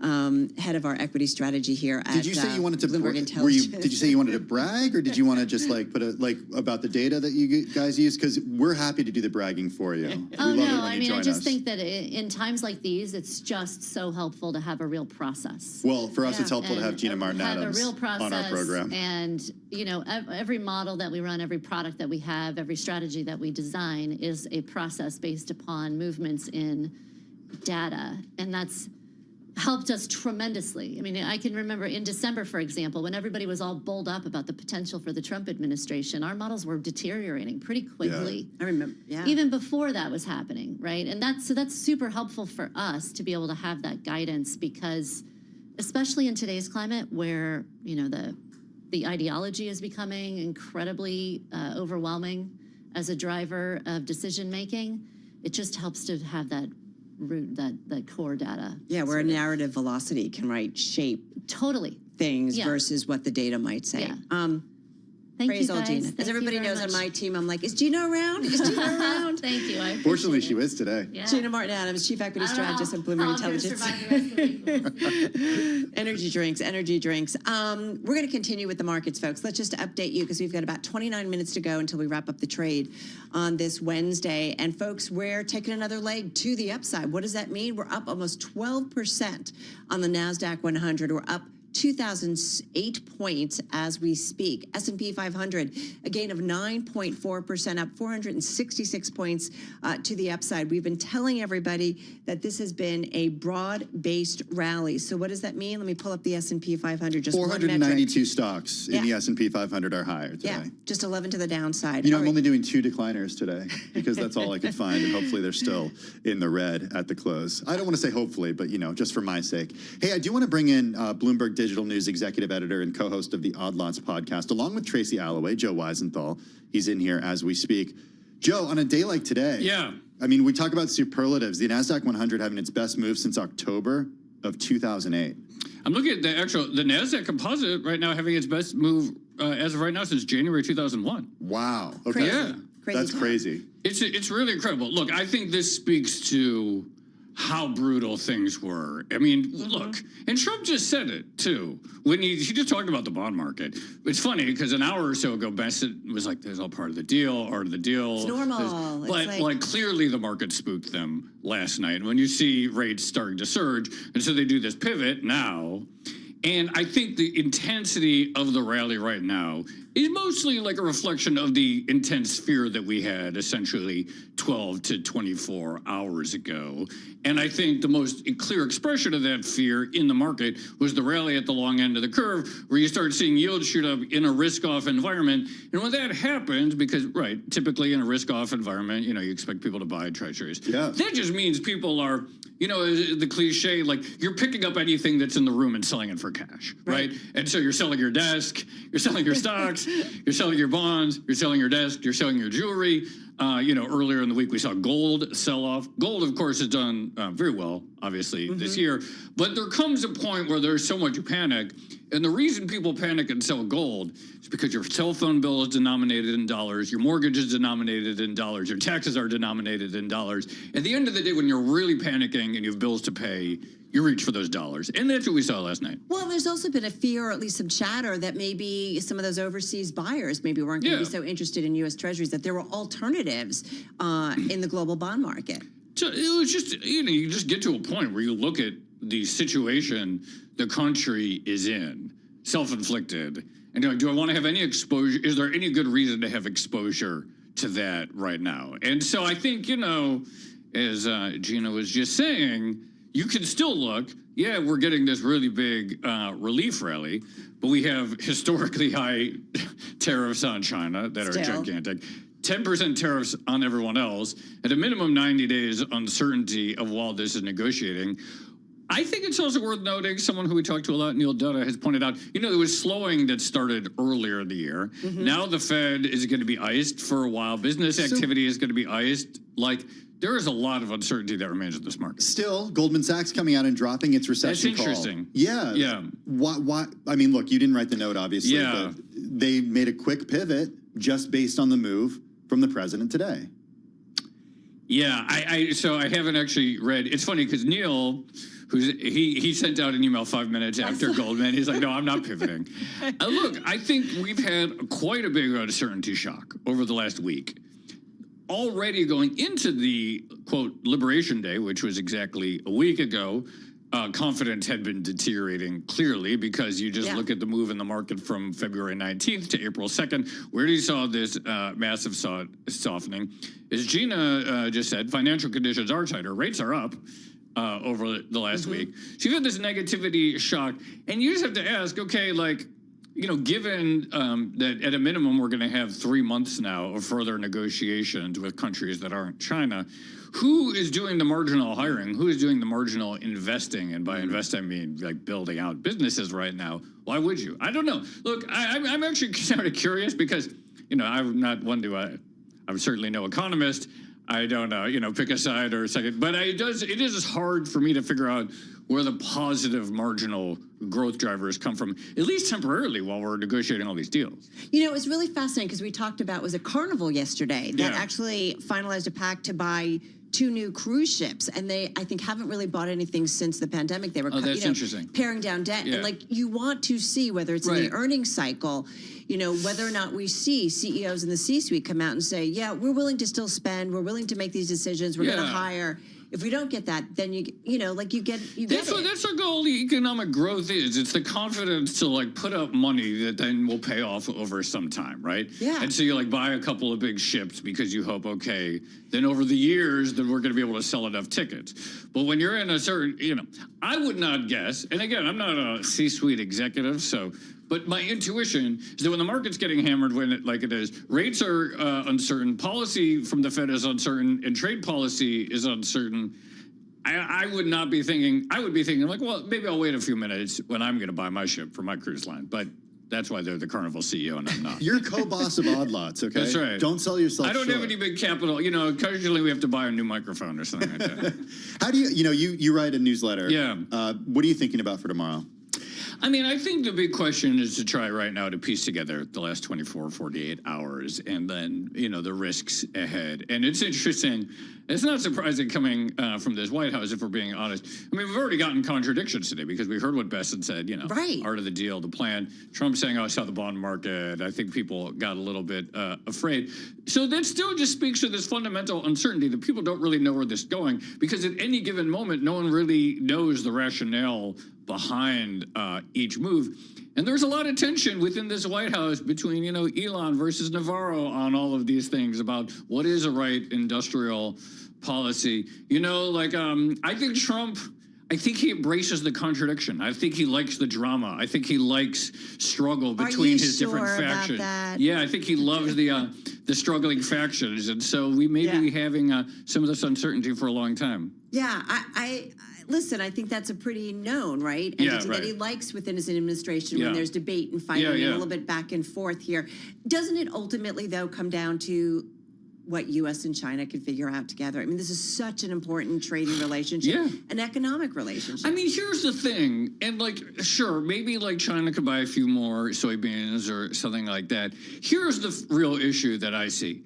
We're not good at building the things that China is good at building at right now. And this is the source of a lot of anxiety in the U.S. We cannot compete with them on the cheapest, best cars. We cannot compete with them on drones. We cannot compete with them on handset costs. You can come up with any trade deal you want. You can move the currency up and down, whatever. None of that could change these like fundamental realities. All the robots that they're developing. This is a source of like major psychological uncertainty in the U.S. because this has implications for the ability to engage in warfare, et cetera. we can come up with a deal. Like I said, maybe they'll buy more soybeans. Maybe they'll give some sort of subsidy to the Tesla manufacturing plant outside of Shanghai. But at the end of the day, I don't see any resolution to this tension as long as there is so much angst in the U.S. about the manufacturing gap between the two countries. How do you think non-tariff trade barriers should be addressed, but should be quantified? I mean, it's really hard. I joked about that last night. I've been around. I've been to Paris. I've been to Central America. Their cars aren't wide enough to fit in a Ford F-150. Yeah. Is that a non-tariff trade barrier? Yes. Because that's our best-selling car. I saw and that. we can't sell that overseas. But that's a reason why Ford isn't going to be. I think the roads were built before the F-150s were built. I'm just throwing it out there. These are the types of things that reshape who can sell to what. And if you're Ford, you optimize for American cars. Don't they have the smaller Fords that they sell outside of the U.S.? But in all seriousness, I do think though these are very hard. How do you quantify that? I don't know. I don't know if you really can. I mean, again, I think here's the issue with that chart that the White House brought up last Wednesday. It was just made up, and we all know that, based on a formula that no economist had ever. It was just this very crude, here's the amount of trade, here's a gap, we're going to divide one number. There's no one who will actually say this number is a useful proxy for measuring the degree to which a country is cheating or engaging in either tariffs or non-tariff barriers. It's just made up. So, are there? I suppose they're probably please don't have this 3% duty on our shrimp exports from Houston to whatever. But at the end of the day, that's not really where the action is. Well, don't you think? Listen, this is something that we talk around this table so much, Joe, and I'm assuming you guys do as well. Is what is really the mission? Yeah. Of President Trump. Is it really about tariffs and trade, or is it something else? Well, I mean, this is a great question, and I wrote about this earlier this week. The best argument is that the U.S. has legitimate reasons to be worried about the state of its manufacturing and cutting-edge tech. Mm-hmm. And as Alexander Hamilton said way back then, there's no such thing as sovereignty without manufacturing because you need manufacturing to have a military. This is a pretty legitimate source of concern. Yeah. Right? So on the other hand, this is what was happening between 2022 and 2023. They were putting up factories left and right during the post-CHIPS Act, post-IRA. So that's the only real source of concern. It's there was actually a thing going on, which is sort of on life support right now. I don't think it really knows. I mean, I think there's a big cultural element, obviously, as well, the valorization of manufacturing or physical labor jobs, et cetera. There's probably a dislike of people who get to work in jobs in New York City, sitting at their computers, and this impulse that we should be working in the coal mines or the fields, if we're being honest. I think that's an aspect of what's going on. But again, there's probably many different positions within the White House. I will say, remember, was it Steve Mann of our Bloomberg Intelligence team who follows the auto sector? One point he made is that when you figure out automation and robotics and manufacturing, that there is a great release, if you will, of technology that you can apply in different ways. And he said that is something that was lacking in the United States. Yeah, I also want to say, don't sell yourself short. You do go work in the content mines. That's right. Each day. Every day I get up early. You do get up very early. When the whistle blows in the morning. That's right. The China relationship specifically, Joe, before we let you go. Sure. A question that I've been asking everybody today is about de-escalation or some sort of off-ramp here. I don't see it, and I'm wondering if you do. No, it was interesting. One of the reporters to Secretary Bessent at the end of his little press conference there used the word blockade, I think. Yeah. And he's like, oh, that's not a blockade. But or if you look at embargo. Embargo or something like that? Yeah. But, maybe you used the word embargo. But if you think about what they're basically announcing, there's this gigantic 125% tariff on China specifically, and then they're trying to carve out the rest of the world. Yeah. And presumably, they want those countries to reorient away from China. So this will clearly the goal is to put the Chinese economy under an extreme state of duress here. I mean, that seems to be the obvious thing that's going on, which could get kind of hairy. Yeah, and play out in a lot of different ways, no doubt about it. Got a blues song for this environment? A blues song? Oh, there was a good one. I'll send you one later. I can't remember what it is right now. Yeah. I don't know if we have the rights to it. We can't play anything. Joe Weisenthal, thank you so much. Thanks for having me. Yeah, so appreciated. Of course, co-host of the Odd Lots podcast that he does with Tracy Alloway, and of course, in charge of what we do in terms of digital news coverage here. Bloomberg Digital News Executive Editor. Very impressive. I always just thought you were the host of the Outlaws podcast. That's not real. That's an old bio. Oh. Yeah. I've been trying to excise that one for a long time. Keep trying. All right, keep let's trying. put a ticket in.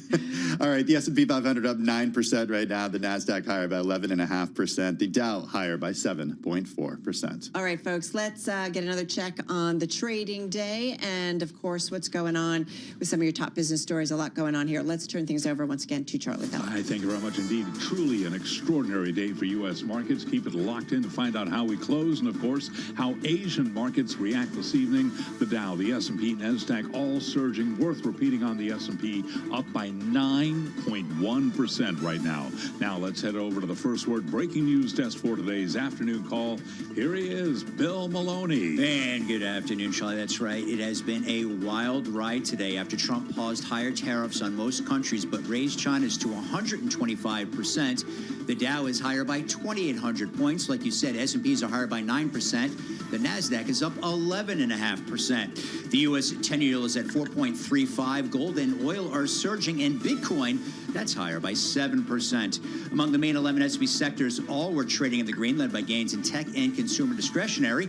And leaders to the upside in the Dow, NVIDIA and Boeing. Only J&J was in the red. Regarding earnings, Delta Airlines EPS beat estimates. And wrapping things up, NASDAQ is having its best day since 2008. Live from the first breaking news desk, I'm Bill Maloney. Charlie. Okay, we thank you very much, Bill Maloney. And to hear live breaking news over your Bloomberg, type Squawk, SQUA, on your Bloomberg terminal. I'm Charlie Pelleton. That is a Bloomberg Business Flash. I'm driving in my car. How about you let me drive? Oh, no.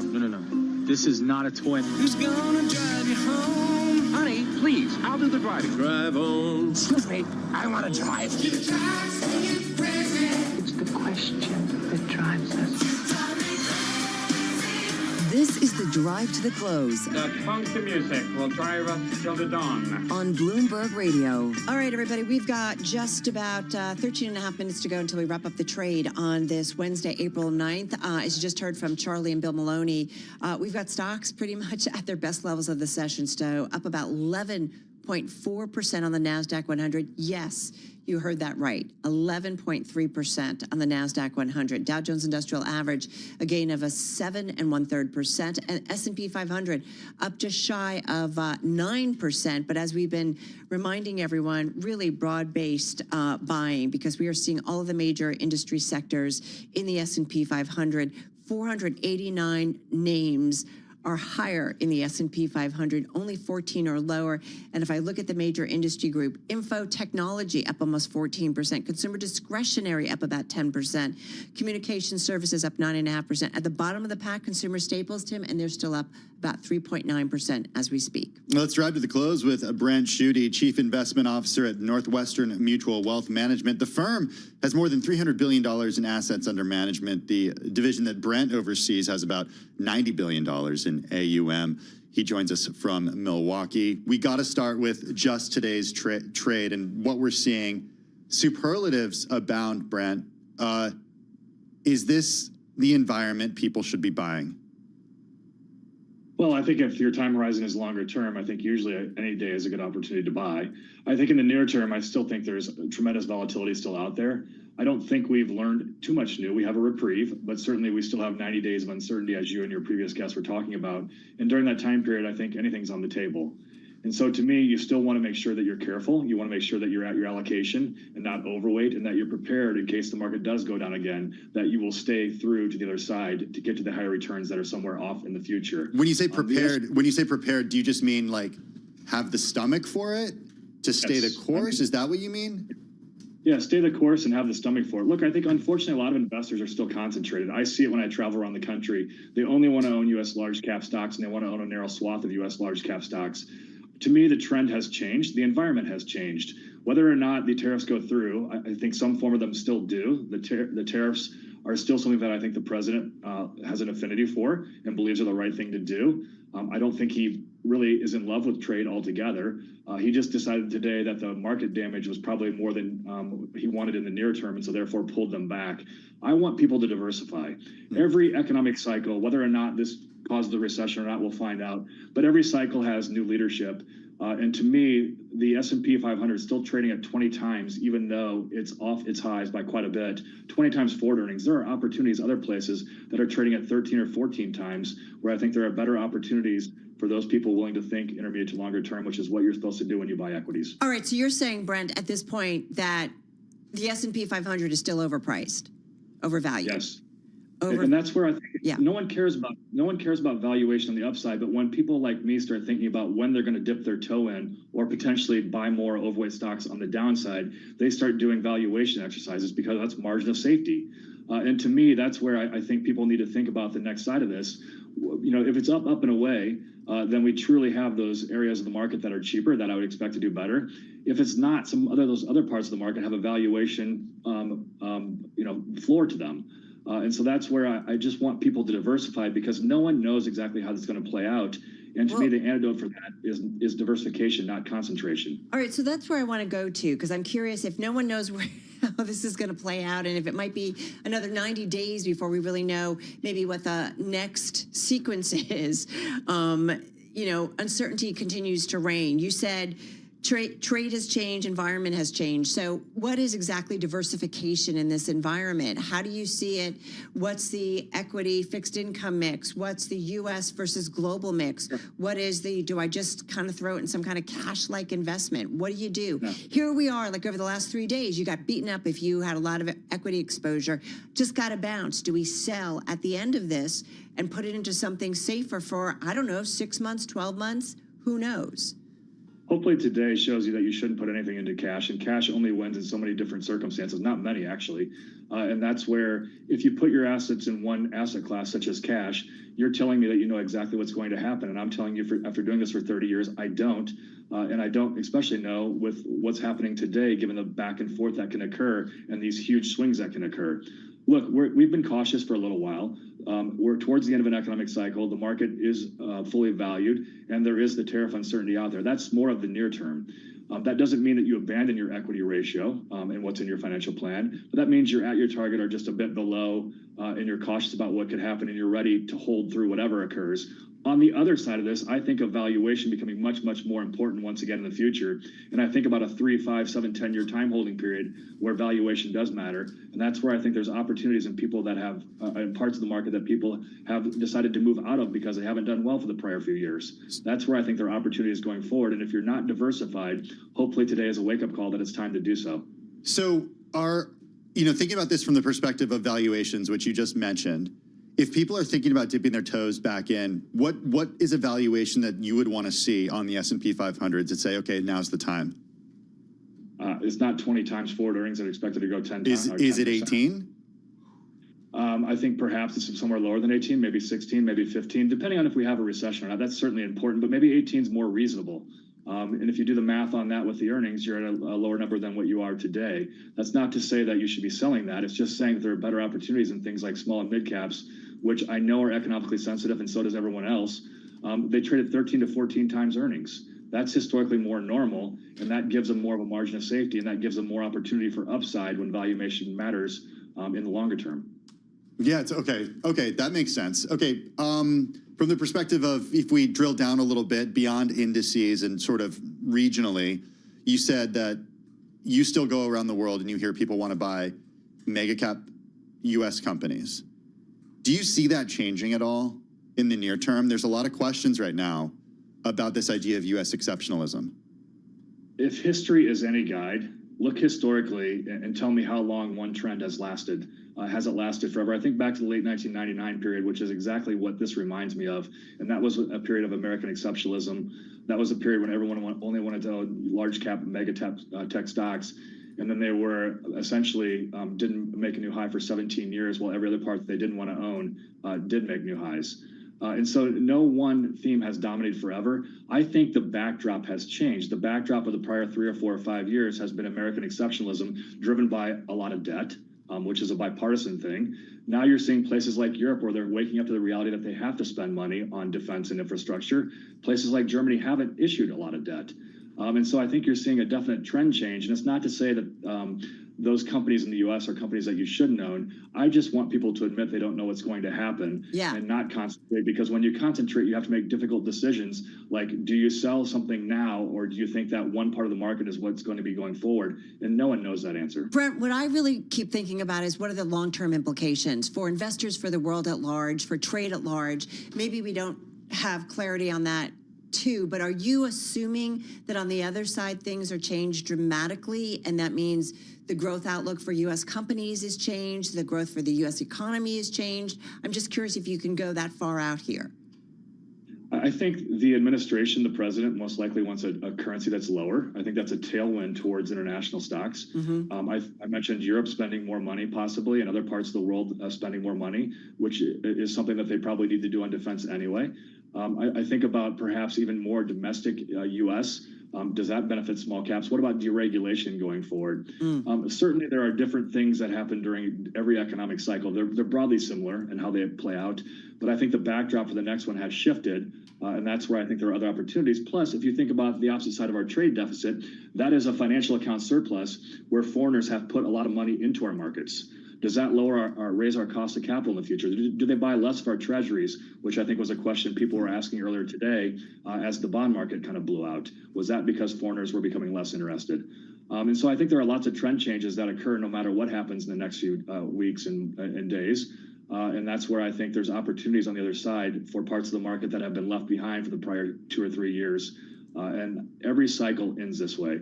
I take you back to the late 80s. People only wanted to own Japan. I take you back to the late 1999 time period. People only wanted to own tech. They didn't want to own international. They didn't want to own the Eurozone. They didn't want to own commodities. Then we got to 2007, 2008. People were certain that China was going to drive us forward, and that commodities were the asset class they all should own, and that the U.S. was the dirtiest shirt, or whatever the commentary was back then. And then things have changed once again. The future will be different than the past. At least that's what history has shown me. Okay, so one thing that we've been asking some of our guests, are we getting to a point where when we think about the future, as you said, people only wanted to own Japan or some different things.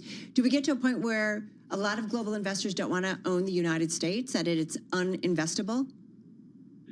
I don't know about that. I think perhaps there's some sort of pullback from that from the Treasury perspective or somewhere else. But right now, we still have the deepest, most liquid markets, and we do have companies that do an incredible job of creating profits. That's something that's likely not to change. And so I don't think people are going to pull back dramatically from the U.S., but certainly right now, there is a heavy allocation to U.S.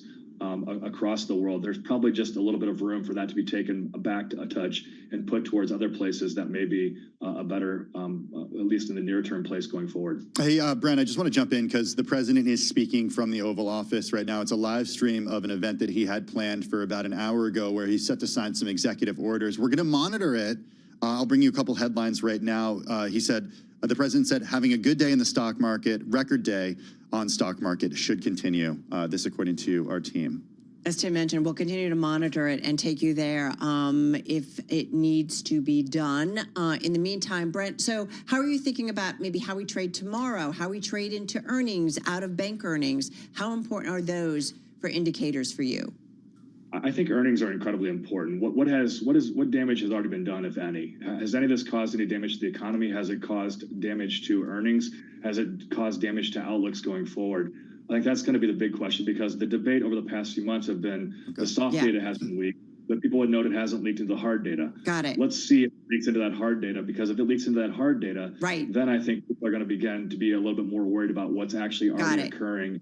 And is this going to kind of cascade? Got to run because we're monitoring the president. Brent, thank you so much. Brent Schutte over at Northwestern Mutual Wealth Management. To the White House we go, back to the Oval Office and President Trump. Thank you, Mr. President. That's good, too. And Gretchen, I think everybody knows. So we're working on that very hard, and I think we'll come home with a winner for Michigan, okay? I just spoke with the Secretary of Defense. Sometimes we call him the Secretary of War. It used to be called the Secretary of War. They changed it when we became a little bit politically correct. But I think we're in great shape. We're going to be in great shape. So thank you very much for being here. Thank you very much, Matt. Congratulations. Great job. So we'll start with the first orders. And I think we have one for a man named Mike Huckabee. Does anyone know Mike Huckabee? Yes, sir. He's going to be a great ambassador to Israel. And they're thrilled to have him, that I can tell you. Go ahead. Yes, sir. So the Senate confirmed Governor Huckabee to be your next ambassador to Israel earlier today. That's his commission as ambassador. And then we also have a transmittal letter to the president of Israel requesting that he accept Ambassador Huckabee's credentials. He's going to be fantastic. He's going to bring home the bacon. Even though bacon isn't too big in Israel. That's just the third letter. I had to clear that up. Well said.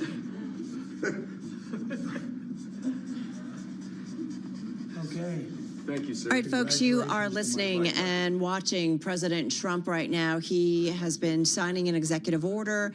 He's there in, of course, the Oval Office and making some comments too. Of course, we are front and center when it comes to tariffs and the stock market. He did mention, as Tim mentioned earlier, talking about the president saying that we're having a good day in the stock market, record day on the stock market. It should continue. Those are, again, the president's observations.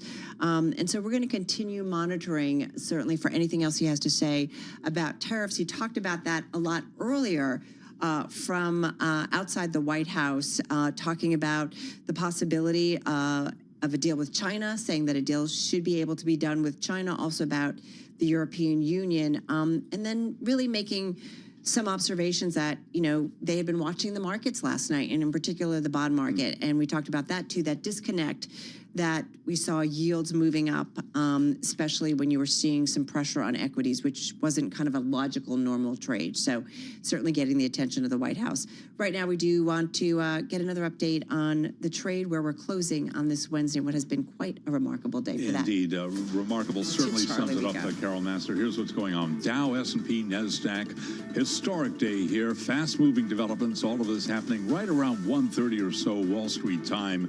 Big day for the U.S. stock market with President Trump announcing a 90-day pause on tariffs. Stocks took off like a rocket. That sparked a massive buying spree.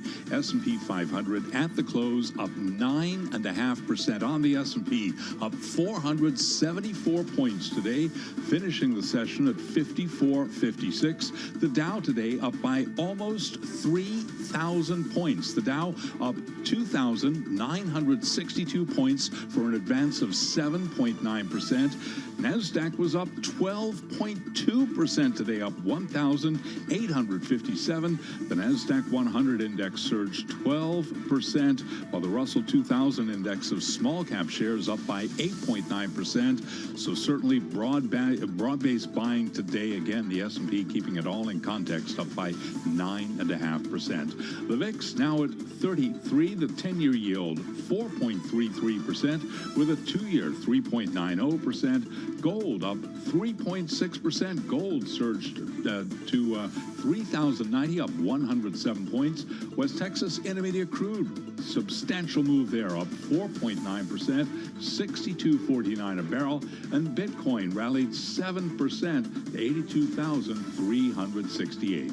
So bottom line here, President Trump announcing a 90-day pause on tariffs. That sparked that massive buying spree today with the S&P 500 index surging by 9.5%. Keep it locked into Bloomberg throughout the evening to find out how Asian markets react this evening. We got you covered on European markets overnight.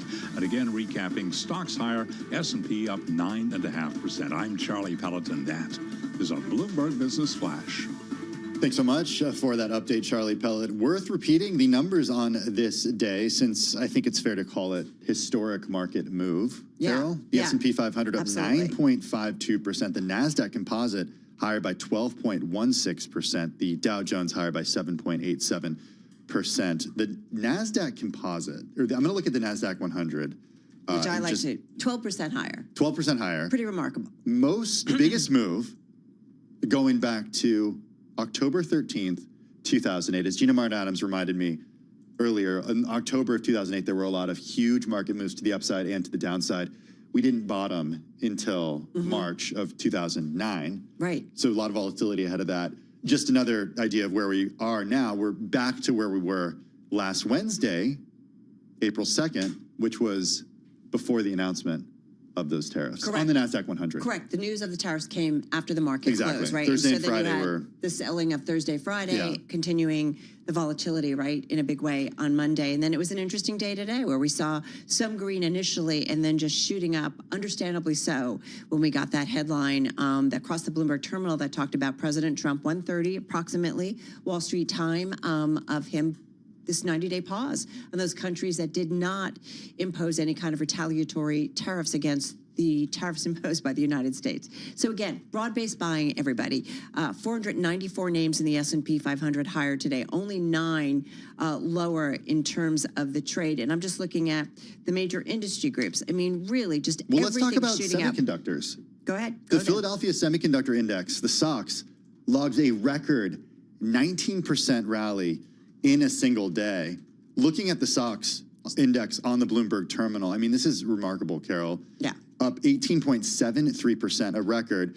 I'm looking at what moved specifically in it. This is pretty crazy. Microchip technology up 27%. Onto Innovation up 26%. Intel higher by 18.75%. Global Foundries 19%. Qualcomm 15%. ASML up 15%.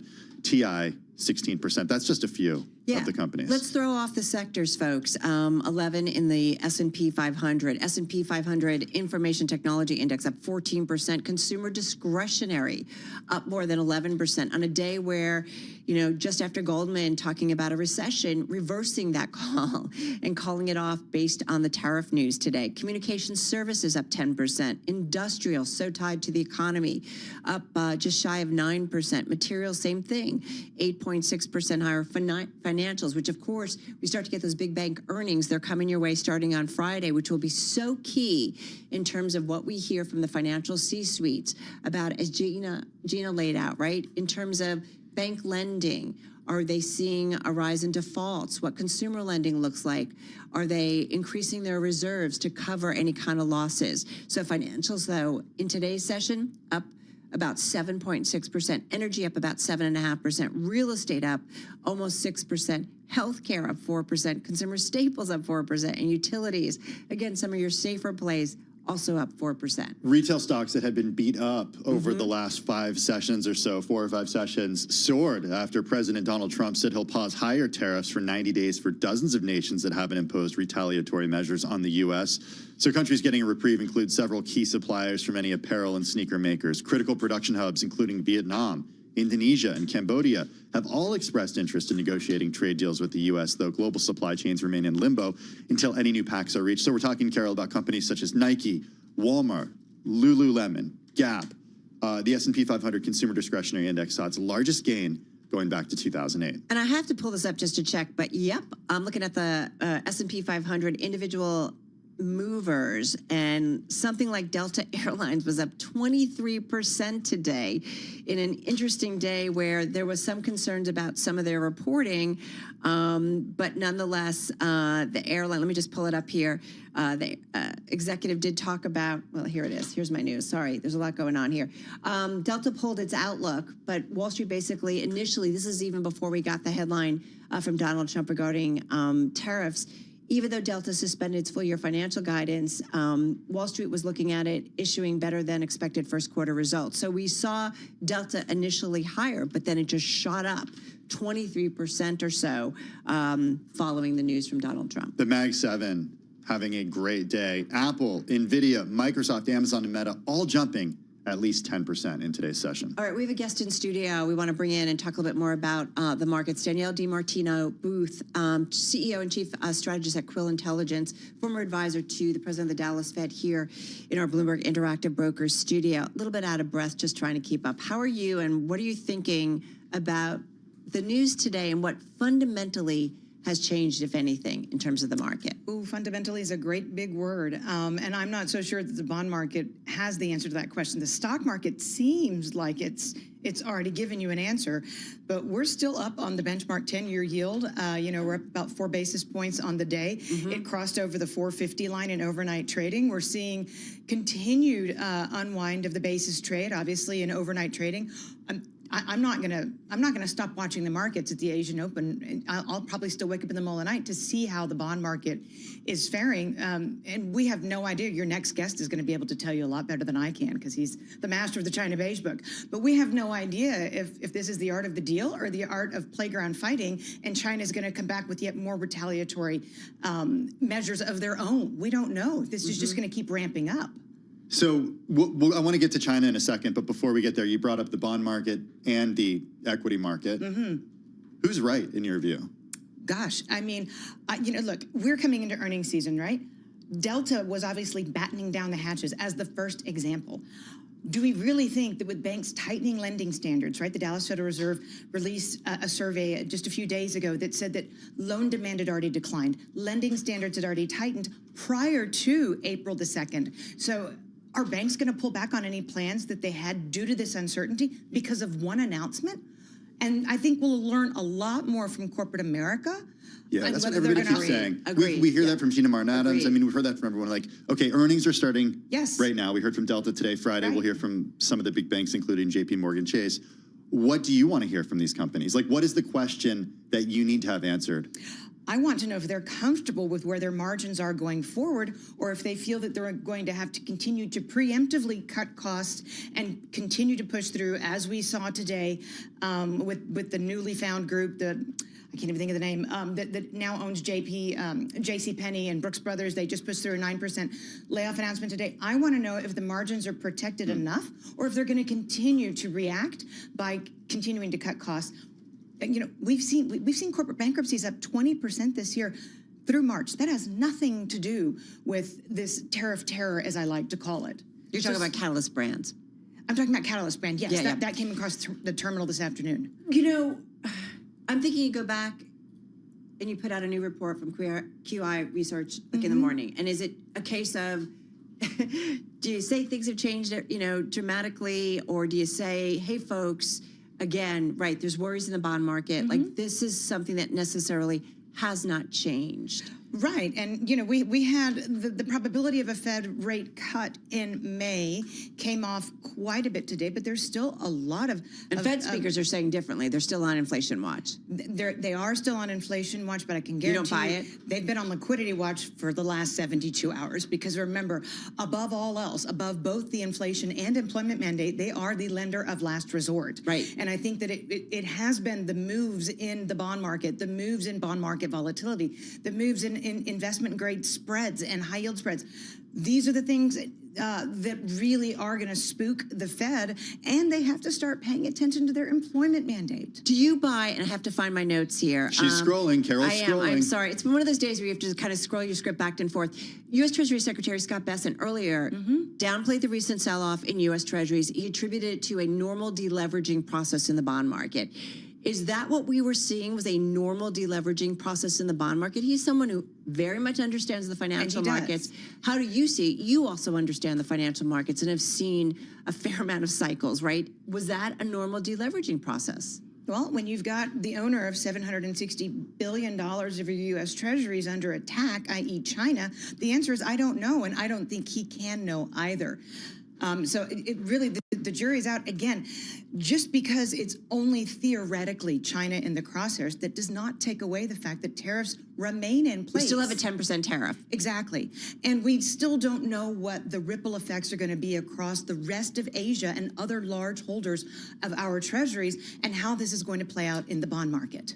You know what's terrifying is I feel like for years, we have had conversations. I've certainly had conversations with my husband, but it's like, what if all of a sudden China says, we're not going to buy your treasuries? Or what if not? Or Japan. Or Japan, right? And I'm not going to say that's exactly what's happening, but it feels like there's a lot of, but there is some of this happening, right?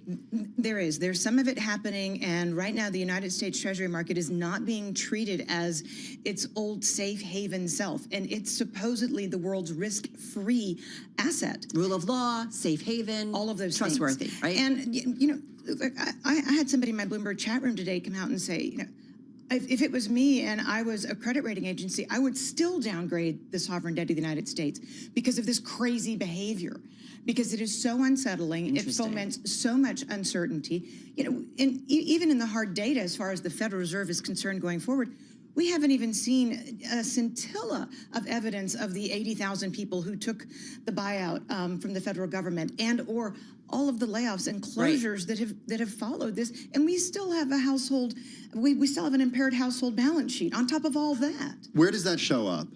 You cited data right there, but where are we going to start to see cracks form? It sounds like you're a little concerned. I'm definitely concerned. We're not only up 20% year over year with corporate bankruptcies, we're up 15% year over year with household bankruptcies. So we're starting to see that unravel as well. I don't think that earlier today, Jamie Dimon said that he expected increased defaults going forward, and magically they disappeared with the wave of one announcement. It doesn't work that way. When credit markets begin to come unglued, and we have not seen, the insurance to protect against a default in investment grade. It came down quite a bit today, but it certainly didn't rally like the stock market. So we have to be cognizant of this massive leveraging up across corporate America, across household balance sheets. The New York Fed told us 9.7 million student loan borrowers are at risk of having their FICO scores fall. There are a lot of things going on right now. Amiss, again, continued cost cutting in corporate America. I continue to go back to that because it is their obligation. It's their obligation to shareholders, or it's their obligation to their family if they run a dry cleaning company, to make sure that they shore up their margins and stay in business. Everybody's looking at their balance sheets right now. Absolutely. Right? And rightly so. Exactly. So, Danielle, do you then see that, 90-day pause, 90-day extension? As you said, there's still 10% tariffs out there. But so are we in limbo potentially for another 90 days unless something else comes up? So I think we're in relief, and then I think that relief is going to dissipate fairly quickly when we realize how much we still don't know. We don't. I mean, you still hear Treasury Secretary Bessent talking tough about Canada. We don't know what's going to happen in Mexico, but by everything we're seeing from those two countries' PMIs, they're in recession. Right. So our neighbor to the north and our neighbor to the south are both in recession. I'm from the great state of Texas. If Mexico's in recession, Texas is in recession. I guarantee you, because we're the biggest exporting state. And there's a ton of uncertainty that continues to weigh on especially the auto sector, but also lumber. We need Canada's heavy sweet crude because our refineries don't refine what we pull out of the ground. Right. So we need for that trade to continue, and we need resolution closer to home first, I would say. So if you were advising folks in the White House right now on economic policy, how would you advise them?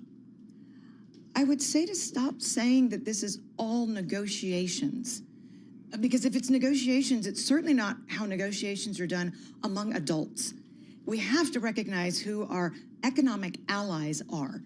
And we need to forge relationships going for, if China is the sworn enemy, so be it. But why should there necessarily need to be collateral damage in the form of the layoffs that we saw come out of Canada last week? Why? So harm thy neighbor. No, I don't think that's how it's done. I think that we need to have a little bit, I'm going to say this out loud, a little bit more Bessent and a little bit less Navarro. Is that likely? Do you think based on what we got? Oh, I do think Bessent has more of President Trump's ear.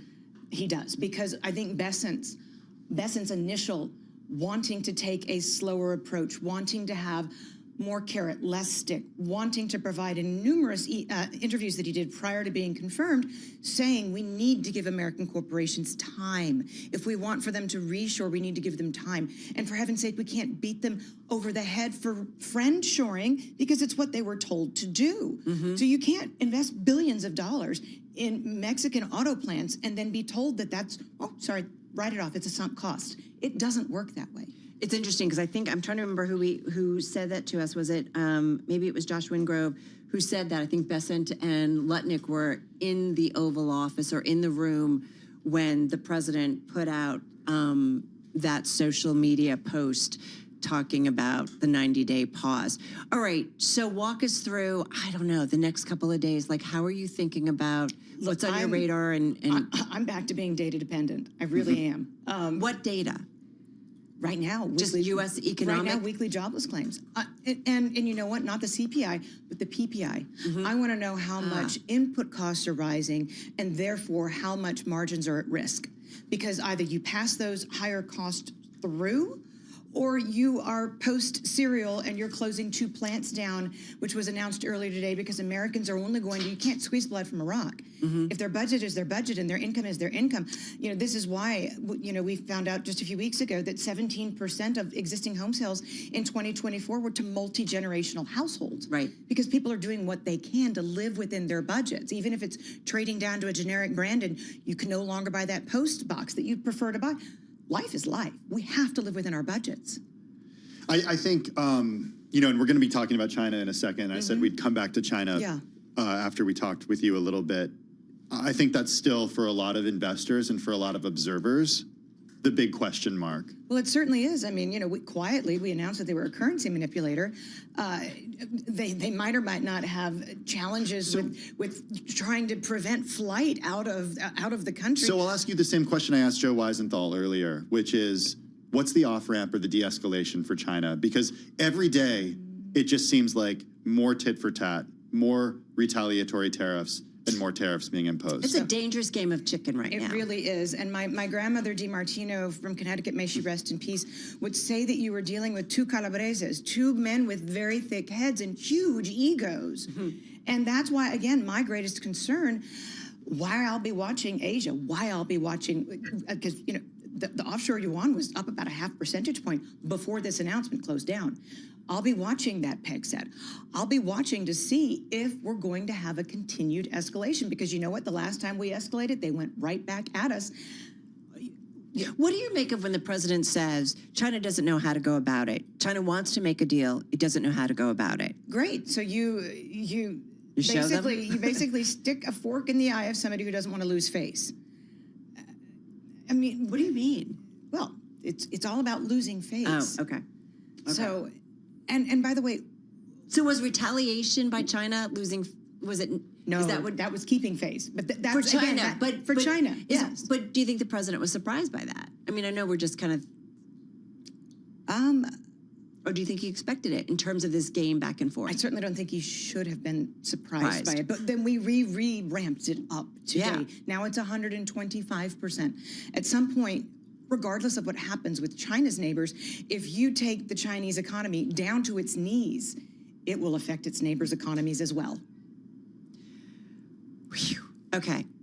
And we're going to get into the Chinese economy in just a moment. Thank you so much. Such a pleasure. Danielle DiMartino Booth, CEO and Chief Strategist of QI Research. QI Research, QI right? Research, yes. QI Research, former advisor, as we mentioned earlier, to the president of the Dallas Fed. Stuff coming fast and furious. Thank you so much, Danielle. We really appreciate it. Thank you for having me. Hey, stuff is coming fast and furious. Fortunately, we got Charlie Pellet standing by for a check of the day's trade and, of course, top business stories, everything after hours. Hey, Charlie. Well, hello there. Indeed, truly historic day for investors. Today, we got you covered on Bloomberg right through the evening. We'll find out how Asian markets react and, of course, European markets overnight. Keep it locked into Bloomberg Radio.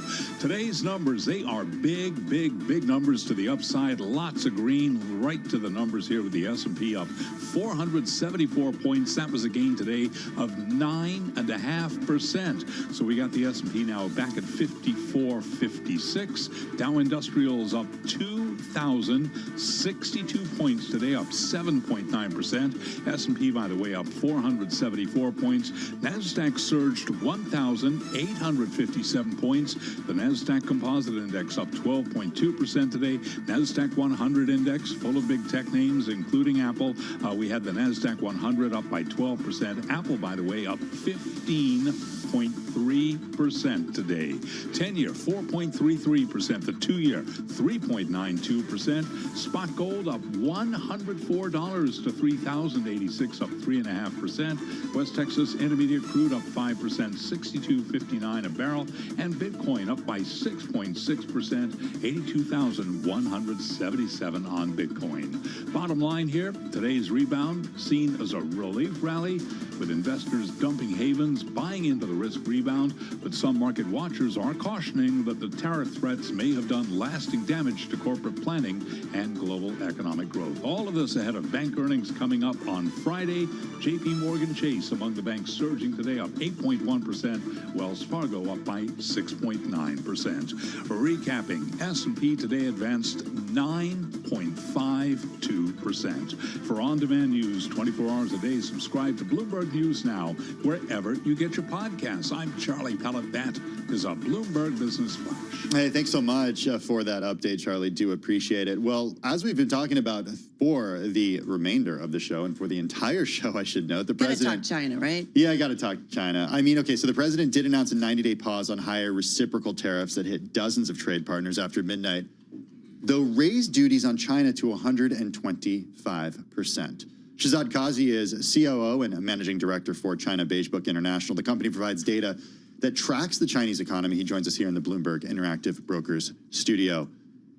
This is a very big trading partner of the United States that was not affected positively by today's announcement. Still, we saw stocks linked to China move higher. We saw Apple move higher today. How does the fight between the U.S. and China end? Yeah, that's a big question. I don't think it does. This is a new era for sure. I don't think there's a very high chance of there being what I call a deal for the ages of centuries between these two, where they decide they're going to make structural changes to their economy and they're going to, get rid of, market barriers for American companies, et cetera, start buying a lot of commodities. Perhaps they'll buy a lot of commodities. Perhaps they'll buy a lot of advanced chips if you sell it to them. But that big deal concept, it doesn't happen. Instead, maybe what you get are a series of mini deals between the two countries, and then you're still on a course where these are two hostile powers. Decoupling, is it happening? Decoupling is absolutely happening. It's happening in complicated ways. Obviously, one thing is you see, bilateral trade, for example, between the two, on paper looks like it has come down a bit, but you have the problem of transshipment, which is essentially China has completely rerouted its trade with the U.S. through Southeast Asian countries, which, by the way, means that you could go from the 100 and whatever percent to, 1,000 and some percent, and it may not make a difference because at this point you're relying on transshipment to get the goods to the U.S. anyway, so that number at some point is less impactful. How vulnerable is the Chinese economy right now in this, what right now is a trade war between the United States and China? Big picture, the economy is obviously slowing down. They did have a very hot March. That said, 1 month of weak data, it may bother markets. It does not bother the Communist Party or Xi. I think they have the capacity to weather the storm for now. Let's keep in mind that counter to what we were hearing all of last fall, there was no big bang stimulus, bazooka, this and that. People like to throw that term around. It didn't happen.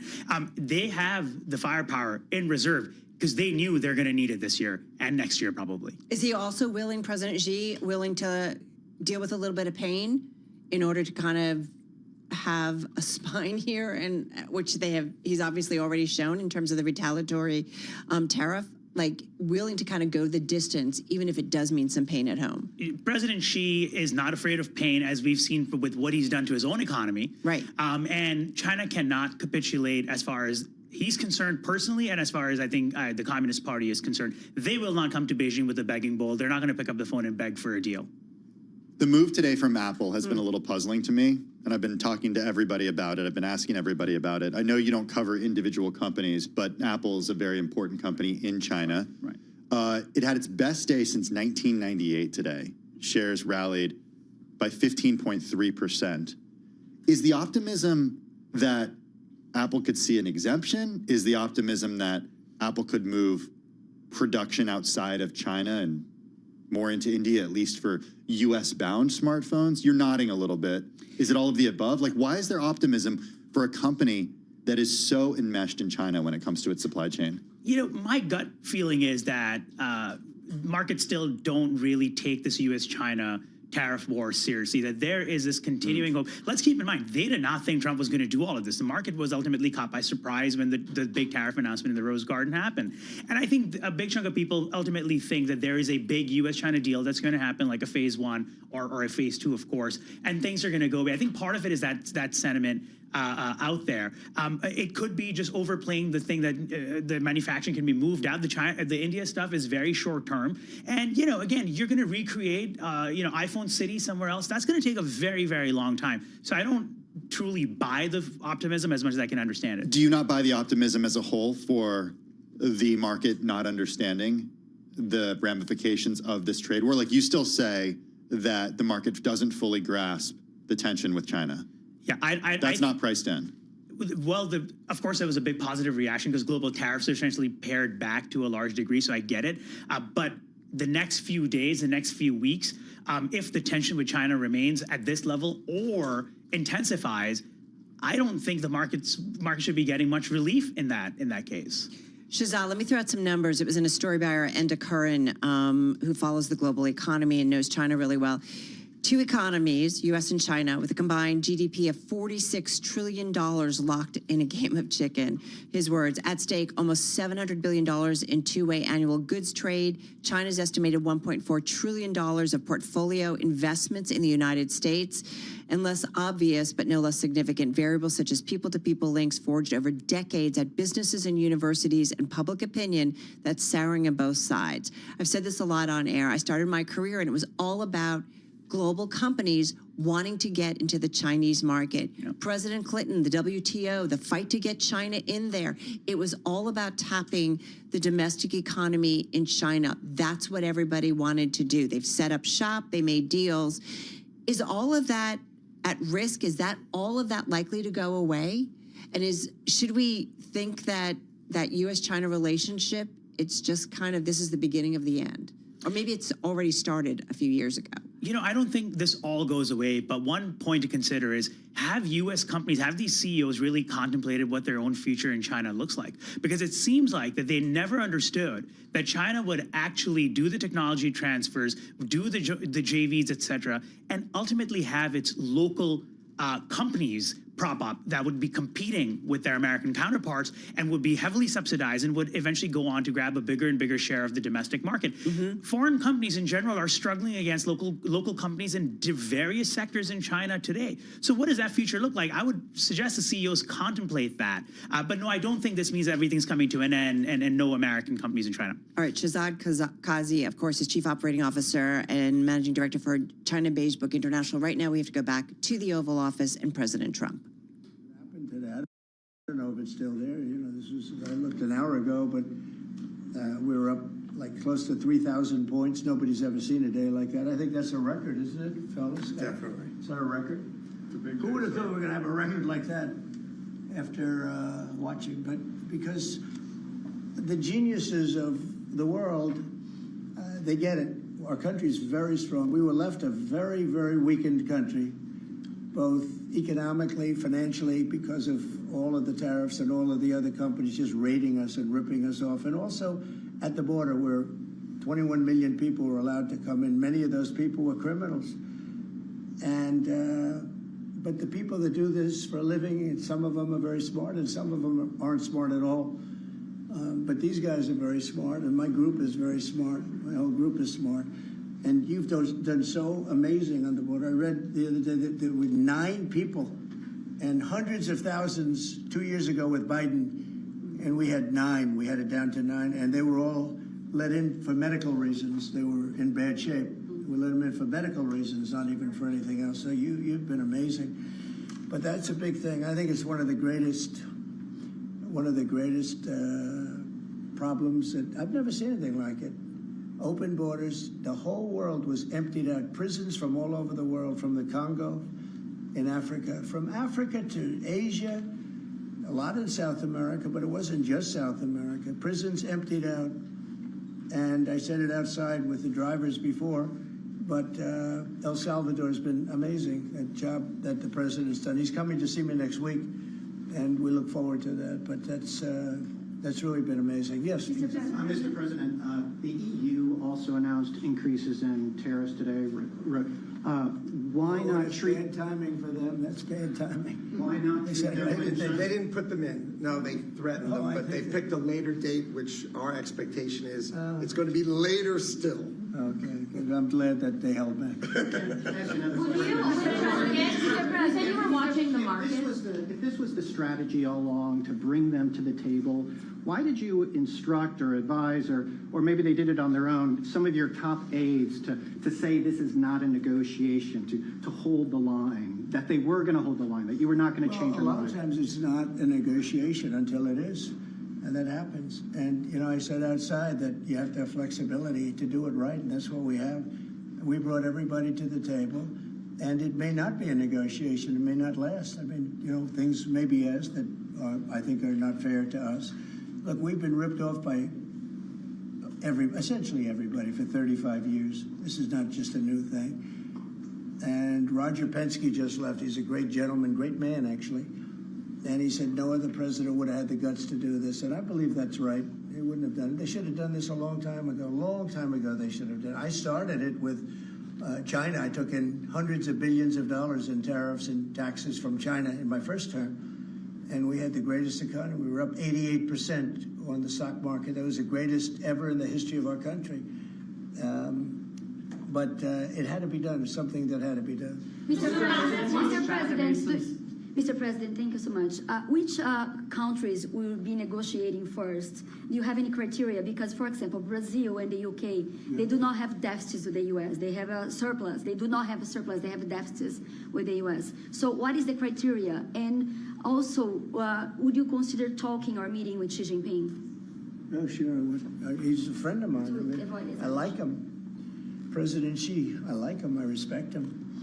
But they haven't treated our country right. Sure, I'd meet with him. On the other countries, we have Japan is here, and South Korea is here, and others are here, and we're trying to see them. It's from what I hear, it's much more than 75. I said 75 plus. So many. It's everybody wants to make a deal, actually, and you know we want to do what's right for our country. We also want to do what's right for the world.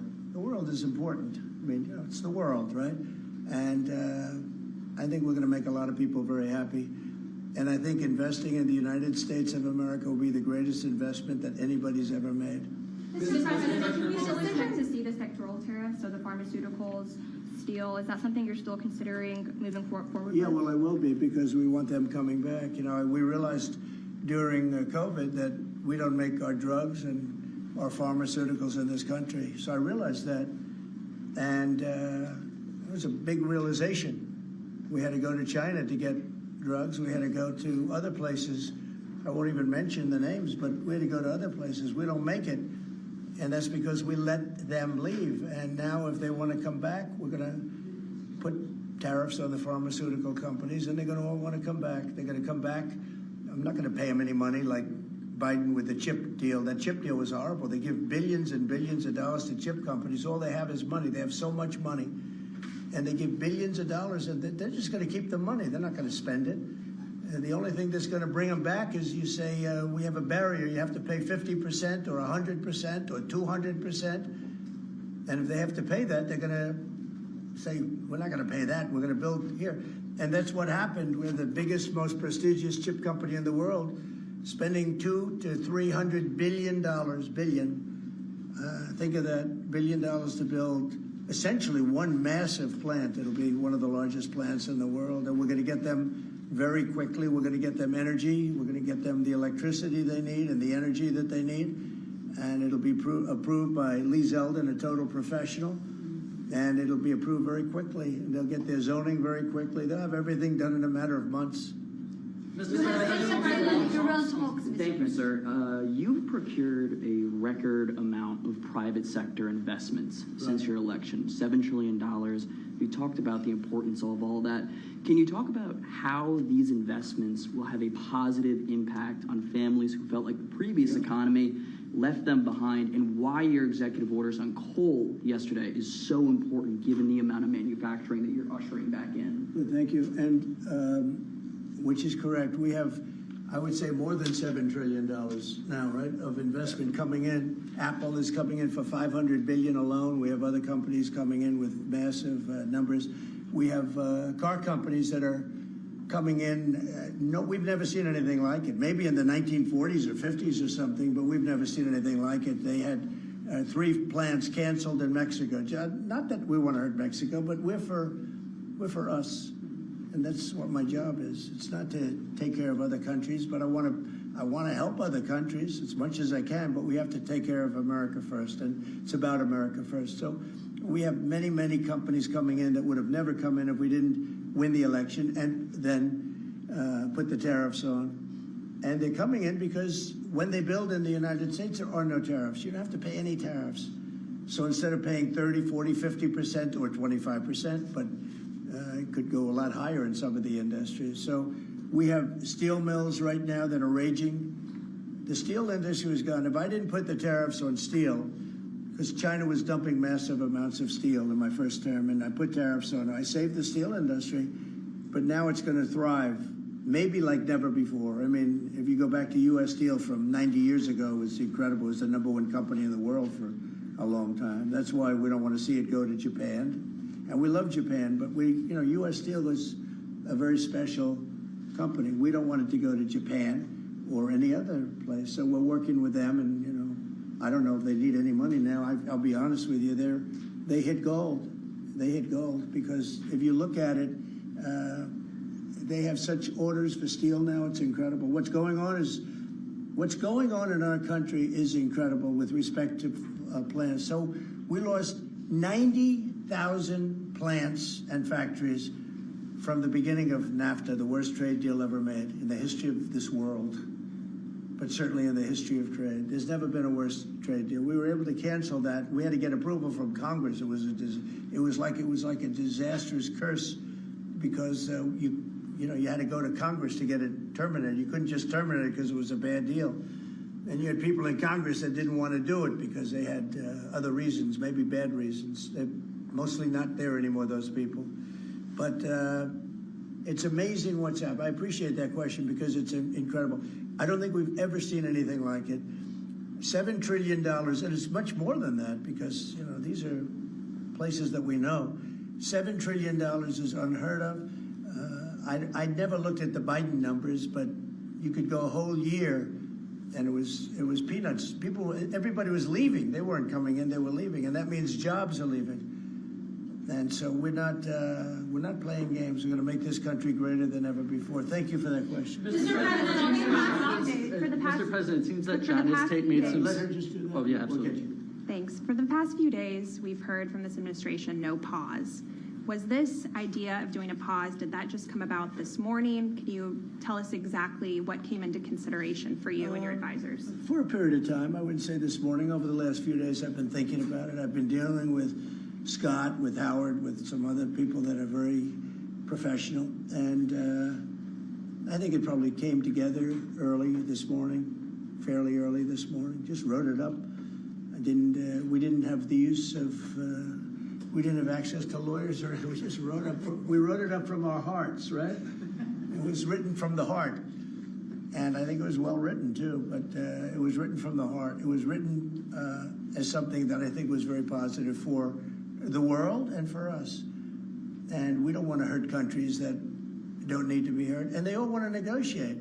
The only problem is, you can only do so many at one time. It's like, we want to do it right. We want to get it right.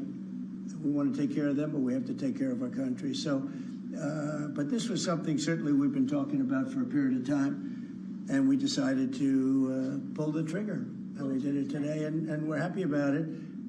I didn't know it would have that kind of an impact, but it's, I think they have the biggest increase in the history of the stock market. That's pretty good. That's pretty, you're almost, if you keep going, you're going to be back to where it was 4 weeks ago. But it was a sick market 4 weeks ago, because this trade was sick. It was only a question of time. I don't blame the tariffs. I think the tariffs just sort of magnified what was happening. It was sick. Biden allowed these people to get away with murder. Biden allowed China to just take advantage of us. We had like $1 trillion deficit with China, $1 trillion deficit. So that was going to only be a matter of time. I think the tariffs brought it out faster and they magnified the problem. But I think this was a problem that existed far beyond tariffs. This was a systemic problem, and we're going to cure that problem. And maybe to a large extent we have, because we've revealed it, and we've revealed it very strongly. Yes, sir, please. Thank you, Mr. President. So it seems China's made some serious missteps here in these negotiations, and Secretary Bessent said earlier you may have goaded them into a tough position here. I'm wondering, are you in a way putting together a coalition against China in terms of trade here? No. Well, China, look, they're very capable, and I don't blame China for what happened. I blame the people sitting right at this desk, right behind this desk, or another desk. You get your choice of 7. I happen to pick the Resolute. But I blame the people sitting behind in this chair, behind this desk, for being stupid, incompetent, or not having courage. This should have been done years ago. This should have been done before Obama, in all fairness. Not only Biden, Obama. This should have been done many years ago. This started with the World Trade Organization, which was owned by China. It was owned and paid for by China. They didn't even have to do things. They considered them a nation that was undeveloped. They said they were a developing nation. Well, we're a developing nation too, if you think about it. Look at our inner cities. Look at what's happened. I think we're starting from ground zero there, right? So we're a developing nation too. No, I know it's a lot of people take heat for saying it, but I blame the people sitting at this desk more than I blame China. If China can get away with what they got away with taking hundreds of billions and trillions of dollars right out of our pocket because our people here were stupid, they were stupid people. Maybe corrupt, I don't know. I don't know how you can be that stupid. How do you get to be president and you're stupid? But they certainly weren't courageous, and they allowed this to happen. And with Japan and with many other countries that took advantage of us. I mean, we had deficits with almost every country. I used to read these things. First term, I'd read them. I'd actually read the agreements. I'd say, how could anybody agree to this stuff? So certainly they were rough, and they were tough, and they were smart. And you can blame them, but I really blame the people that allowed them to do it, because you know, if you could read first grade and you could read these agreements, you'd say, these are terrible deals. I actually used to say, who would allow deals like this to be made for our country? And maybe it's people that didn't care. Maybe it's people that weren't courageous. Maybe it's people that were corrupt. I don't know.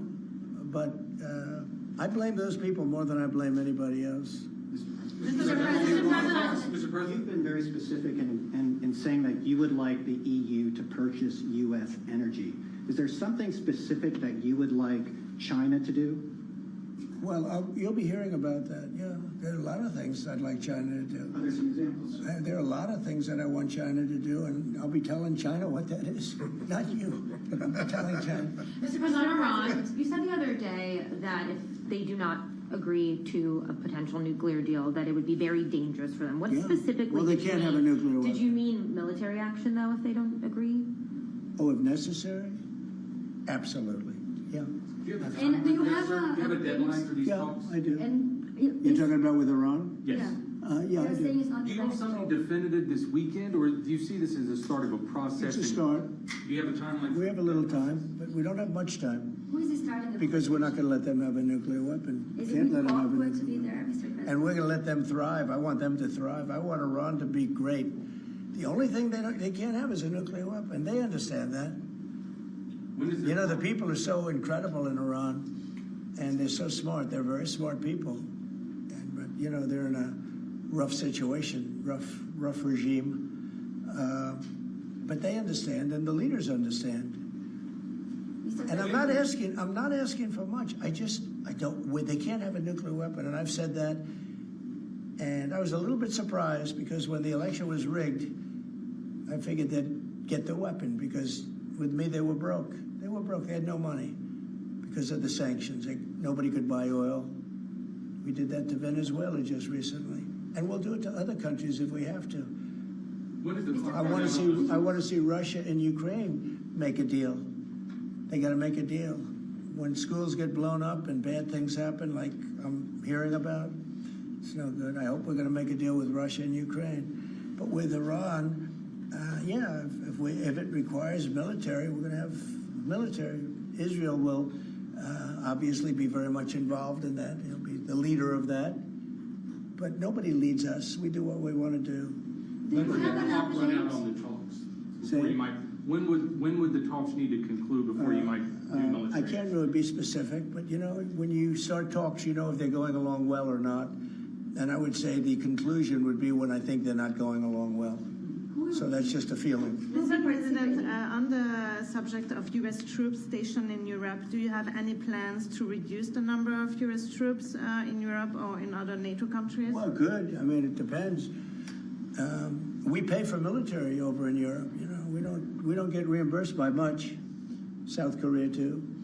So it'll be one of the things we discuss. That's unrelated to trade, but I think we'll make it part of it because it makes sense. Be nice to wrap it all up in one package for each country. You know, it's nice and clean, and we have plenty of law firms. These are great law firms that we signed with, the best.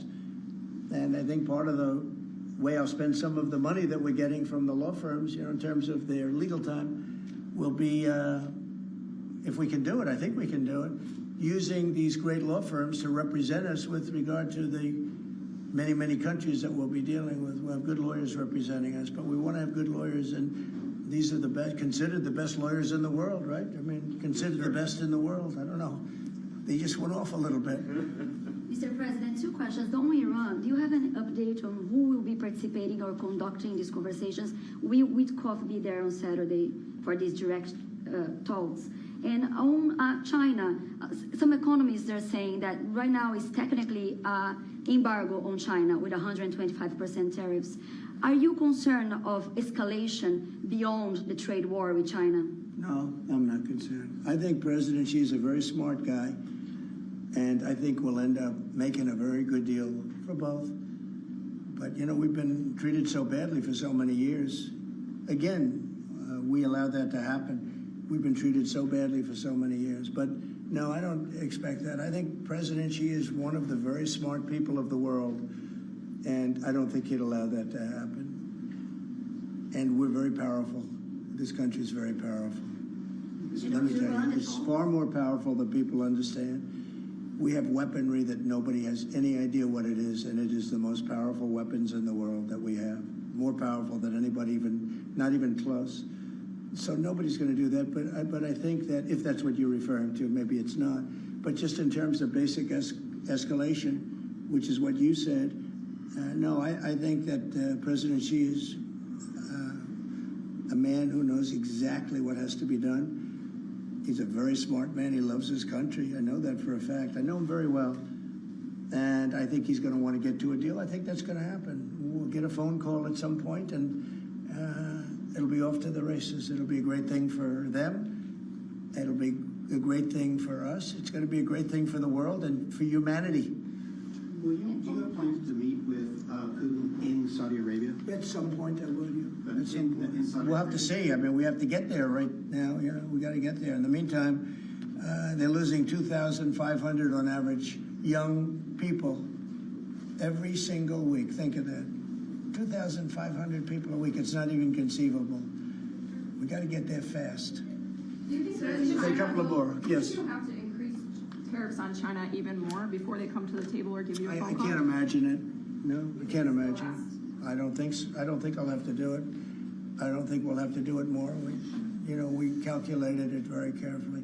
By the way, when you hear 100, a lot of people charge much more than that. Canada charges much more than that to our farmers, our dairy farmers.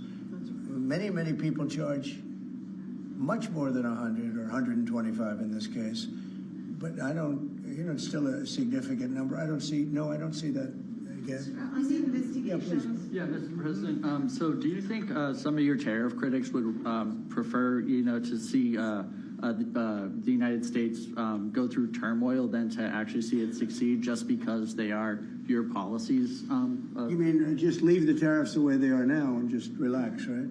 Some people have said that. Look, again, we're making, it'll be soon, much more than $2 billion a day. That's not the worst thing that I've ever heard. So, yeah, some people say that.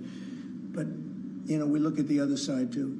I think as the United States, we have an obligation to look also at the other side. We want what's good for everyone. I mean, it's America first, but we also want to make sure there's a world that can live happily and all of that. And so, this is the way I look. No, but there are people that say, look, where we are now, I've been in worse positions in my life than making $2 billion a day plus, right? It's really plus. Thank you very much, everybody. Thank you, Press. Thank you, Press. Headed out. All right, everybody. President Trump finishing up there in the Oval Office. It's been a busy day for the president making comments, but I think what's really key, Carol Massar, Tim Stanovic still here on Bloomberg Business Week, addressing China in particular. And he talked about not being concerned of an escalation with China. He says, I think President Xi is one of the smart people of the world, and he can't imagine further increases of tariffs on China. Yeah, that last thing you said, Carol, is a redhead. The Bloomberg terminal sending that one out. Trump says he can't imagine further increasing China tariffs. Shahzad Qazi has been patiently listening and staying with us. He's COO and Managing Director for China Beige Book International. I want to focus specifically on that. The president says he can't imagine further increasing China tariffs. What's the signal to you there? Well, I think the signal is that he's looking for an off-ramp himself. He couldn't have been any more complimentary to President Xi than the comments that he just uttered. So does he find one? Is it real? Is it imaginary? In the coming days, I would not count that out. I feel like we're trying to read the tea leaves and understand how the president is thinking, but it does feel like some managing of the situation. I mean, do you feel like that there was a message to President Xi? You understand China, you understand the Chinese economy, you have an understanding of how President Xi is, and you said earlier, he's tough. Like, he's not going to give in easily here, or not going to give in easily, give in at all. So do you feel like the president was offering kind of an open there for President Xi? No question about it. I think President Trump has repeatedly said he wants to meet with President Xi. He wants to have a deal. He wants to have negotiations. President Xi, of course, has not said that even once. And China is not going to start this whole process off with the Trump-Xi summit. That's the prize at the end of a deal. How do you reach a deal with a country where the trade balance is so drastically different? You don't do it by trying to come down on the trade deficit that we have. I mean, that is not going to solve the problem. We need to focus on critical supply chains, moving those out. We need to focus on things like transshipment and so on and so forth. And eventually, that may yield to better trade numbers that the president or people of that mindset like. When everything is said and done, would you anticipate that the tariffs from China on the U.S. come down a lot? Do you assume that there will still be a tariff that the U.S. imposes on China? Like, how do you see it ending up here? We're not going back to the tariff picture, I think, as it existed on Feb 1 or whatever it was. There is going to be a new tariff. The baselines are going to be higher than what they used to be and lower than where they are today. All right, we got to leave it there. You are our gem for sitting around, listening with us. It's been a long day, a busy day. Shahzad Qazi, Chief Operating Officer and Managing Director for China Beige Book International, which is the company that provides data for that really tracks the Chinese economy. So really an inside voice when it comes to what's going on in China. Shahzad, thank you so much. Appreciate it. Well, let's take a look at some stocks on the move today. Emily Grafeo is a Bloomberg News cross-asset reporter. She joins us here in the Bloomberg Interactive Brokers studio. Emily, no shortage of stocks on the move today, though. I'm guessing everything you're going to tell us about. No, actually, I was going to say everything's going to be in the green. Like, how did you pick today? Okay, well, I'm going to start with an ETF, which isn't. It actually is basically a stock. It trades they trade like a stocks. stock. That's what we're told about ETFs. Because this is just an incredible move. TQQQ is an ETF that goes 3 times the NASDAQ 100. So today it had its best rally ever. It was up 35%. The reason why I'm flagging this, because obviously a lot of stuff was up. So why am I specifically calling this fund out?